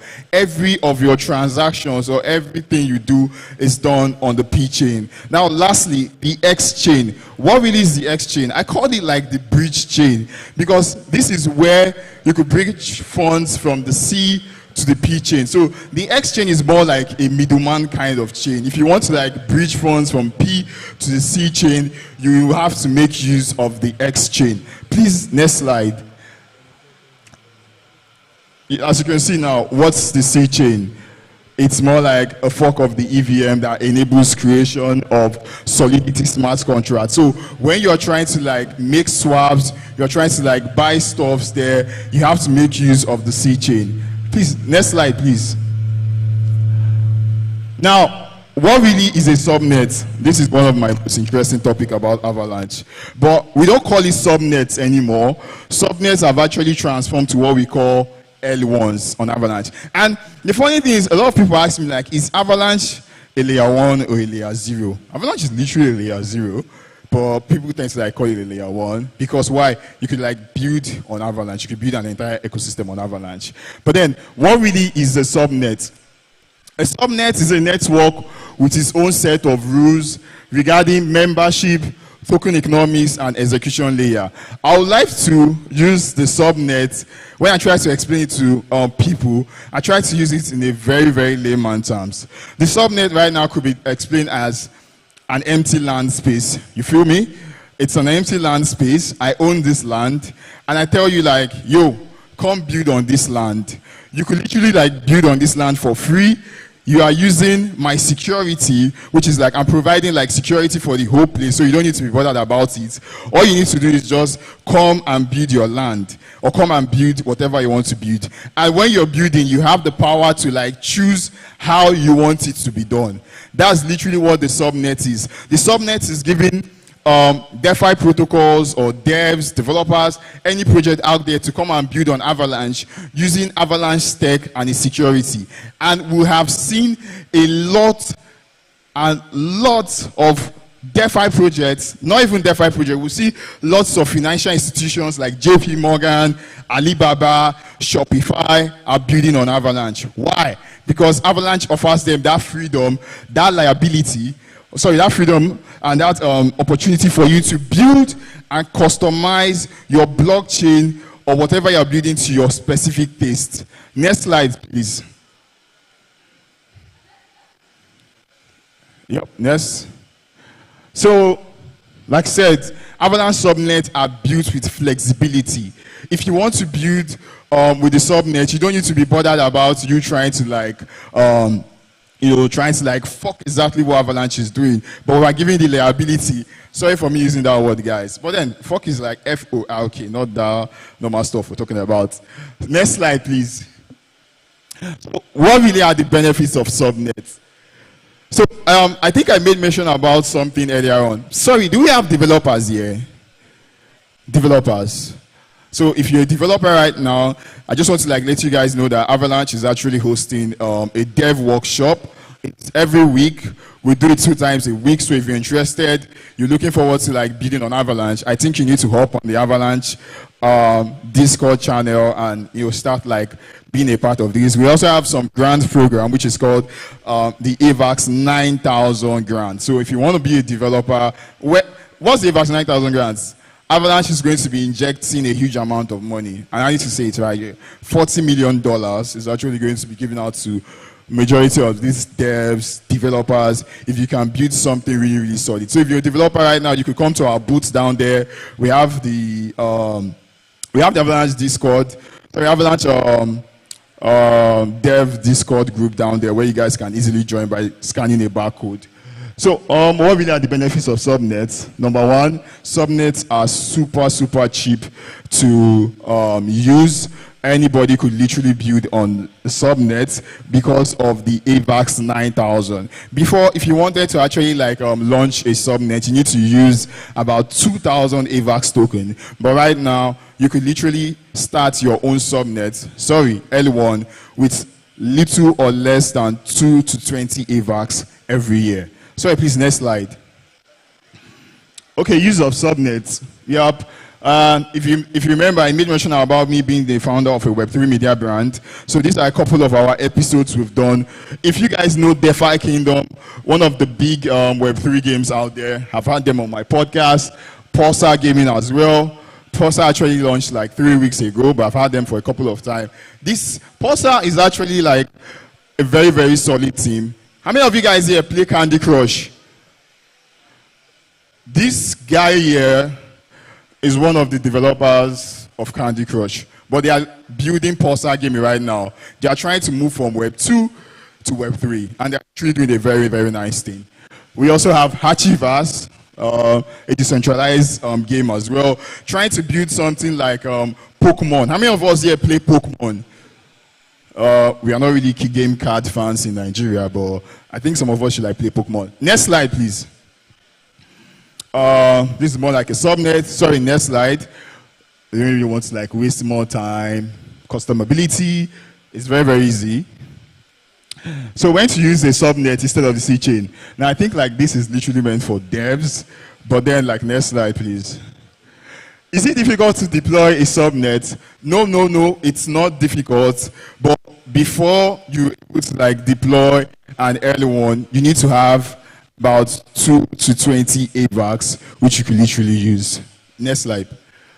So yeah, we'll talk about traditional enterprises that are exploring subnets for their Web3 users. We have like Visa, T-Mobile, we also have Vodafone, MasterCard, and the rest, Shopify, like I made mention about. Next slide, please. So yeah, no, the next one. exchanges that are actually like supporting Avalanche. Like I said, we have the core wallet app. You can literally like get Avalanche on your MetaMask. You can literally get it on Binance. Like it's very, very easy. These are just a few, but then I would advise you download the core wallet app and go through. It's very easy to get started with. Just go to the Avalanche Nigeria Africa Telegram account, drop a screenshot of you downloading this thing with your your wallet address, and we are going to be dropping you guys some AVAX token. Sorry, next slide. So this is more about the AVAX Avalanche core wallet. But before I wrap up, I want to talk about Web3 gaming. How many of us here are like gamers? I think I made mention about that. This is literally like my third. Oh yeah, I see you, bro. This is literally like my third time speaking at Unilag, but this is more of a larger crowd. I think I was at the last Super Team event. So basically, if you're a Web3 gamer out there, if you're a gamer out there, I want to introduce you guys to Web3 gaming. Now, majority of you guys play games. You guys, grind out your ass trying to win trophies, win tournaments, and in the end, some of you are not making money from it. True or false? True, right? You're making money. You say you're making money. Put me on, bro. Put me on. But then, I want to bring you guys to Web3 gaming, which is literally a different kind of face. They were meant to put up a slide that I want to introduce. But then, if you're a gamer out there, I want you to start looking at the possibility of trying out Web3 games. Why? There are lots of opportunities out there. The Web3 gaming space in Africa is literally just starting right now. We are at the uprise of seeing another, how am I going to put it avalanche rush of games out there, because majority of us are not looking into that feed. What if I told you right now, bro, you could grind your ass for a few days and you can make money? But then it's not literally about just coming to play game and make money. Some of you guys don't understand the full concept about what Web3 gaming is like. You don't need to literally play money to make money from it. You feel me? You could also come in as a creator instead of you coming in as a consumer. Sorry, they went to one slide there. TGC. Sorry guys, I'm almost wrapping up. Yeah. So if you're a gamer out there, sorry, not a Web3 gamer. If you're a gamer out there and you are looking to explore the realms or getting started with Web3 gaming, why are you guys scrapping? You're trying to Yeah, let's see if we can wrap this up in 1 minute. Sorry, I want to introduce you guys to something before I leave this All right, stage. let's do that in 1 minute. 1 minute. I want to introduce you guys to something before I leave this stage. It's called DGC. It's DeFi GameCon. It's one of the biggest Web3 gaming events that is going to be happening right now in Africa. This is the account, and it's proudly sponsored by Inside the Hive and AVAX Style. So what we are trying to do at DGC literally is we are trying to create that portal for Web2 gamers and Web3 gamers to come into contact and have a very, very fun feed moment. If you're a Web2 gamer, you're looking to explore the realms of Web3 gaming, DGC is one event you shouldn't miss out on, because we're going to bring in the likes of Odunwaya. Who again? You guys know of any big Web2 gamer out there? There's one I want to mention. I want you guys to mention his name for me. Kala what? Nice. You're a gamer. So we're going to be bringing the likes of these big Web2 gamers to this event. There is no date set yet, but it's happening in Q4. This is one account you might want to follow. This is actually backed by Avalanche and also Inside the Hive. Why? We want to open and bring that portal of Web3 gaming to you guys. I really don't want to waste more time talking, but if you're a gamer out there, you want to get involved, you want to join the Hive Gaming Guild, which is called TGG, you want to learn how to be a full-time Web3 gaming content creator, just come to the Avalanche booth stand, and I'll be right there to give you guys more preps and everything to learn. Thank you.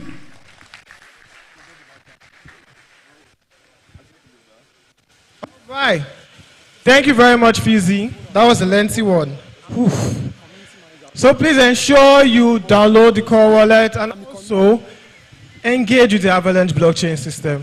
All right, GM everyone. So we're moving on to the next team for our pitching. Our next team is Team Invoice Chain. Reminder, please pitch in 3 minutes so we can get your innovative ideas. Thank you very much. A round of applause for Invoice Chain as they come on stage. Invoice Chain.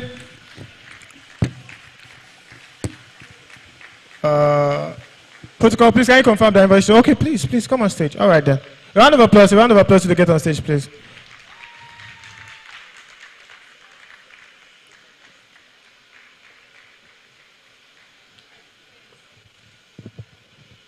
Hello everyone. My name is Rahima and I'm a front-end and blockchain developer.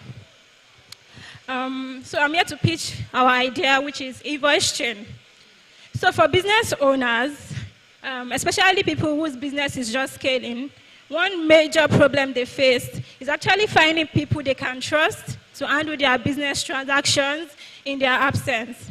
And an insecure invoicing system poses a great threat to a business. It can even lead to the end of the business if not properly managed. And this is where Invoice Chain comes in.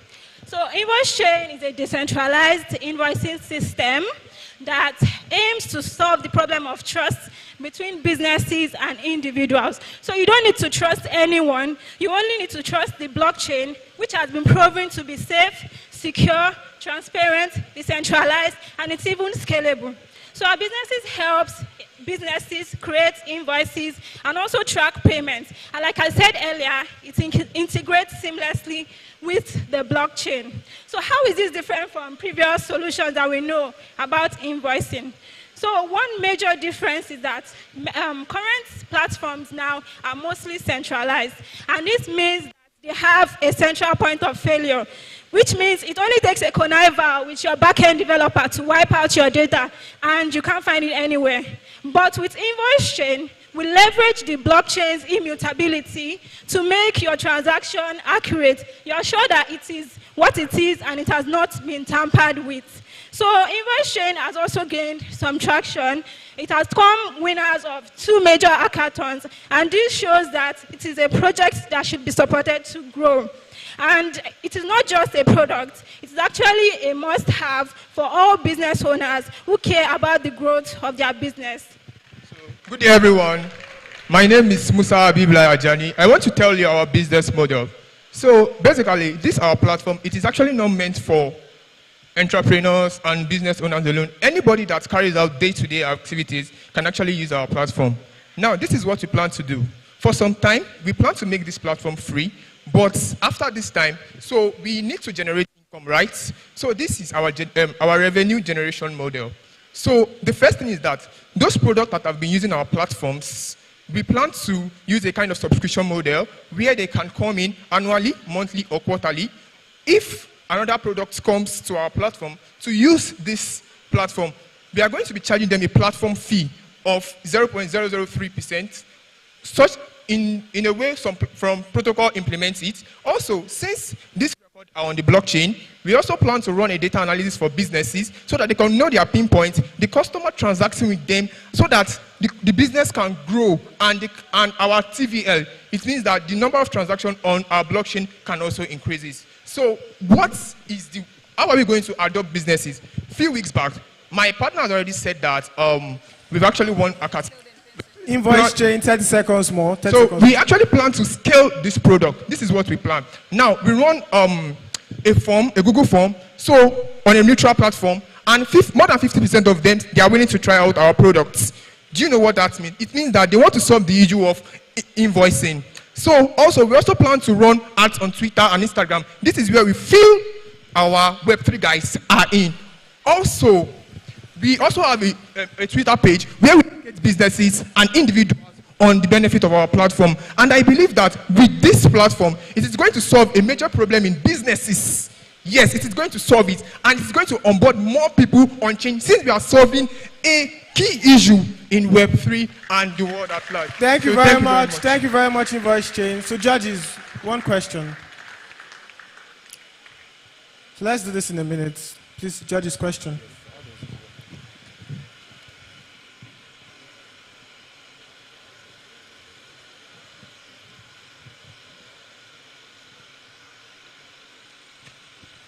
No question. All right, all right. Thank you for that pitching voice. A round of applause for them. Before moving to our next theme, please, just a reminder, when you're posting your pictures, when you're posting your videos, hashtag BIU2024. So before we end this event, we're going to still have one more giveaway. It's going to be fun. It's going to be fun. Don't worry, you're not dancing this time around. But it's going to be fun. And we still have food in excess. So moving on to... someone is clapping for food. All right. Moving on. Our next team, Green Cycle Plus. Green Cycle Plus, are you in the house? All right, round of applause for Green Cycle Plus. Green Cycle Plus, round of applause for them. More people are clapping because of food. Wow. All right, Green Cycle Plus, let's do this in 3 minutes.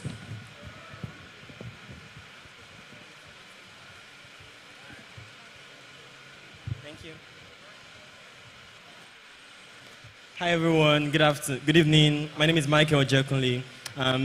It's a member for Green Cycle Plus. I come here to talk about Green Cycle Plus, and with me I have my teammates. Favor Abango from Green Cycle Plus. So now, what is Green Cycle? We're here to preach our product, Green Cycle Plus. What is Green Cycle Plus? Before we talk about Green Cycle Plus, I want to talk about our problem.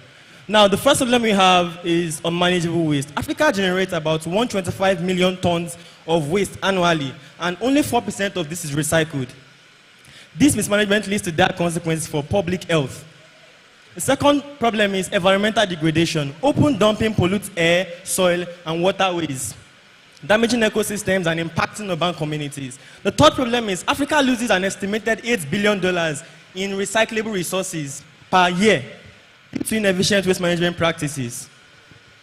Now, what is the stake behind this problem? We can see that it's estimated that Africa's population is going to double by 2050, and this would lead to an exponential increase in waste generation. Now, if this waste is not properly managed, we are going to have 50% pollution-related health issues, and this is a serious concern for public health. So now we are proposing Green Cycle Plus. What's our market opportunity? The waste management market is valued at $7.2 billion dollars in 2024, and is expected to grow up to $14.5 billion in the year 2028, highlighting a substantial growth potential. The eco-friendly product market also is worth currently $3.5 billion and is growing at a rate of 9.2% per year annually, demonstrating a significant shift towards sustainable consumption. Also, 65% of African millennials are willing to pay more for sustainable products, indicating a strong consumer preference for sustainable products.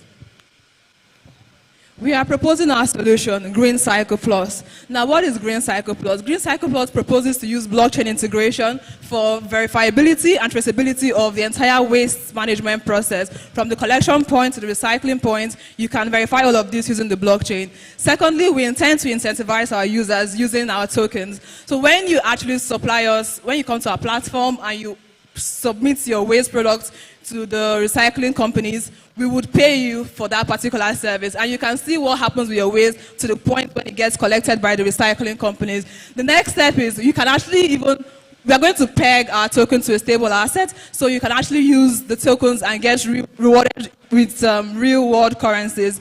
The next thing we're actually offering is the fact that we are offering using the tokens for our marketplace. We're proposing having a marketplace where you can get eco-friendly products, and you can use the tokens to purchase these eco-friendly products. Why the blockchain rationale? First, trust and transparency. The blockchain Green Cycle Plus, 30 seconds more.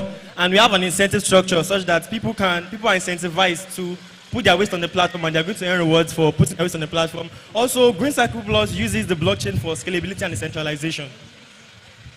How does this work? You come to our platform, we are able to locate the recycling companies. Once you are able to locate them, you submit your waste, you're able to see where it was collected, the company is going to. Instantly, you receive your tokens, and you can use our marketplace to actually buy eco-friendly products. And what we'll do is to read Very much, Green Cycle Plus. So we'll take one question. Okay, no question from the judges. Interesting, back to back. All right. Thank you very much, Green Cycle Plus. That'll be all for your pitch. Round of applause for them. All right. So our next theme for the pitcher thing is, you see what I did there, right? All right. So our next team for the pitcher team is the I-Dunk team. I hope I got that right. The I-Dunk team, where are you? All right. Round of applause. Please come on stage.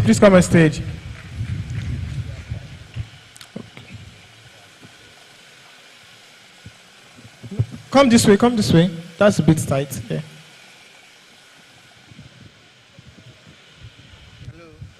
A round of applause for them, please. A round of applause. Encourage them.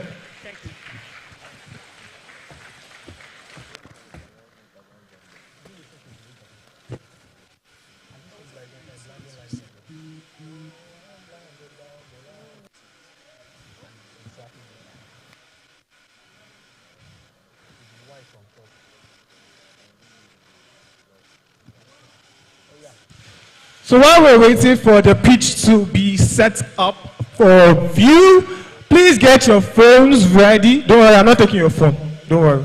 Don't panic. But get your phones ready. We're going to play something engaging.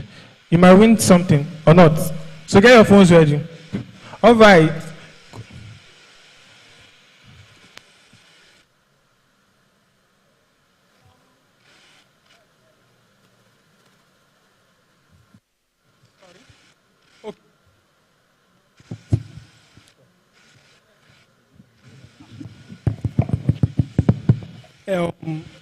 Okay, ladies and gentlemen, if we're to think about the blockchain, what comes to mind?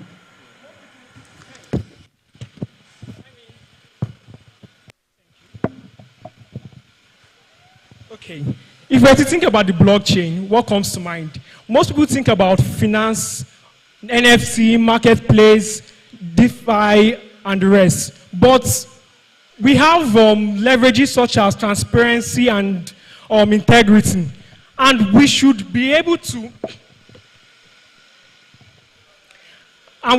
leverage our resources towards data.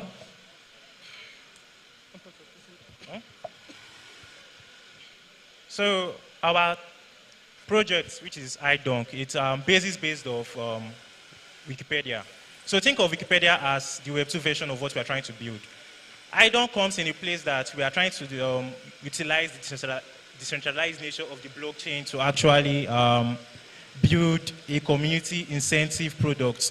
So what Wikipedia does is that you are allowed to add a review, an article, and it's a community-based effort. You are allowed to edit it, but I-Dunk allows you to do that, but you are incentivized. You are giving based on token allocation. Okay, sorry. I'm sorry. Oh. Data, right now we should think about the blockchain as a data hub. Why did I say data hub? Since we have transparency, we have the ability to authenticate, validate information on the blockchain, thereby giving us important and information with little to no misinformation. We have the ability to verify knowledge. We have our verified knowledge page. Multi-platform support. We support videos, files, images. We can authenticate content by staking. When people post on the platform, they stake tokens to the content. And depending on how the community determine whether the content is true or false, they can lose or gain token. The community, the platform you can post on the general platform, whereas you post content. These are our wallets that hold the token. Our home page post platform. This is the platform. For example, now in use cases now, as a student who to do research for your thesis or your final year projects, we should be able to use the blockchain to get reliable information that does not mislead you or get you false information. I don't think 30 seconds more. And our platform gives us this ability. As you can see, when people vote, you can see what people voted on with the amount of token they allocated to their vote to see how serious they are to the token itself and numbers of votes. The votes can go down to the negative value and up to the positive value. There's a reputation system, whereas if the votes that deals with the information affect the content creator or the person that posts the idea on the community.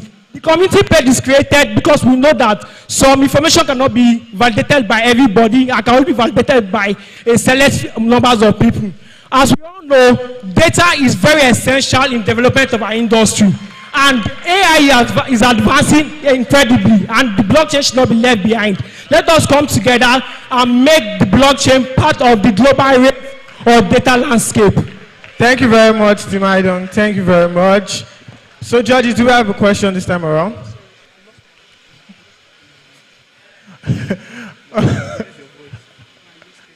Going.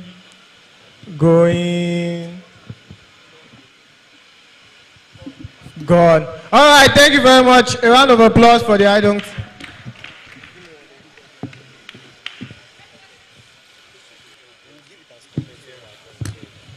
Okay. All right, so like I said, are you ready? Are your phones ready? I can't hear you. Are your phones ready?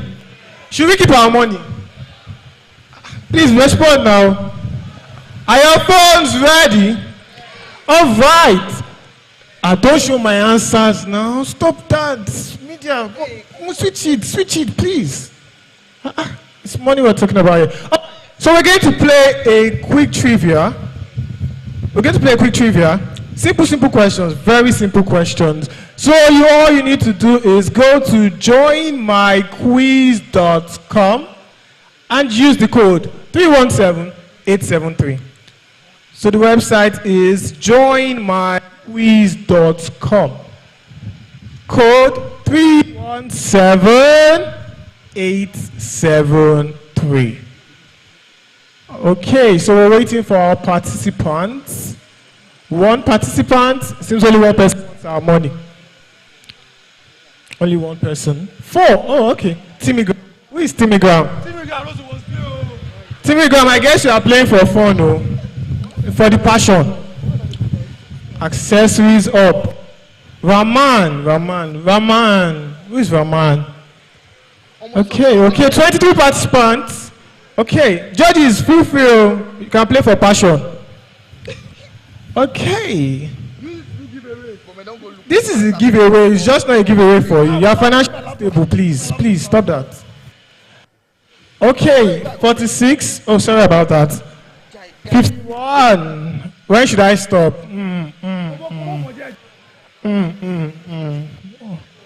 What? You want to play this? Boomer, yeah, I thought you are financially stable. Oh, stop. All right. So I guess we stop at 70. And it's let's get started, please. Let's go. You log in next year. Here you 2025. Okay. 10 seconds. We have leaderboard already. Abdullah, you say if you are playing. Where's our question? Please switch to the questions, please. Yes, switch to the questions tab. I don't understand this. Please, can you switch to the questions tab? Let's see the questions. Switch to the questions. Oh, let's see our questions. See it there. Don't you answer? All right. All right, let's see who's leading right now. Okay, we have Toby. Daniel is 0. That's 0 now. Hey. Timmy Graham. Okay, okay. Decoded coder is coming up, coming up, coming up. Why is 0 in third? First 10. All right. Okay, so we'll be ending this soon. Please answer as quickly as you can. We're going to be ending this soon. So it's like a live class. Answer your questions quickly just before we end the class. If you're using, you know what, it might not be to your advantage. So Coded Coder has not missed any question. Coded Coder, I know what you are. I know what you are. Wait. Calm down, wait. All right. So we can end this now. I think we have enough. Coded Coder is coding to the top already. Please, that's enough. That's it. Come on. Are you the one that said the question? All right. So in third place, we have Timigram. But we'll look for fourth place, Sha. Timigram is a member of the team. Come on, stop that. Then second place. Yes, scroll up for me. Let's go to the bottom first. Bottom. Thank you. Who is School's Agenda? School's Agenda, raise your hand for recognition. Wow. Round of applause for School's. Very honest man. Little but honest work. Let's go. There's one that failed 4. We have ST. Please raise your hand. ST. Recognition, please. It's honest. It might be nothing, but it's honest. Please. All right. So let's go. Let's check out our top. All right. Thank you very much. So we have our top 4. So Debs, please. Where's Debs? Where's Debs? Stop that now. Top 5 now. Ayo. There's no Ayo on this team that I know. Please don't worry me. Please, who is Ayo? Where's Ayo? I'm seeing some activity there. Is there Ayo there? Ayo, please stand now. All right. So we have Ayo. Ayo is my third place. Skipping Debs and Timigram. Coded Coder, sharp guy. Where is he? Oh, her. Stand up now, please. Let's recognize you. A round of applause for Ayo and Coded Coder rather. All right, and our winner with 9 out of 10. He said the questions with us. Toby. Where's Toby? All right. Round of applause. Please stand up for recognition. All right. So our top 3, that's Ayo, Decoded Coder, and Toby. Please meet Doyin. Doyin, please let them see you. Please meet Doyin for your prizes. Thank you very much for participating. All right. GM, everyone. How was that? Feedback. How was that? Interesting. All right. So we have 4 more teams to go. Our next team is the Debunk team. Debunk team, where are you? So the other teams after the Debunk team, AI Chain, Dynonymous, and Aerostat, please get ready so we can save everyone's time. All right, so a round of applause for the Debunk team as they come on stage. A round of applause. Ladies and gentlemen, round of applause. Thank you. All right.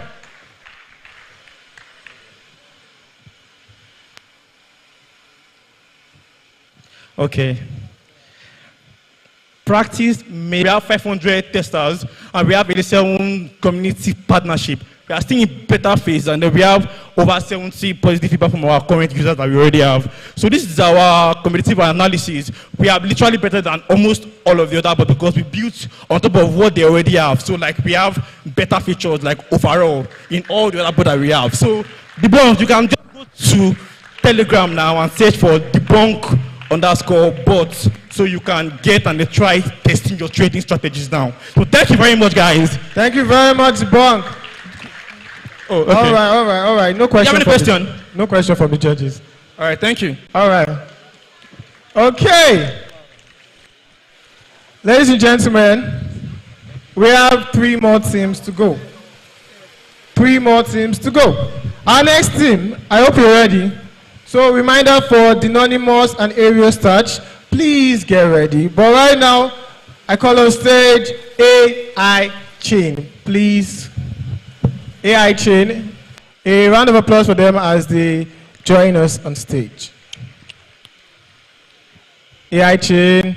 I can't see AI chain. AI chain. All right, seems AI chain team is not around, so we're moving to our next team. So, ladies and gentlemen, that means we have how many teams left? We have how many teams left? All right. So, I'm calling on the anonymous team. Please come on stage, the anonymous team.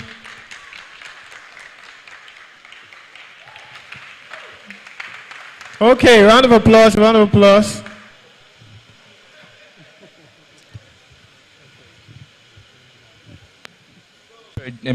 Slide.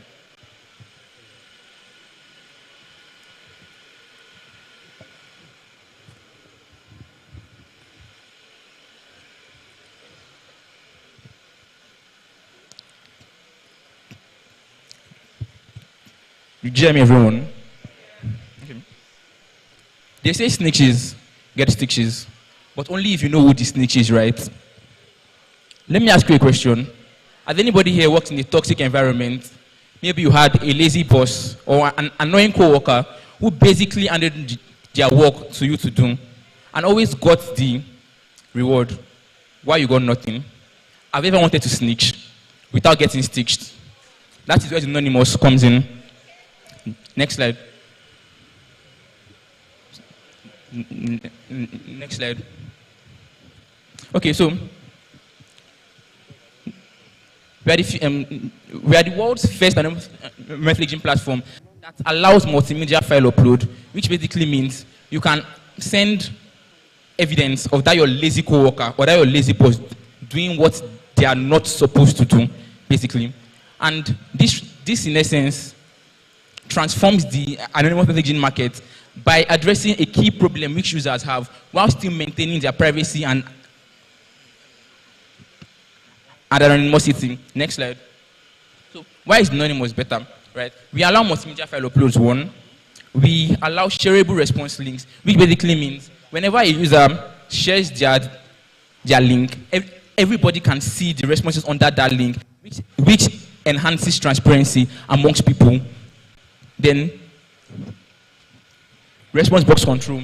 Users can manage their boxes by either terminating the life cycle, basically, you are done with it, or you can limit the file type you want to accept. Then, we are Web3 integratable because currently we accept payments using crypto, and we also have a point system which users endpoints by interacting with the application, which may or may not at some point in the future be tokenized for an airdrop. And then we listen to our users. So we have continuously iterated based on user feedback to improve what we currently have. Next slide. Our market opportunity. Currently, the DeFi and social media market is currently valued at about 265 billion, which is predicted to get to about $1.5 trillion by the year 2030. And the anonymous and social file market is going to be valued at about 47 billion by 2030, which we aim to capture about 5% of that market by that time. Next slide. So this is how the application looks like. The user dashboard where you can view your anonymous boxes and create a new anonymous, and then the response page. Next slide. So our business model, we offer two freemium models. Basically, a premium plan and a pay-as-you-go. Next slide. So for the premium users, there are more benefits to using the app as a premium user than as a free user. For instance, you get 3 times more anonymous, 30 seconds than more. You get as a regular user. Next slide. So our go-to-market strategy. We are currently partnering with communities across Unilag, Yabatek, LASU, and others, and we aim to partner with other schools in Nigeria, and while also targeting partnerships with Web3 communities.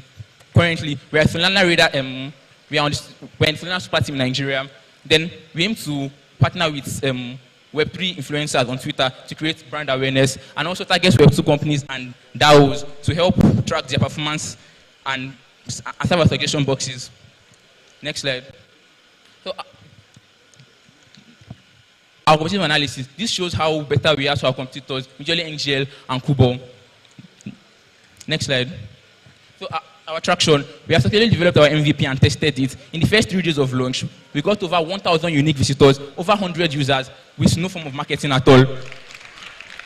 We have constantly collected reviews and developed on it over time. And we currently have over 275 users as we are talking. Then our development roadmap. Okay. Thank you very much. Thank you very much. Then a round of applause, please. That was a good one. Oh, one question. All right, judges, do you have a mic? Okay. One question. Let's do that in a minute. Okay, nice presentation, by the way. I have a question. How do you verify proofs of these reports? I think you cited an example that an employee can report another employee when doing what they are not supposed to do. Yes. Is there like any structure at the back end to determine whether the person is saying the truth? That's number one. Number two, don't you think this product will bring about some ethical concerns such as blackmail in a working environment? Thank you. Okay, so I'll start with the second question. In terms of blackmail, we are trying to avoid that because whenever a user wants to, a person in the workplace wants to report, basically, most people don't want to be the face of the problem. So my boss offends me, I want to take it to the HR, but I don't want my boss to know I was the one who took it to the HR.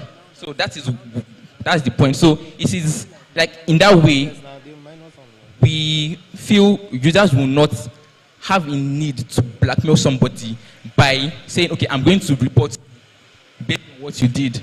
But so because we want to make everything as transparent as possible, so when a user says that, okay, I'm going to report you, whenever it happens, I will know that, okay, this guy said he was going to report me, and then the HR heard about it. I know who it's coming from, and that's what we are trying to avoid at Anonymous. Then, for the first question, he said, how do we ensure transparency?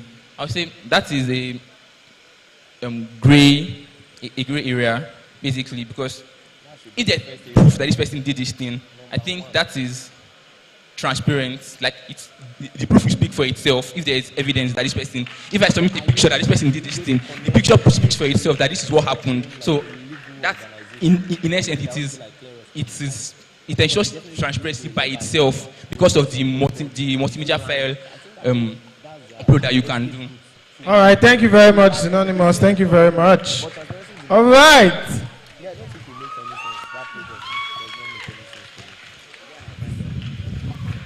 All right.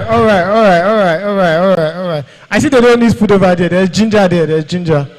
All right. So we have, how many teams left? How many teams left? Okay. So our final team is the Oreo Stash team. Please, a round of applause for them. Oreo Stash. Okay.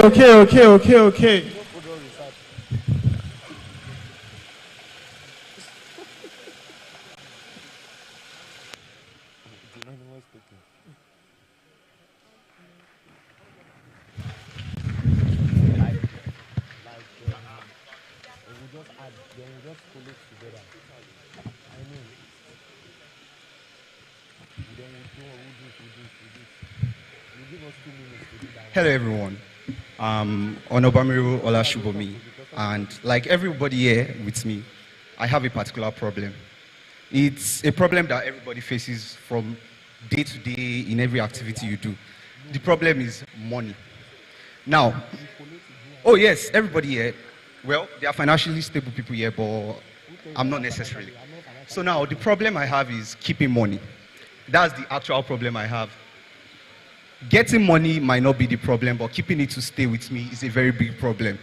Now, down the line, the most important thing that we have here is keeping money. And like everybody here with me, we can just know that, okay, you can open a colo, you can put it in your bank accounts, you could use piggy vest, you could use rice vest, cowrie vest, either one of them. But one key problem I'm still trying to bring out to you is that we don't necessarily have options for direct integration to the chain with our tokens. Now, think about it this way. How many of us here participated in any tap? Right? So many of us. a lot of us have grass, but we don't. I think most people converted at 0.7, 0.9, and the thing went all the way up to 3 point something. Yeah, right? And a lot of times people were like, yeah, I shouldn't have done that. So now the solution to this problem here is Oreo starch.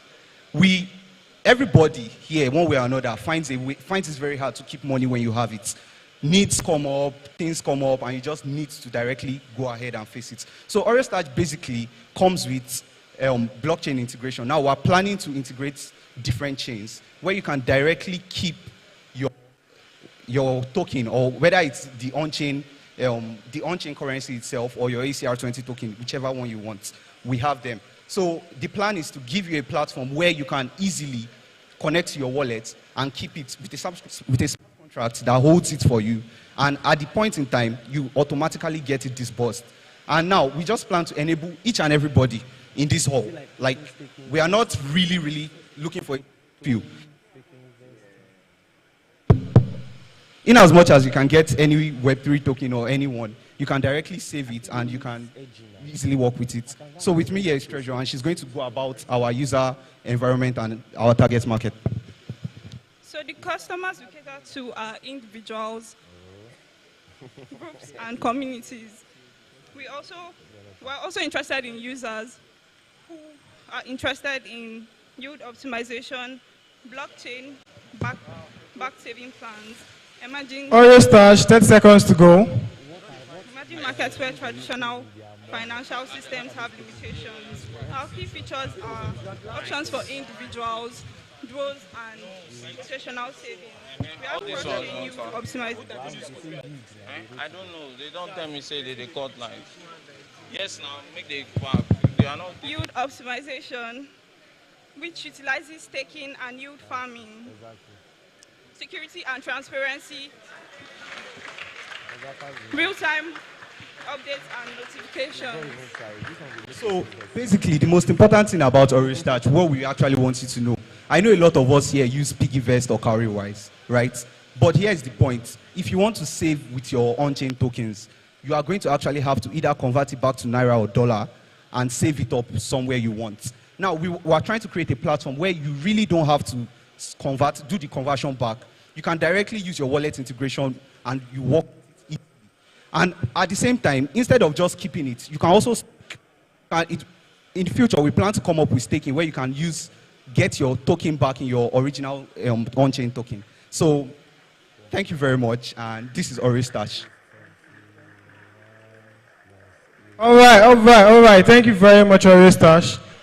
Judges, do we have any questions? All right, a round of applause for them. Thank you very much. Okay. So how many teams do we have left? I can't hear you. Okay. So while we're waiting for the judges. Okay.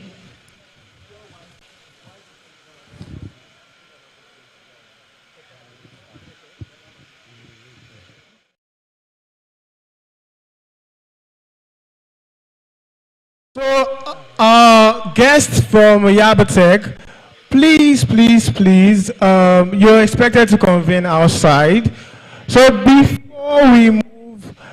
before we get the results of the teams, we're going to allow our judges collate. I want to call on the General Secretary of Web3 Unilag,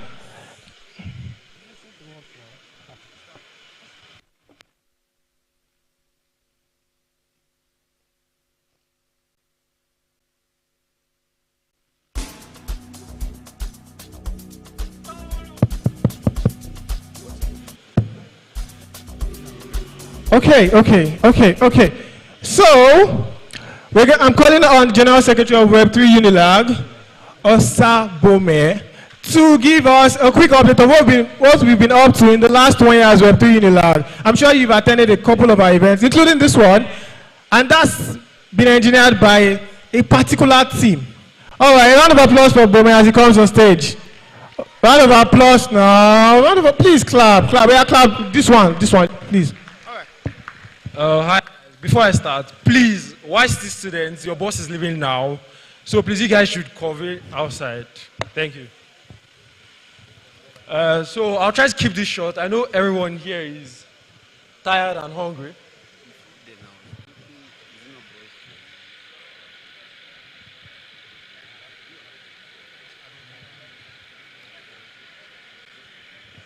So can I have the slides up here? All right, so I'll start by giving a brief history about Web3 Unilag. So the club was founded because we realized that a lot of students have heard about Web3 and they don't actually know anything about Web3, right? So we founded a club to give technical know-how about Web3. Next slide. So yeah, the mission and vision of the club is to educate, innovate, and connect, while educating minds, innovating change in the future, and connecting, that's literally networking. Please, can I have my slides? Yeah. So we started this club in December, and this is November. We have up to like 600 members, while we started with like 10 ex-school members. We've had different workshops, right, that help students build their skills, teach them about Web3 basically. And we've also attended a lot of events. We attended StarkNet events, Web3 Lagos events, a lot more events. Next slide, next slide.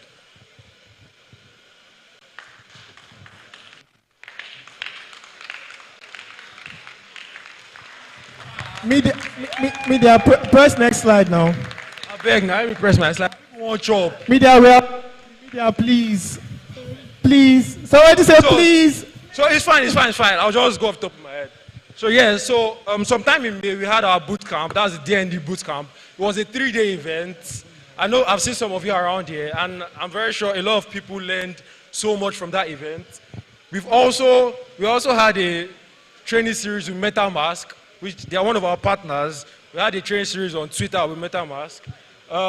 We also go back. We also attended. Anyway, so like I see on my back, here are pictures from our events. That's the D&D event. Us going for StarkNet, Web3 Lagos, all of those events. So yeah, moving on to our future goals.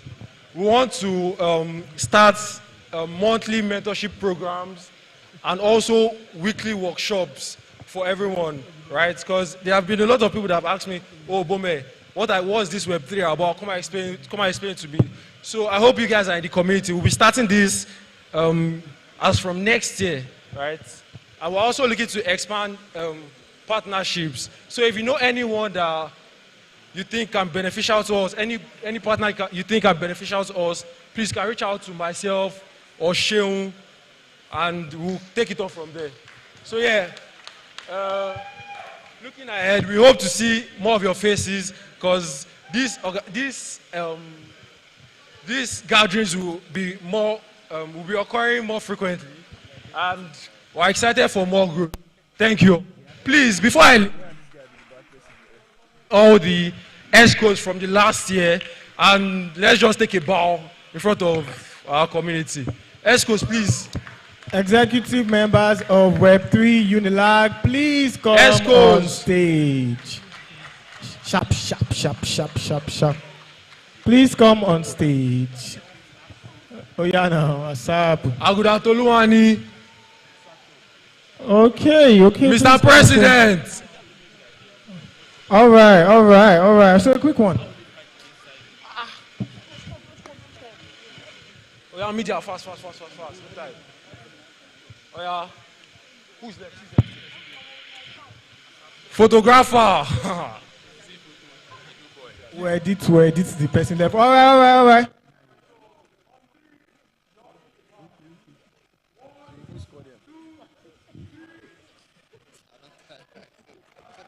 Thank you for having us. It's been a while you guys have taken a bow. Abby? What? Okay. Please come back. Let's take that picture again, please.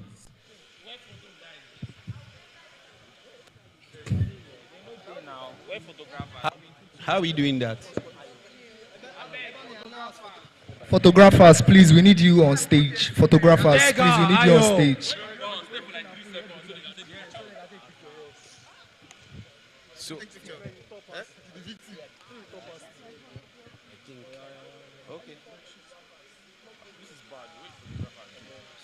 where are the photographers? Please?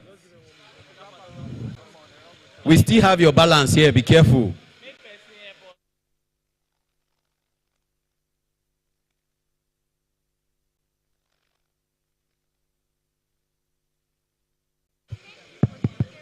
Photographers, you are playing with your balance.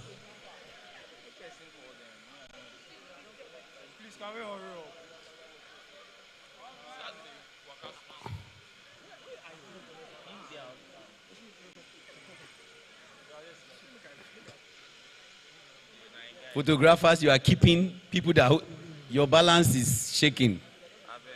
It's not.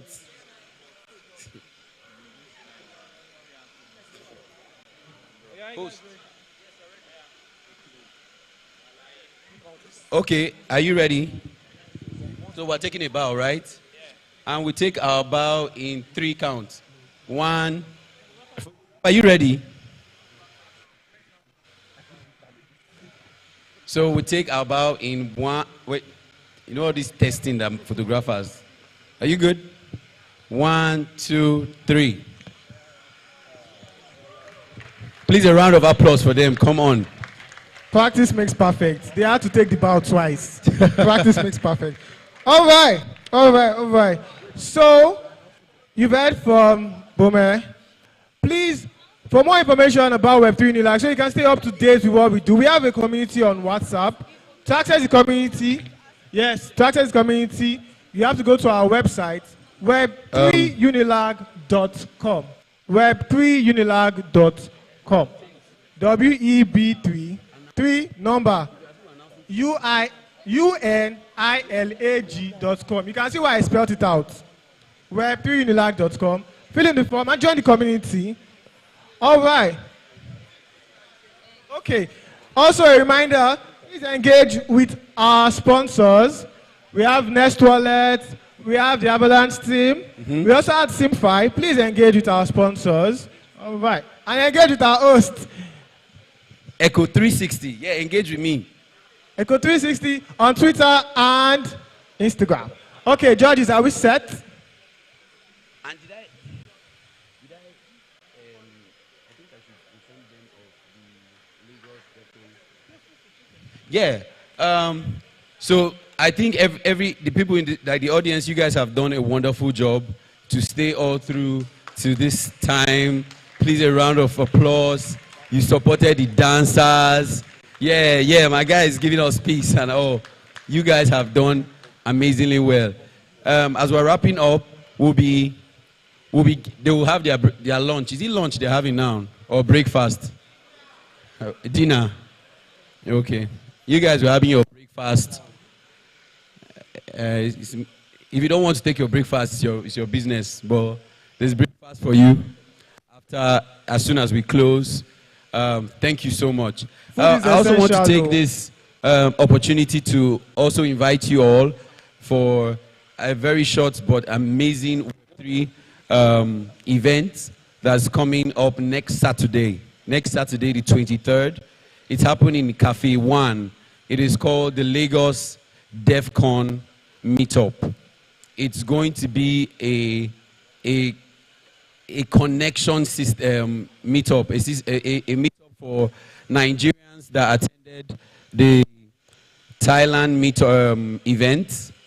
That's the DevCon event in Thailand. We're going to be hosting them to come and tell us about their experience, what they learned in DevCon, and all of that. Trust me, it is a place that you would meet the movers of Web3 in Africa in general, right? So if you're not following me on Twitter, you should, because you get the link. You get the link to register for the conference, for the meetup. It's happening next Saturday by 12 to 5. Yeah. So please, a round of applause once more. Let's wrap this up. Let's wrap this up. Okay, we do have giveaways for you, and anyway, you are not smiling like this. This giveaway. Let me see. Is not today own? Is today own? Ah, so, but, oh, okay. Sorry, I won't check them. Okay.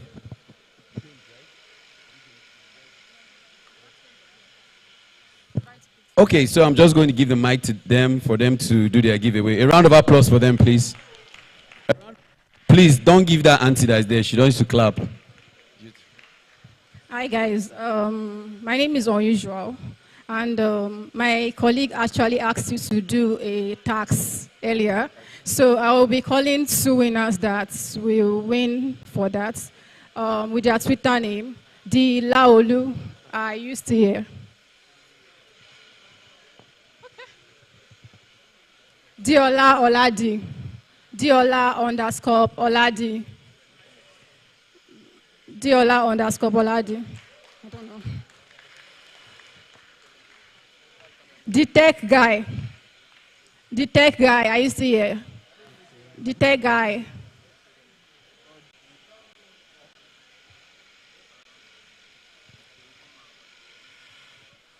The tech guy, I used to hear. Okay, so the tech guy is not here. I am Renezi. Not available. Okay, so for the next giveaway, we are supposed to ask questions if you followed up with what he was saying. So how much gas fee does Nest Wallet charge?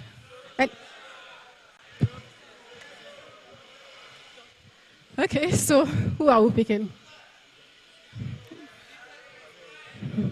The lady at the back with gold hair. You.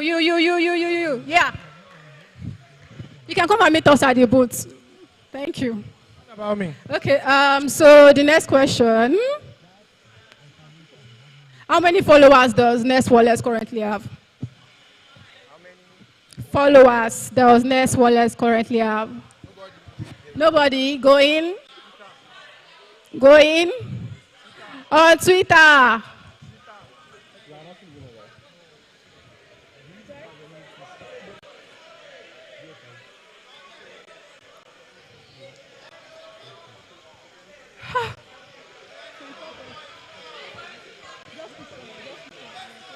You can come and meet us at the back. Please come and meet us at the booth. Okay, so this task is for Solana giveaway, and I will be picking the winner after this talk. Your task is to download the wallet and use. Okay, I don't know if the barcode can. Okay, thank you very much. Download the wallet and use the hashtag Nest Wallet. Follow Unusual Web3 Lady and at Nest Wallet.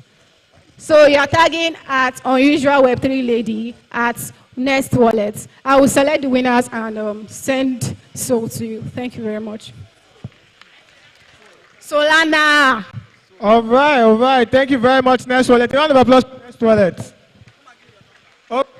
Okay. Just a reminder.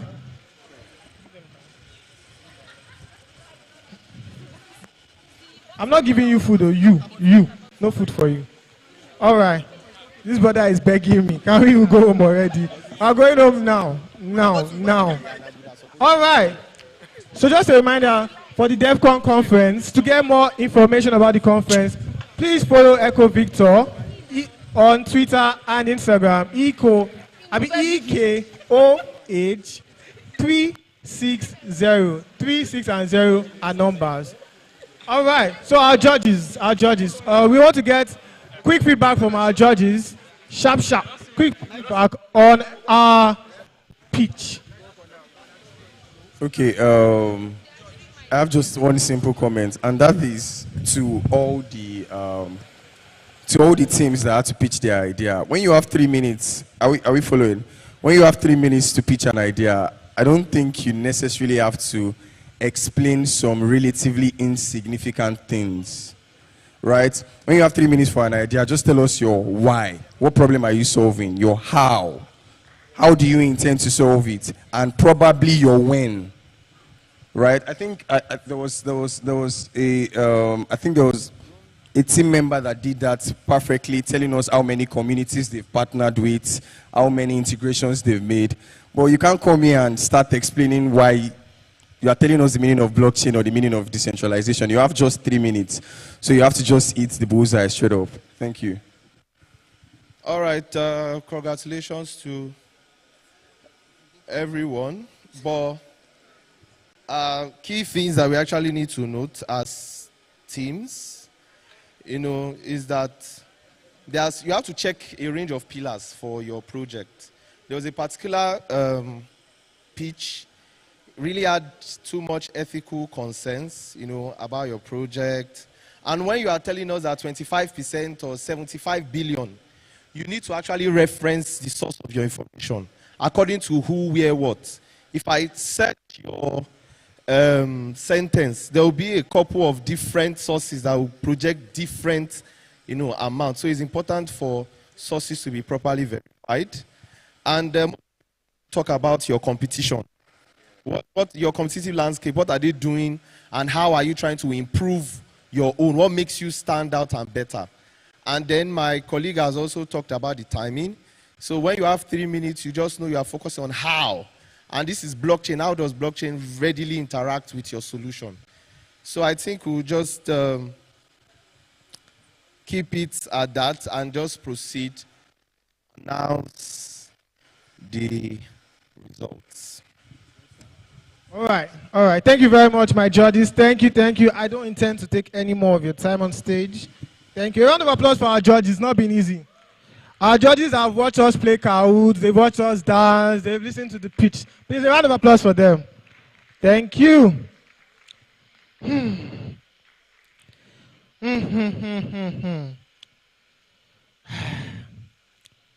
So it's time to announce our winners.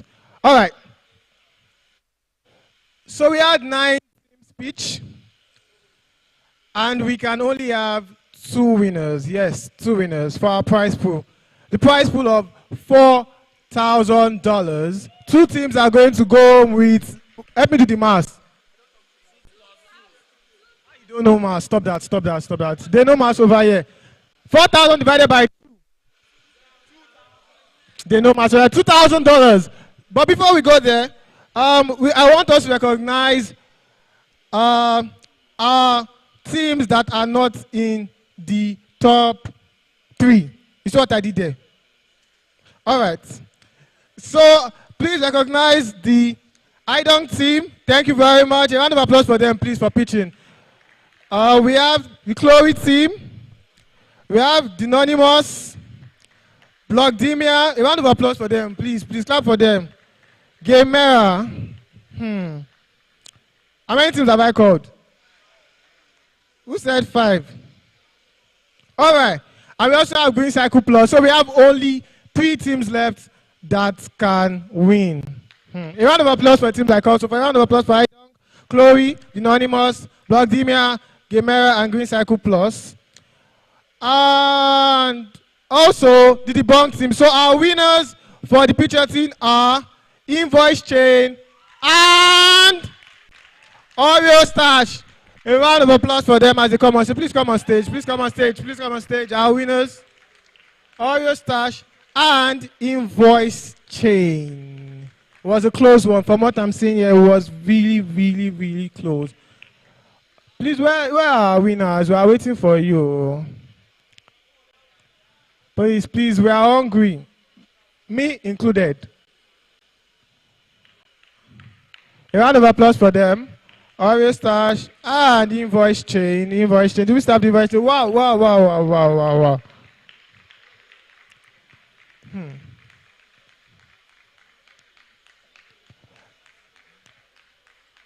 How do you feel? Do you want to say something? Invoice Chain, where's the Oreo Stash?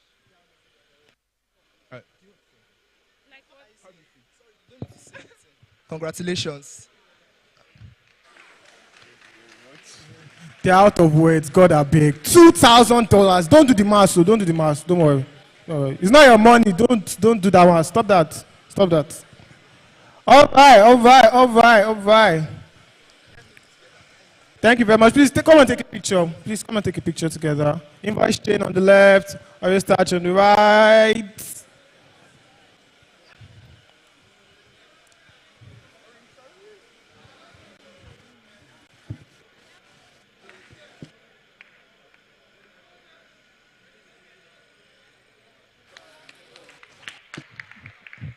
Thank you.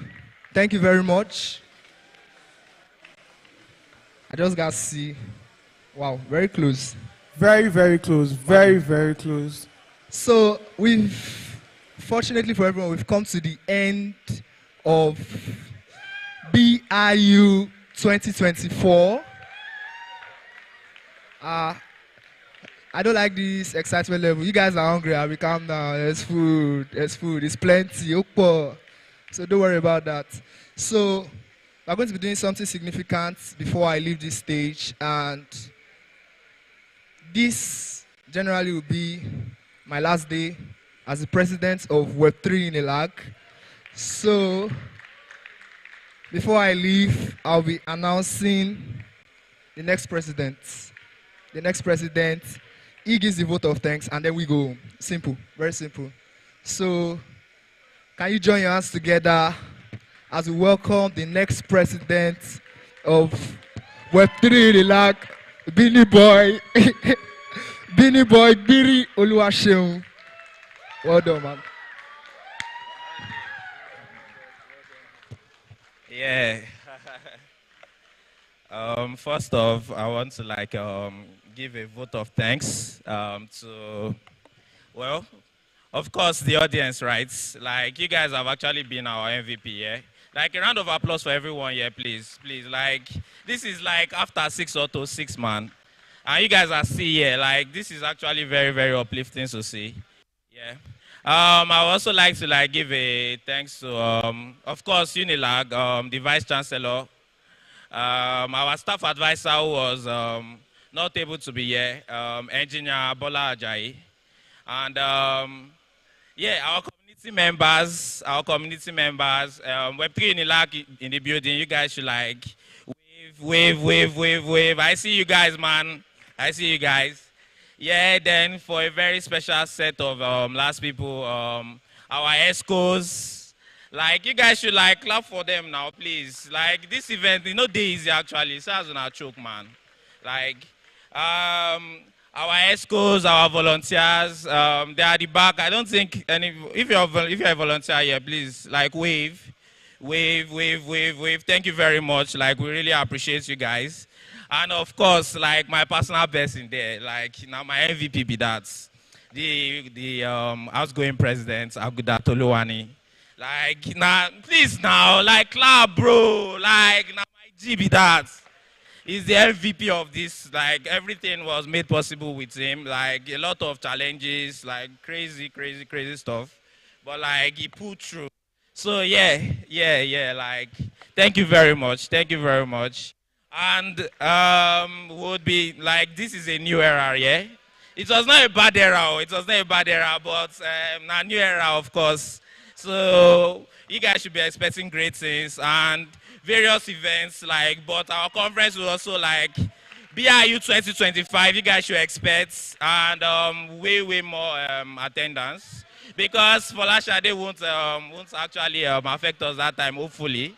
So yeah. Thank you very much, everybody. Thank you very much, and have a great night. You guys should go. Yeah. They're going to get our food now. Yeah, you guys. Okay. Yeah. A round of applause for our president. We started with one president. We're ending with another president. Woo! All right. So now to the moment we've all been waiting for. Please, to get your meal, please move out orderly. I understand we are hungry. But please move out orderly. Protocol will help you so you can get your food just the same